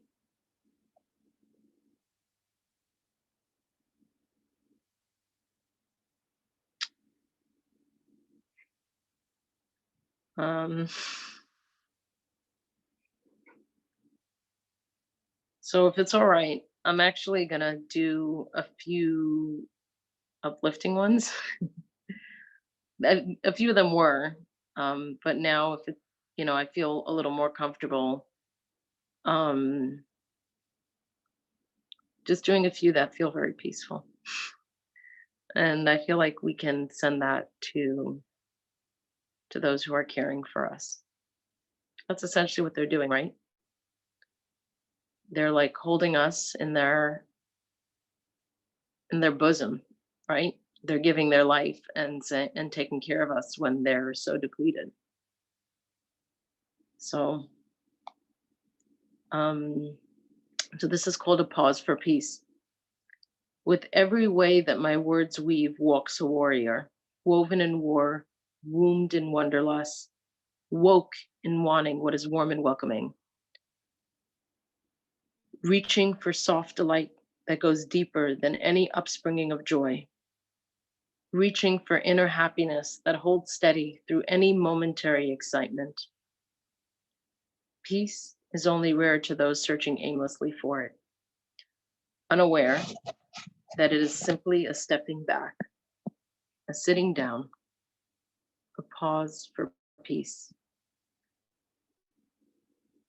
Implement CPR if necessary. Catch yourself and check in with you. Pause and prepare for you, self-care. Rest and reset for full self-restoration. And that one I remember when I wrote that recently, a few weeks ago, and I remember when writing it towards the end, the CPR piece, that I was smiling, thinking, I wish we can help implement this for our staff, this kind of CPR. So putting the CPR at the end was a wish, and maybe more than a wish. Let's see.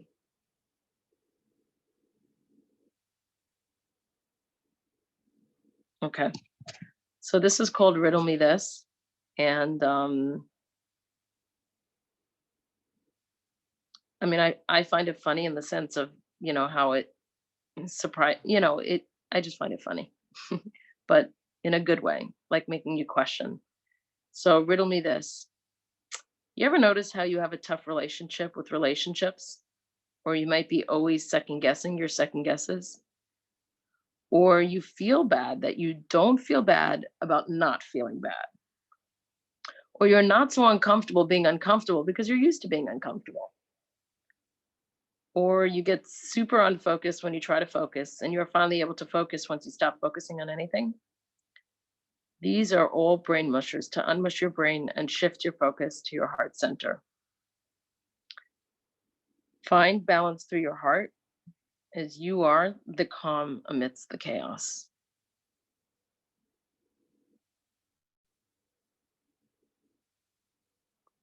You are the calm amidst the chaos. Kind of wish we could say that all the time to ourselves, right? It's a good one.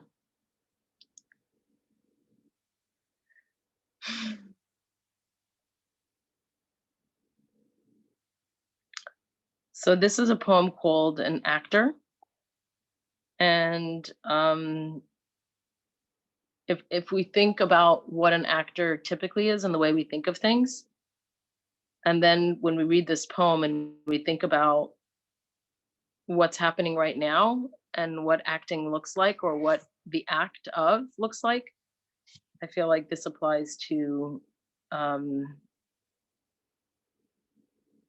connection and being united in the world today. Is love is speaking in action. That's what's happening right now in a very, very strong way in our world because of these very tough times. And so this poem speaks to that to an extent of, what acting can look like. So it's called an act, ACT-OR, an act-or. Each act you choose can hold you back or help you cruise. Ask yourself, do you want to heal or bruise? If you're an actor, then it's important to factor what impact you're having on yourself each moment. Do you constantly feel a sense of atonement? Or are you relaxed and at ease, ready to slow down and feel peace? Acting is not quite what you generically know it to be. It is a deep awareness, being in tune and able to see, a vision beyond the trappings of our own constraints, expanding into a space of creation where your emotions are the guitar strings for musical elation. It is being actionable in relation to who you are, developing your commitment to act on life in ways that help you get far. So ask yourself, in my life, am I acting or acting on? What kind of an actor am I?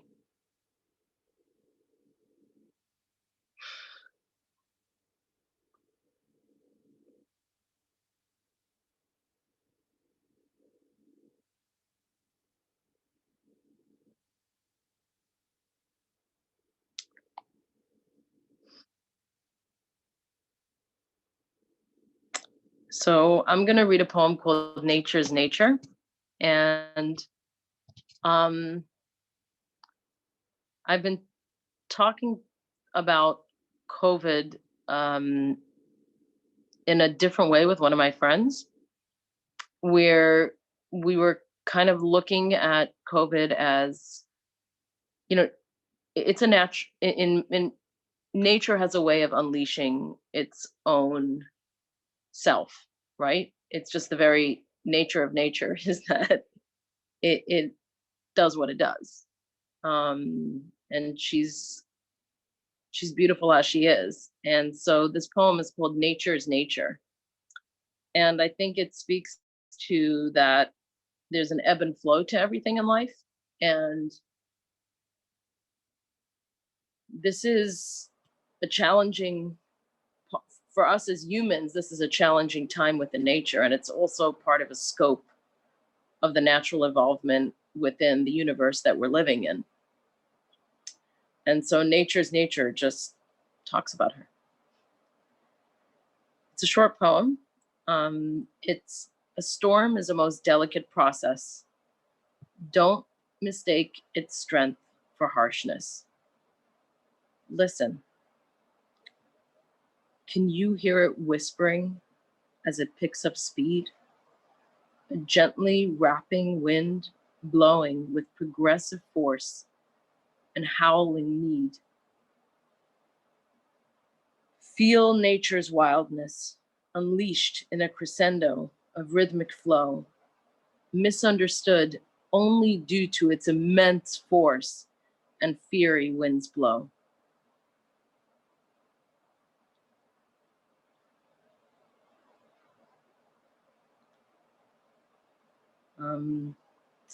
So I didn't time myself, so I don't know how far in I am.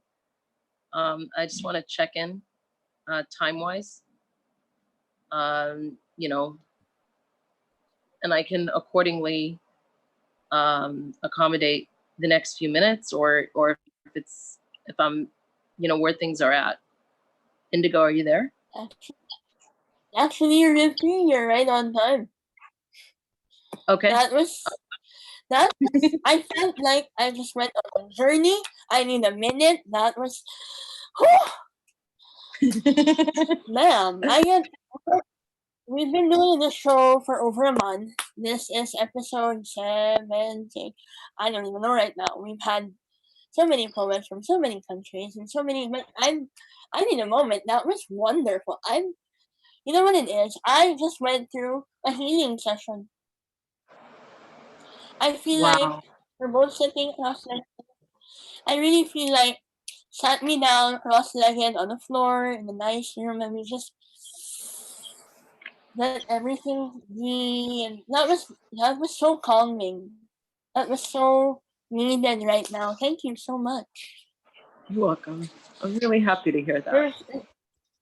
There was so much good energy and love and support and light. You are such a light poet. I'm so happy you messaged me and you came on the show. Thank you for having me here, Indigo. Thank you for waking up really early. I know it's like morning for you over there. It's almost midnight for me, but I think your day just started. You're about to have lunch. What did you say? I think your day just started or you're about to have brunch. It's almost midnight for me, but you brought the sun. I literally, there was a moment where it felt like I was being wrapped in sunbeams. You are incredible. That was wonderful. Thank you. You're welcome, Indigo. Absolutely. So, do you want me to go for the next poet, or how do you? Oh, I just have a few questions for you, and then sure. we can. Okay. Yeah. Actually, it's fascinating to me. Thank you for the lovely compliments. You know, like I'm just taking it in. The responsiveness is smiling. Okay, I just wanted to let you know that I'm receiving it. Thank you. I was on mute, but I was snapping and I was hollering. That was magic. And to think you started writing poetry entirely by accident. What'd you say? And to think you started writing poetry entirely by accident. Yeah. Yeah, very young actually. It was an odd so there was testing at the school and I was 10 years old in 5th grade, and I guess whatever that particular test was, I just kind of zoomed through it, like not rushed, just like, okay, done, done, done, done, done, done, okay, done. And I gave it to her and she's like, that was fast, you're done. I'm like, yeah. So some things I excelled at if I wanted to, and I think other things I was just spaced out. I guess I was doing very well in whatever that test was. And then to keep me busy, she said, you know, go to your desk and write something. And I was like, what should I write? She's like, whatever you want. So I sat down and I wrote a poem, you know, to my mother at the moment of just what I wanted to express. And I just wrote what I felt. And then I said, okay, I'm done. And I went up to her and I brought it. She says, okay, come show it to me. And she read it and her face turned red and her mouth dropped. And she was like, you wrote this? And I was like, yeah.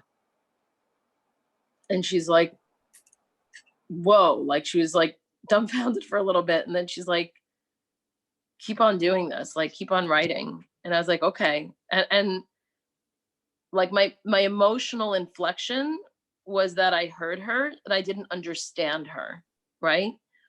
Because it wasn't until many years later that I had that memory and realized the value of what she told me. And it was only in 6th grade when I was like spacing out majorly, like in science class. And I was just bored and starting to write things about looking out the window and what I was seeing, that the poetry kind of began to find, you know, develop a cadence throughout the years. And that's where it slowly formed itself and came from emotional spaces. And then the years passed and there was like different ebbs and flows of that journey. At some point I realized it was poetry, right? So I didn't have enough. I wasn't taught. I grew up in a religious community, so I wasn't taught about art, and I loved reading books, but it took time to understand within the books when I would come across poets, or then I was like, and put 2 and 2 together. And even then I was like, I don't want to read other poets because I just want to express myself. So it was many years before. It was a very slow process, immersing and just expressing. And it's been an amazing, beautiful journey. Yeah, I mean, it's look where it's brought you. Look at that healing, that softness, that wonder that you brought. I told you, it's almost midnight for me, and you brought me the sun. I love that. I'm so going on like this at almost midnight. That's unbelievable. Oh, this is early. Our longest show lasted until about 1-ish a.m. For as long as there are poets who want to share, we poetry will be ever open to pave ways and give the stage. That's what we're here for. We do it for the love, you know? And it's not just because of the COVID-19, because I don't know if you've heard, but in the Philippines, at least the National Capital Region is on enhanced community quarantine. We're all basically, you know, at home, not really going out, and a lot of people have asked, you know, oh, is this just while you guys are shut in? No, we started this way, but we're going to continue for as long as there are poets who want to share their art. Love runs everything. Livsy, thank you so much for being on the show. I hope you join us again. Definitely. Is there anywhere online where I personally want to, you know, follow you, read more of your work? Is there anything you want to share, promote? Please go ahead before we let you go on with the rest of your day. Sure. So I have the Instagram is where Instagram and Facebook, but I guess Instagram is the main area where I share some of my poetry. At Rivky Connects, RIVKY, and then the word connects with an S at the end. I think it's with an S or without an S at the end, but I'll show up there. And yeah, feel free to follow there. And Indigo, thank you so much. This was just such a beautiful experience, and I'm so grateful you're doing this and spreading this love and connection and light. It's, you know, everyone that commits to this is your practice.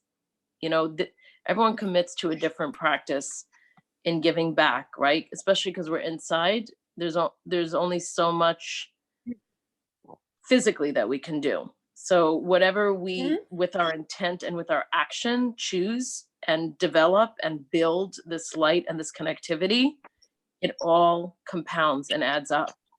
So this is such an amazing, powerful thing, Indigo.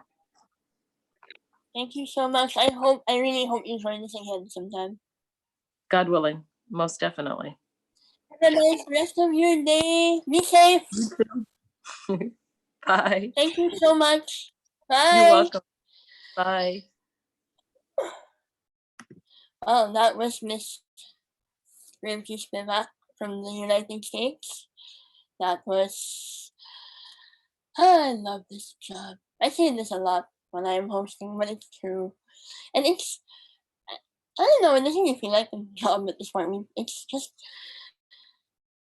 being able to open doors for people and new environments for people to share from everywhere. You know, Rimke, who actually just messaged us. Emma was never really performed poetry before, and had her mom who is somewhere else watch and support us. And her cousin Gianna, who is also, if I'm not mistaken, elsewhere. We're able to connect families. We're able to build new connections, and it's really the art. It's really for the love of art and for the love of poetry. And truly, when heroes rise, it's all born out of love, and we're all of our frontliners in so many ways are heroes. Like the teachers, earlier, Ray and his sister, the frontliners. So many.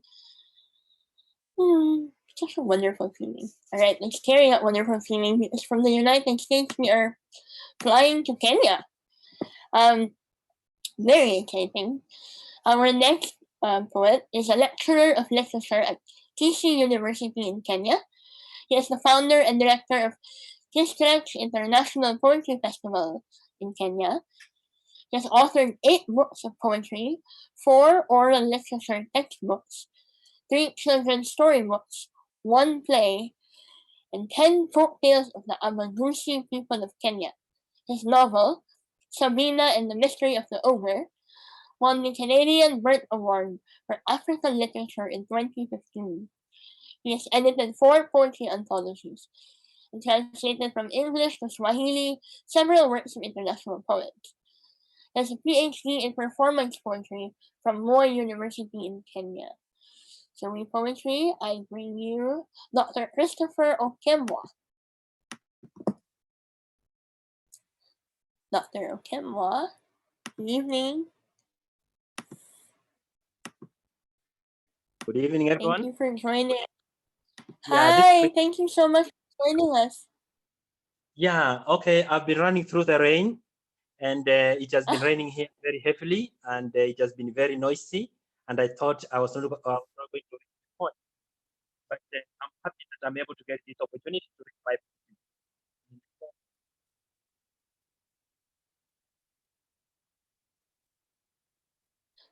No, Dr. Okemwa.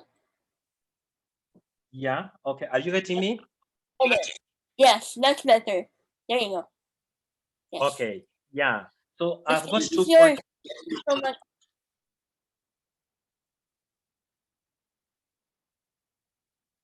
Kimbia kuja. Kimbia. Kimbia upesi. Umeniharibia. Kimbia spiti. Kimbia kabisa. Hello? Fungua na fungua.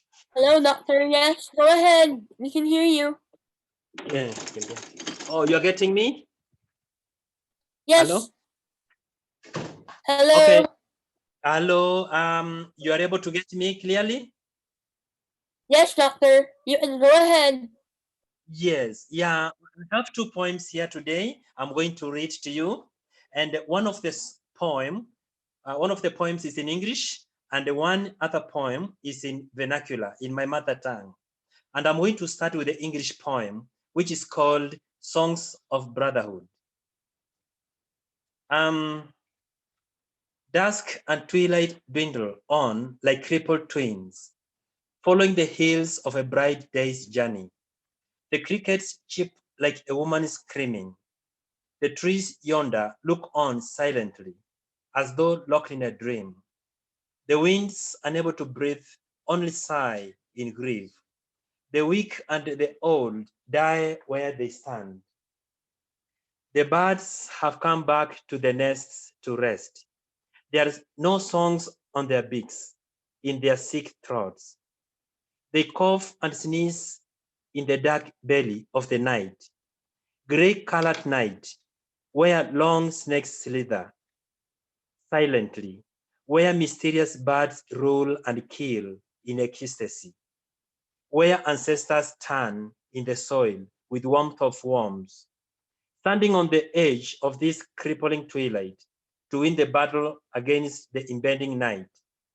Wear gloves on our hands with masks on our face as we sing songs of love, kindness, and brotherhood. Thank you.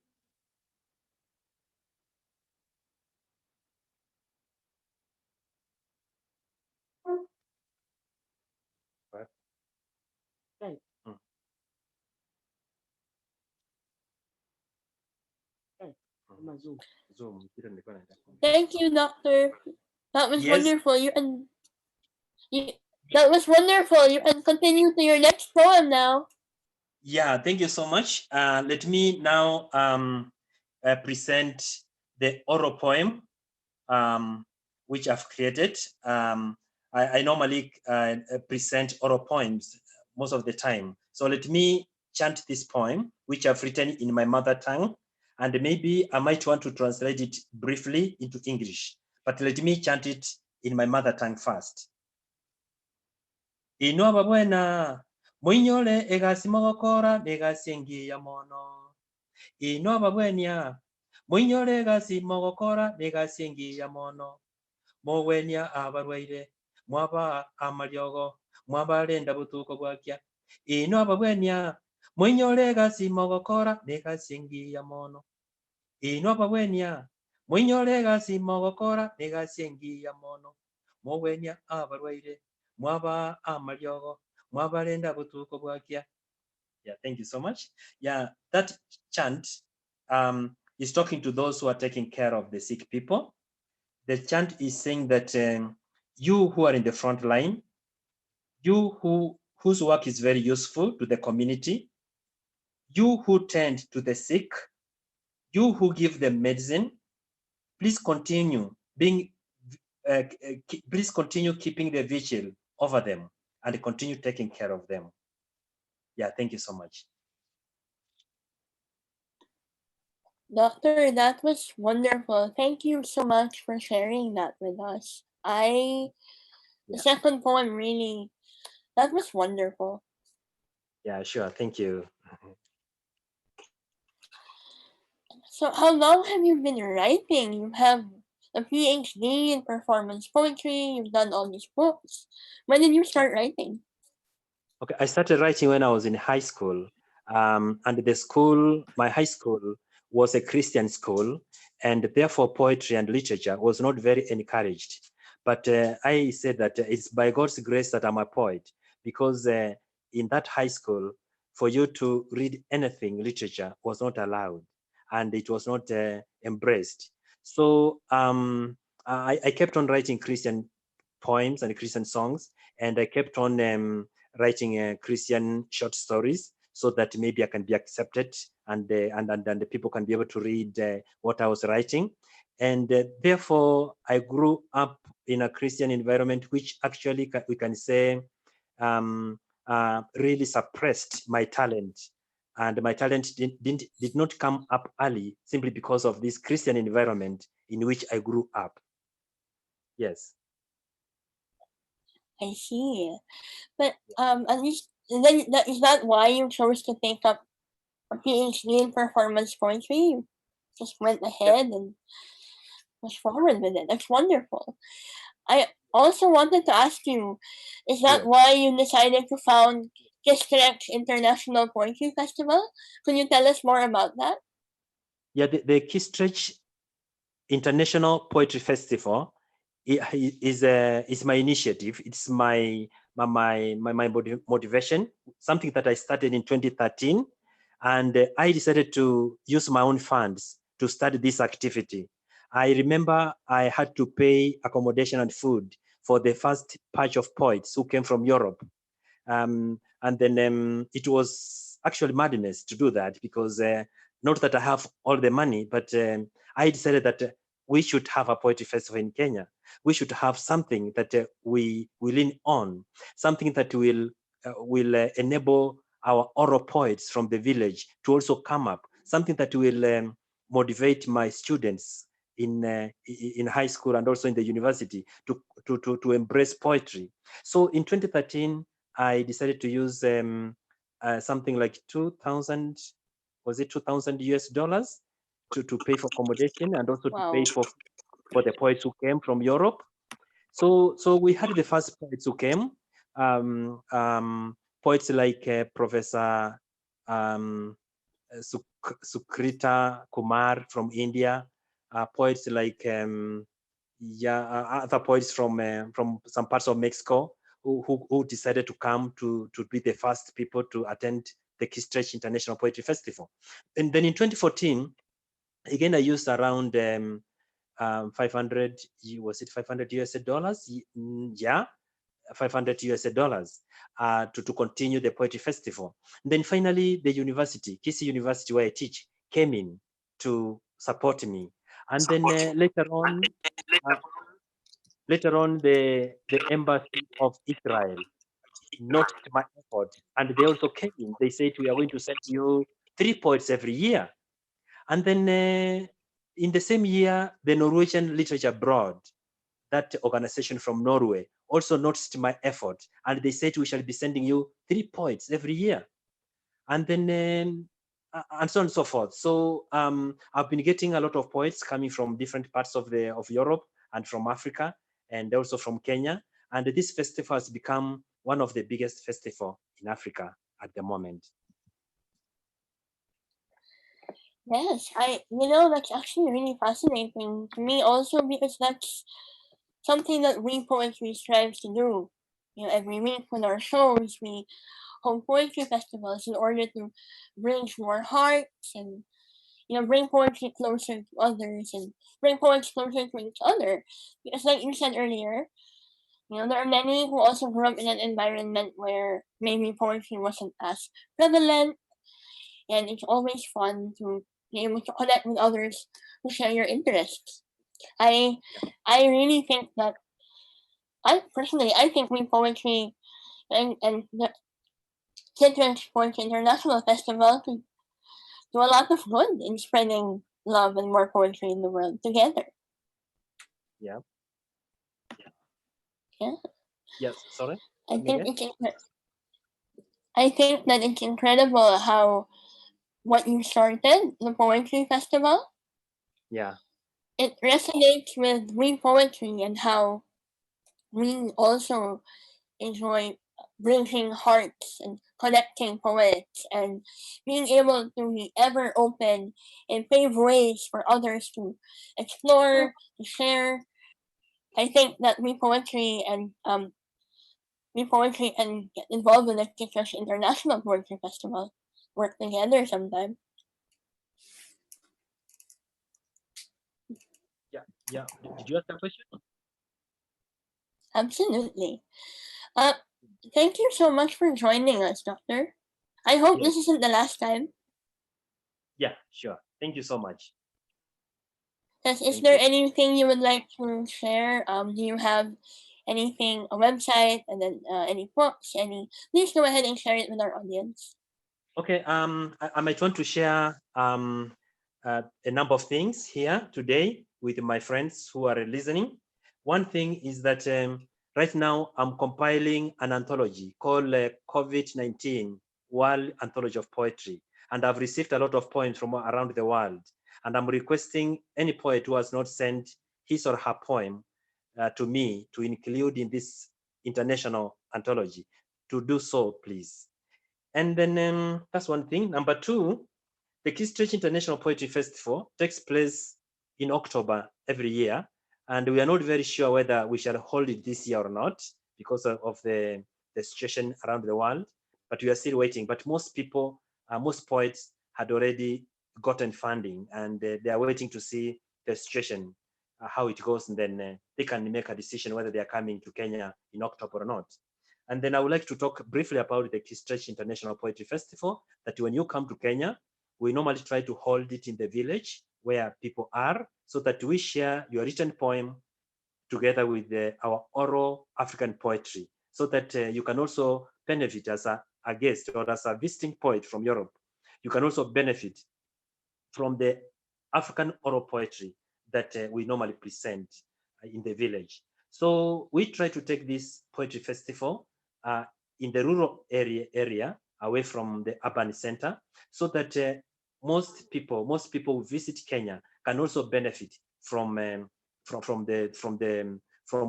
what we present in the rural area, like the oral poetry and the chants and African, performance poetry. So it's very important that most of our poets should plan to come to Kenya, even if it's not this year, but it can be in future. So try to see that you organize and come. Most of the embassies in our country actually are supporting poets from Europe right now. We have the Norwegian embassy, the Norwegian Literature Abroad. We have the Danish Arts Council. We have the Dutch Literature Foundation. We have the Canadian Arts Council. All these organizations sponsor poets from their countries. And we have had very beautiful poetry festivals in the past 2 years and since 2013. And I urge that you do come. And then lastly, let me say that my students would like to interact with a lot of poets from abroad. So if you love students, especially African students who do European courses, please be free to contact me so that maybe we make a plan on how you can visit Kenya and meet students and upcoming poets who would like to meet and share their poetry with you. Otherwise, thank you so much. Dr. Okemwa, thank you so much for being with us despite the rain, despite the technical difficulties.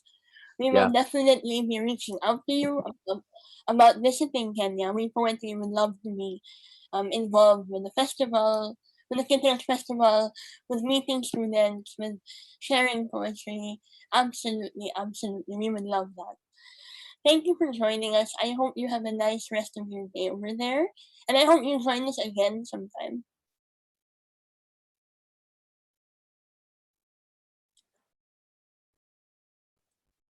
Stay safe.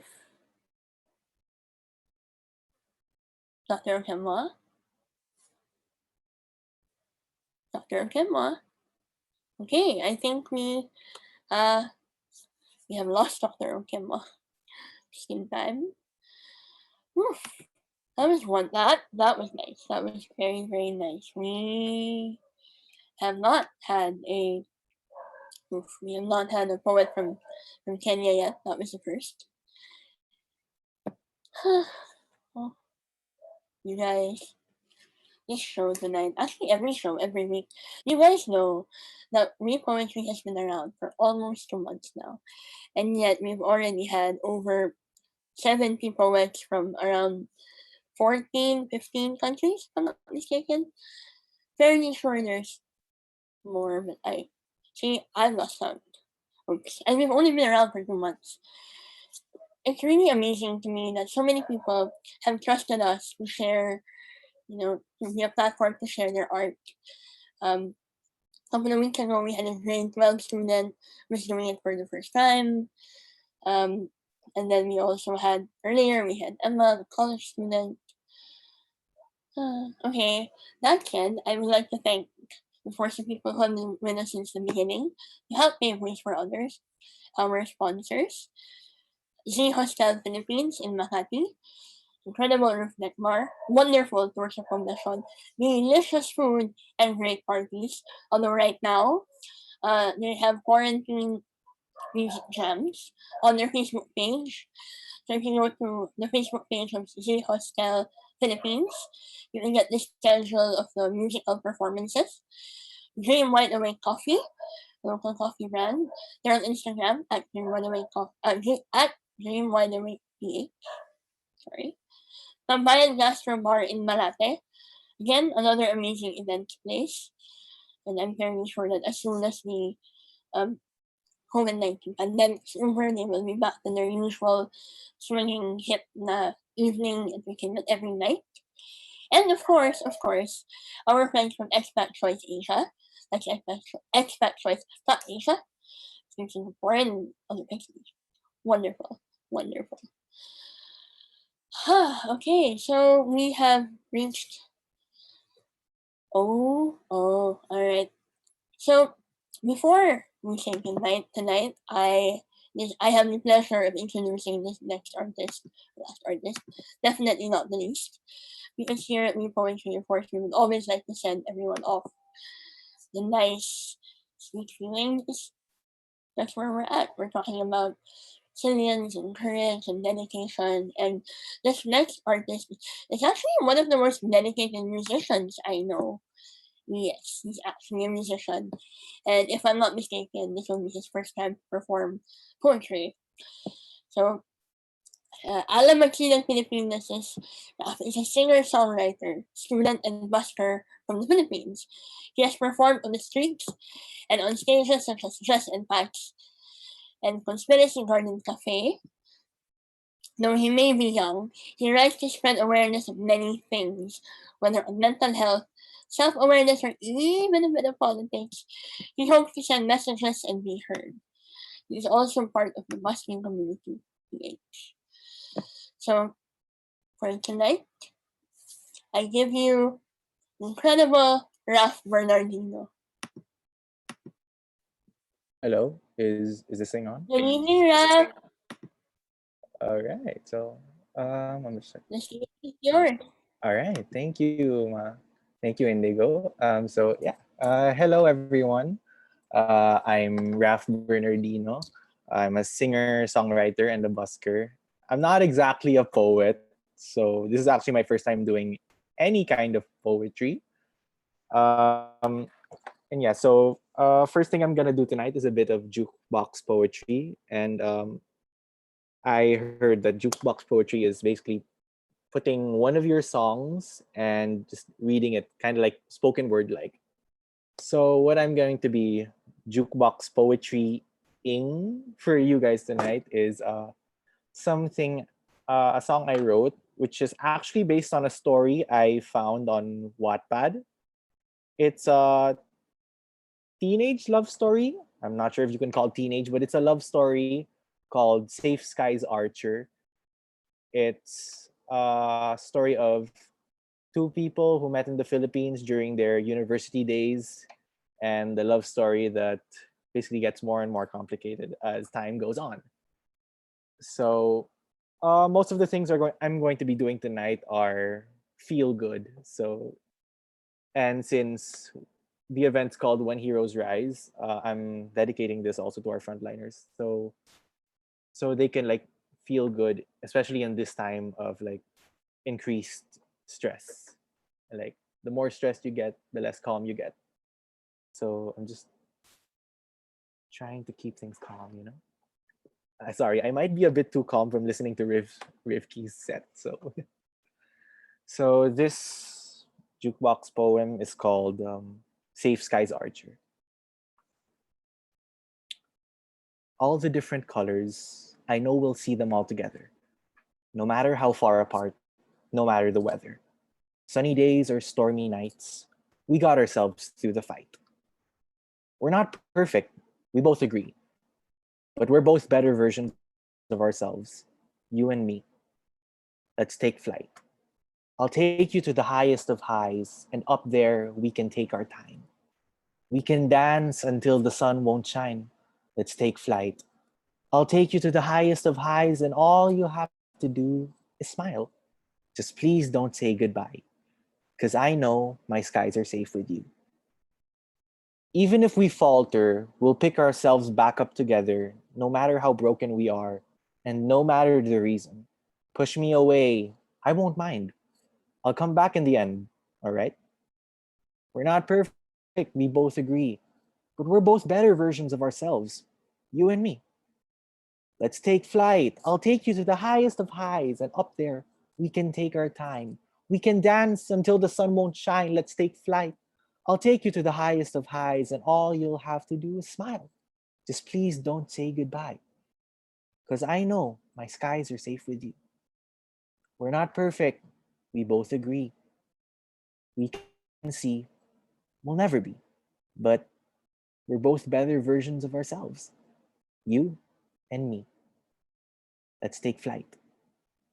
I'll take you to the highest of highs, and up there we can take our time.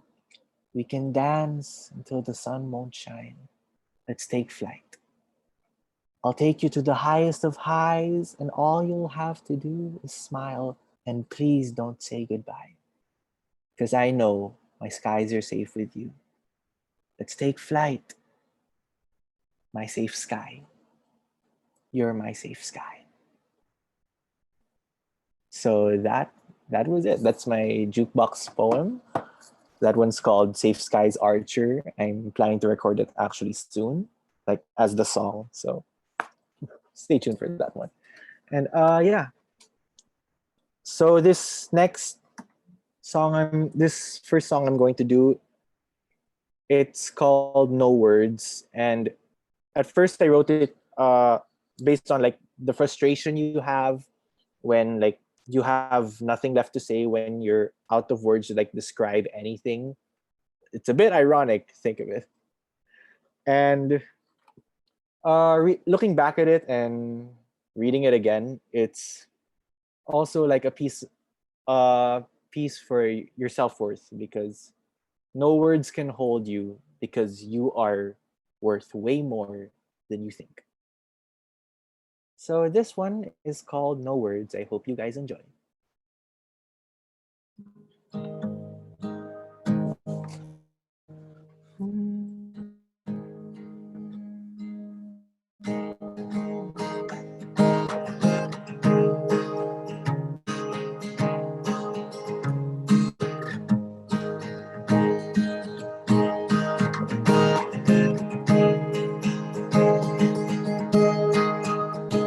I can't seem to collect my thoughts or try and catch my breath. Both heart and mind run when thoughts of you start running in my head. I'm stunned, I'm lost in space. This goes on for quite a while, and all I seem to muster up is a quiet little smile. I'm sorry, but don't blame me if I have nothing left to say. 'Cause no words can ever hold, no words can ever hold what you mean to me.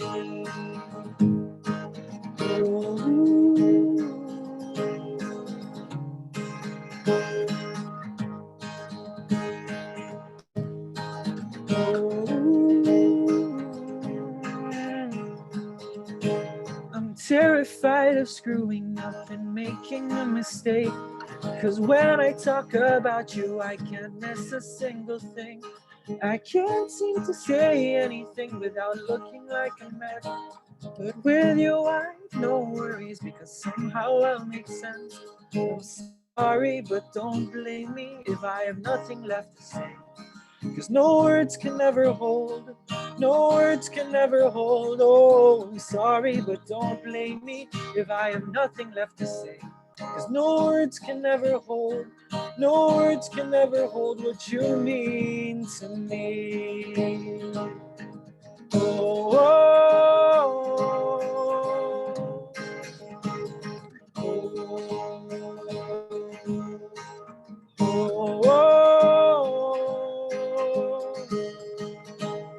no words can never hold you. No words can never hold your love. No words can never hold you. Love. No words can never hold you. No words can never hold you, love. No words can never hold your love. No words can never hold you. No words can never hold your love. No words can never hold you, love. No words can never hold you. No words can never hold your love. No words can never hold you, love.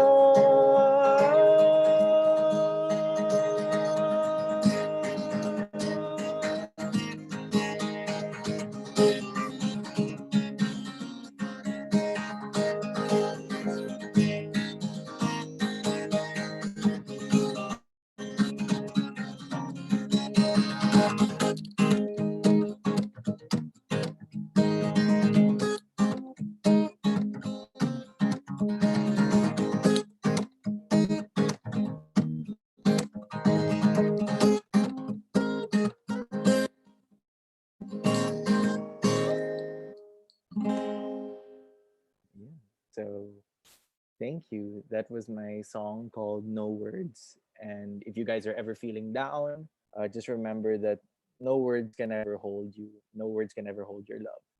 So yeah.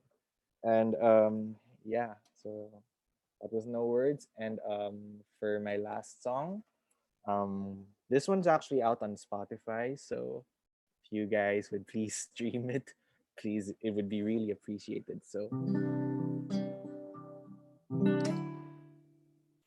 So this one's a reminder that in the words of Michael Jackson, you are not alone. And that especially in your times of hardships, you won't be alone in facing your problems because someone will be there for you. Whether it may be your friends, your family, God, or even yourself. Remember that someone will catch you, especially in your times of hardships. So this one is called Unstable Heart. Hope you guys enjoy.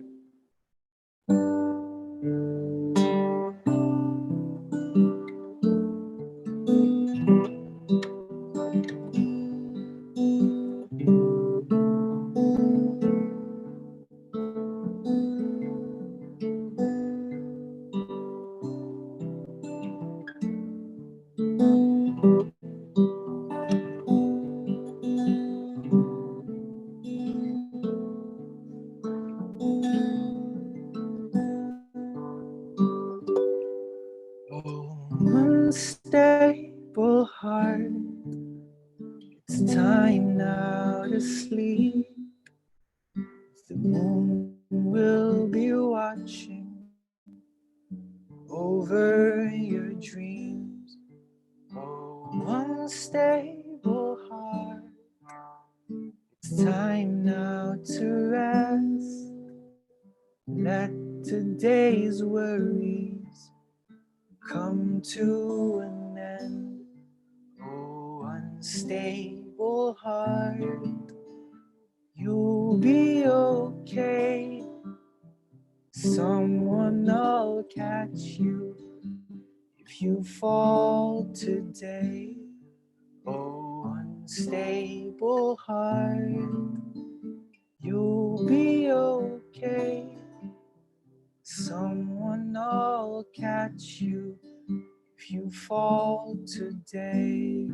Oh,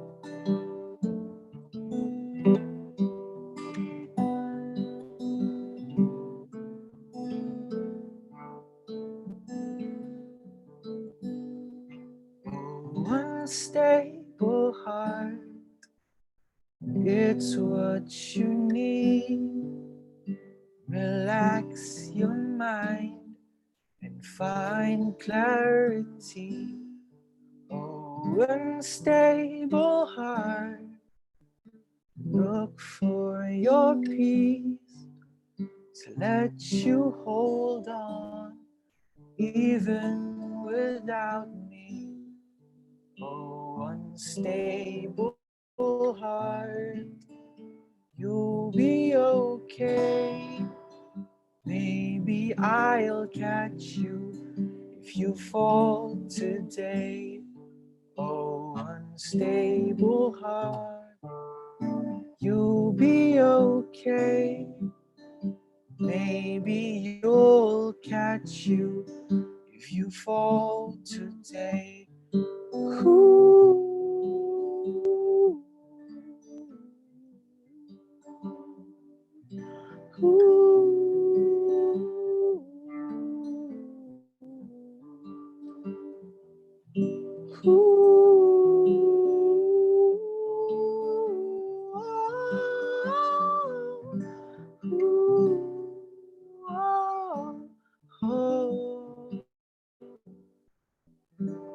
Oh, unstable heart, you'll be okay.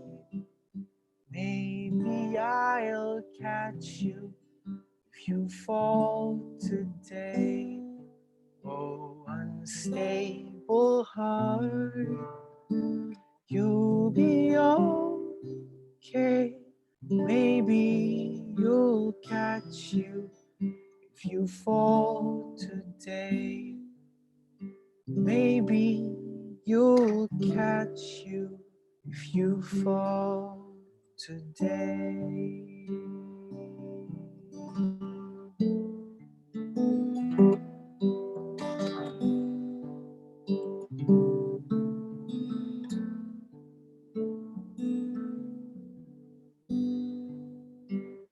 So yeah, that's my song called Unstable Heart. Thank you so much, We Poetry, for actually giving me this opportunity to play and do poetry for you guys. And just one last reminder, in times of trouble, please always carry on. Yeah, nakalagay nga din sa shirt ko, carry on. It's on my shirt, so carry on.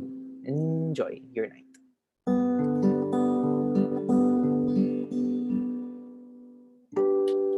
Yeah, ganyan. Anak, ganyan. That's definitely Thank you. a great way to top off this evening. That was wonderful. Thank you so much, yeah? Thank you, thank you. Am I correct? Is this actually your first time to do poetry? Yeah, this is actually my first time doing like poetry live. I've done like cold readings, interpretative readings before, but not actually poetry, my own poetry. Safe Skies Archer was a good choice because Hero and Yana are excellent choices.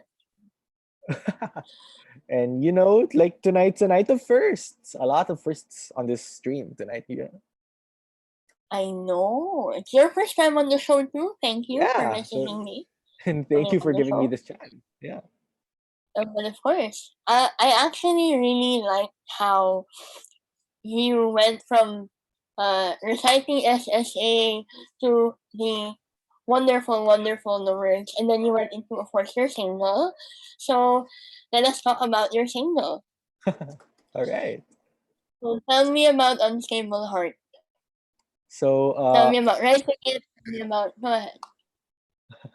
So I wrote Unstable Heart around the end of February last year, and it was only released like I planned my release date to actually be on that day 1 year later. And that was like 2 months ago, so end of February. And that song is actually in a Filipino indie film. So if you guys have seen Sila Sila by Giancarlo Abrahan, that song is actually part as musical score. And I actually wrote Unstable Heart mostly because of a headache. So I was in UP, University of the Philippines, like at the time, and like I was seated on a bench like in front of the garden, like the big garden. And it was like 10 p.m. So I had a really huge headache at the time. So it's like unstable head, unstable heart. Okay, let's go with it. And voila. So like it's sometimes the most random things or the most memorable occurrences can become your biggest successes. Like so far. True. I mean, unstable. Oh, okay. A headache, not Okay. heartache. Headache. You're sure? It was a headache, not a heartache. Not exactly, but we can say that. Alright. Well, I will. You know what? I'm not even gonna ask. Okay, but That's a story for another day. well, noted. But actually, I only have one more question before I let you go. You know, it's late for all of us. How have you been during this whole, COVID season, quarantine? Have you been able to write more or write less? How are I've you actually coping? How are you? I've actually been able to write more. The first song I played, No Words, I actually wrote it like end of March. So that was already during the quarantine season. And I already had it recorded and all, and it's on my SoundCloud. So yeah, link you guys to that later in a while, during the outro or something. And yeah, I've been actually writing a lot and putting some covers and some originals on my Twitter, like snippets of that. Um, Personally, I'm not actually that affected by the quarantine, mostly because yeah, I'm a bit well off, but I can see so much on social media, like a lot of injustices, a lot of human rights violations still going on. And despite this quarantine season, I was going to play a piece a while ago called Paalala, and maybe that would be for next time. It's a reminder of like, who do you do this for? Is it for like your own personal gain? Is it for your politics? So that's you telling me live on air that you will be back on the show. I probably That will means be. we'll get If you more give me the poetry from Rap. Yay! Yay! Well, since you already mentioned it, Raf, thank you so much for coming on. Thank you for sending us off such a wonderful way. Please tell Thank you for your giving me this adoring opportunity. public where they can send you. SoundCloud, Twitter, Facebook, Bumble. Oh, sorry. What? Go ahead. All right. So thank you guys for watching and joining this We Poetry stream. Thank you to everyone who sponsored this. And yeah, if you guys would like to follow me, my Facebook page, it's facebook.com/RAF Music. And the RAF has an F. It's not PH, it's F. Anyways, so my Twitter is RAF_Bernardino, and Instagram Raf S Bernardino. And just search Raf Bernardino on SoundCloud and Spotify, and please stream and listen to my works. So yun. Oh, and I'm actually mostly active on Twitter, so if you guys would like to message me, do it there. So yun, thank you so much. Thank you also. I'm actually surprised you didn't sing Sweet Dream. That was a good song too. And I'm so grateful that you Yeah, but came I wanted to on. go for a feel good mode. Yeah, I'm grateful that you came on. I'm grateful that you are coming back. And I'm, for those of you who are watching that may not know, Raf and I actually collaborated randomly. Was it in January? No? Yeah, it was January. It was actually on the streets in UP Diliman. Yeah, see, Raf, I went to support friends, and Raf looked at me and went, "Hey, Ma, you wanna do poetry?" I'm like, "Yeah, sure." Done. And I look forward to more of that. Raf, thank you so much for closing our show so wonderfully. I hope you come back on sometime soon, like you mentioned Sometime earlier. soon. Yes. Be safe, please. Good night. Good night. Good night. Good night. Thank And to you. everyone watching around the world, thank you. Yes, that was Raf Bernardino, our final act for the night, with a wonderful way to close the show. Again, you can stream his latest single, the last song he performed, Unstable Heart. It's on Spotify. Like all of our other artists, you can find their information on our social media. And that's it for tonight, for your Saturday night habit of We Poetry Global. Again, we'd like to thank everybody that came on the show, everybody that was in the chat box to support their friends and their family members. Again, happy birthday to Tamar Soriano. We want to thank everybody that also already joined the Corona video contest. Again, share your lockdown stories through an original song or poem. Go to coronavideo.us or check out our the We Poetry Global Facebook page for more information on how to do that. We are also on Twitter and Instagram at We Poetry Global. If you feel like you want to share poetry on the show, please don't hesitate to reach out and message us on any of our platforms. If you are watching us on YouTube and it is your first time, please hit the subscribe button and the bell button so you can get notified during our next live show. Usually Saturday, 7 p.m. Manila time. sometimes we have pop-up shows for fun, out of nowhere, and you'll never know when they're. But I promise you they're fun. We also have our sponsors from the beginning: Z Hostel in Makati, Expat Towards Asia, Tambayan Gastro Bar, and Here by the Red Coffee. So, 12:13 a.m. in the Philippines. On behalf of our incredible tech team in Pasig, our marketing and social media team in Manila, co-host, founder, design team, all the way outside of NCR, and me, all the way from Quezon City, from the Philippines. Thank you for joining me for the world tonight. Stay safe, be brave, keep fighting. And don't forget, you're always welcome home here. Good night, everybody. Bye.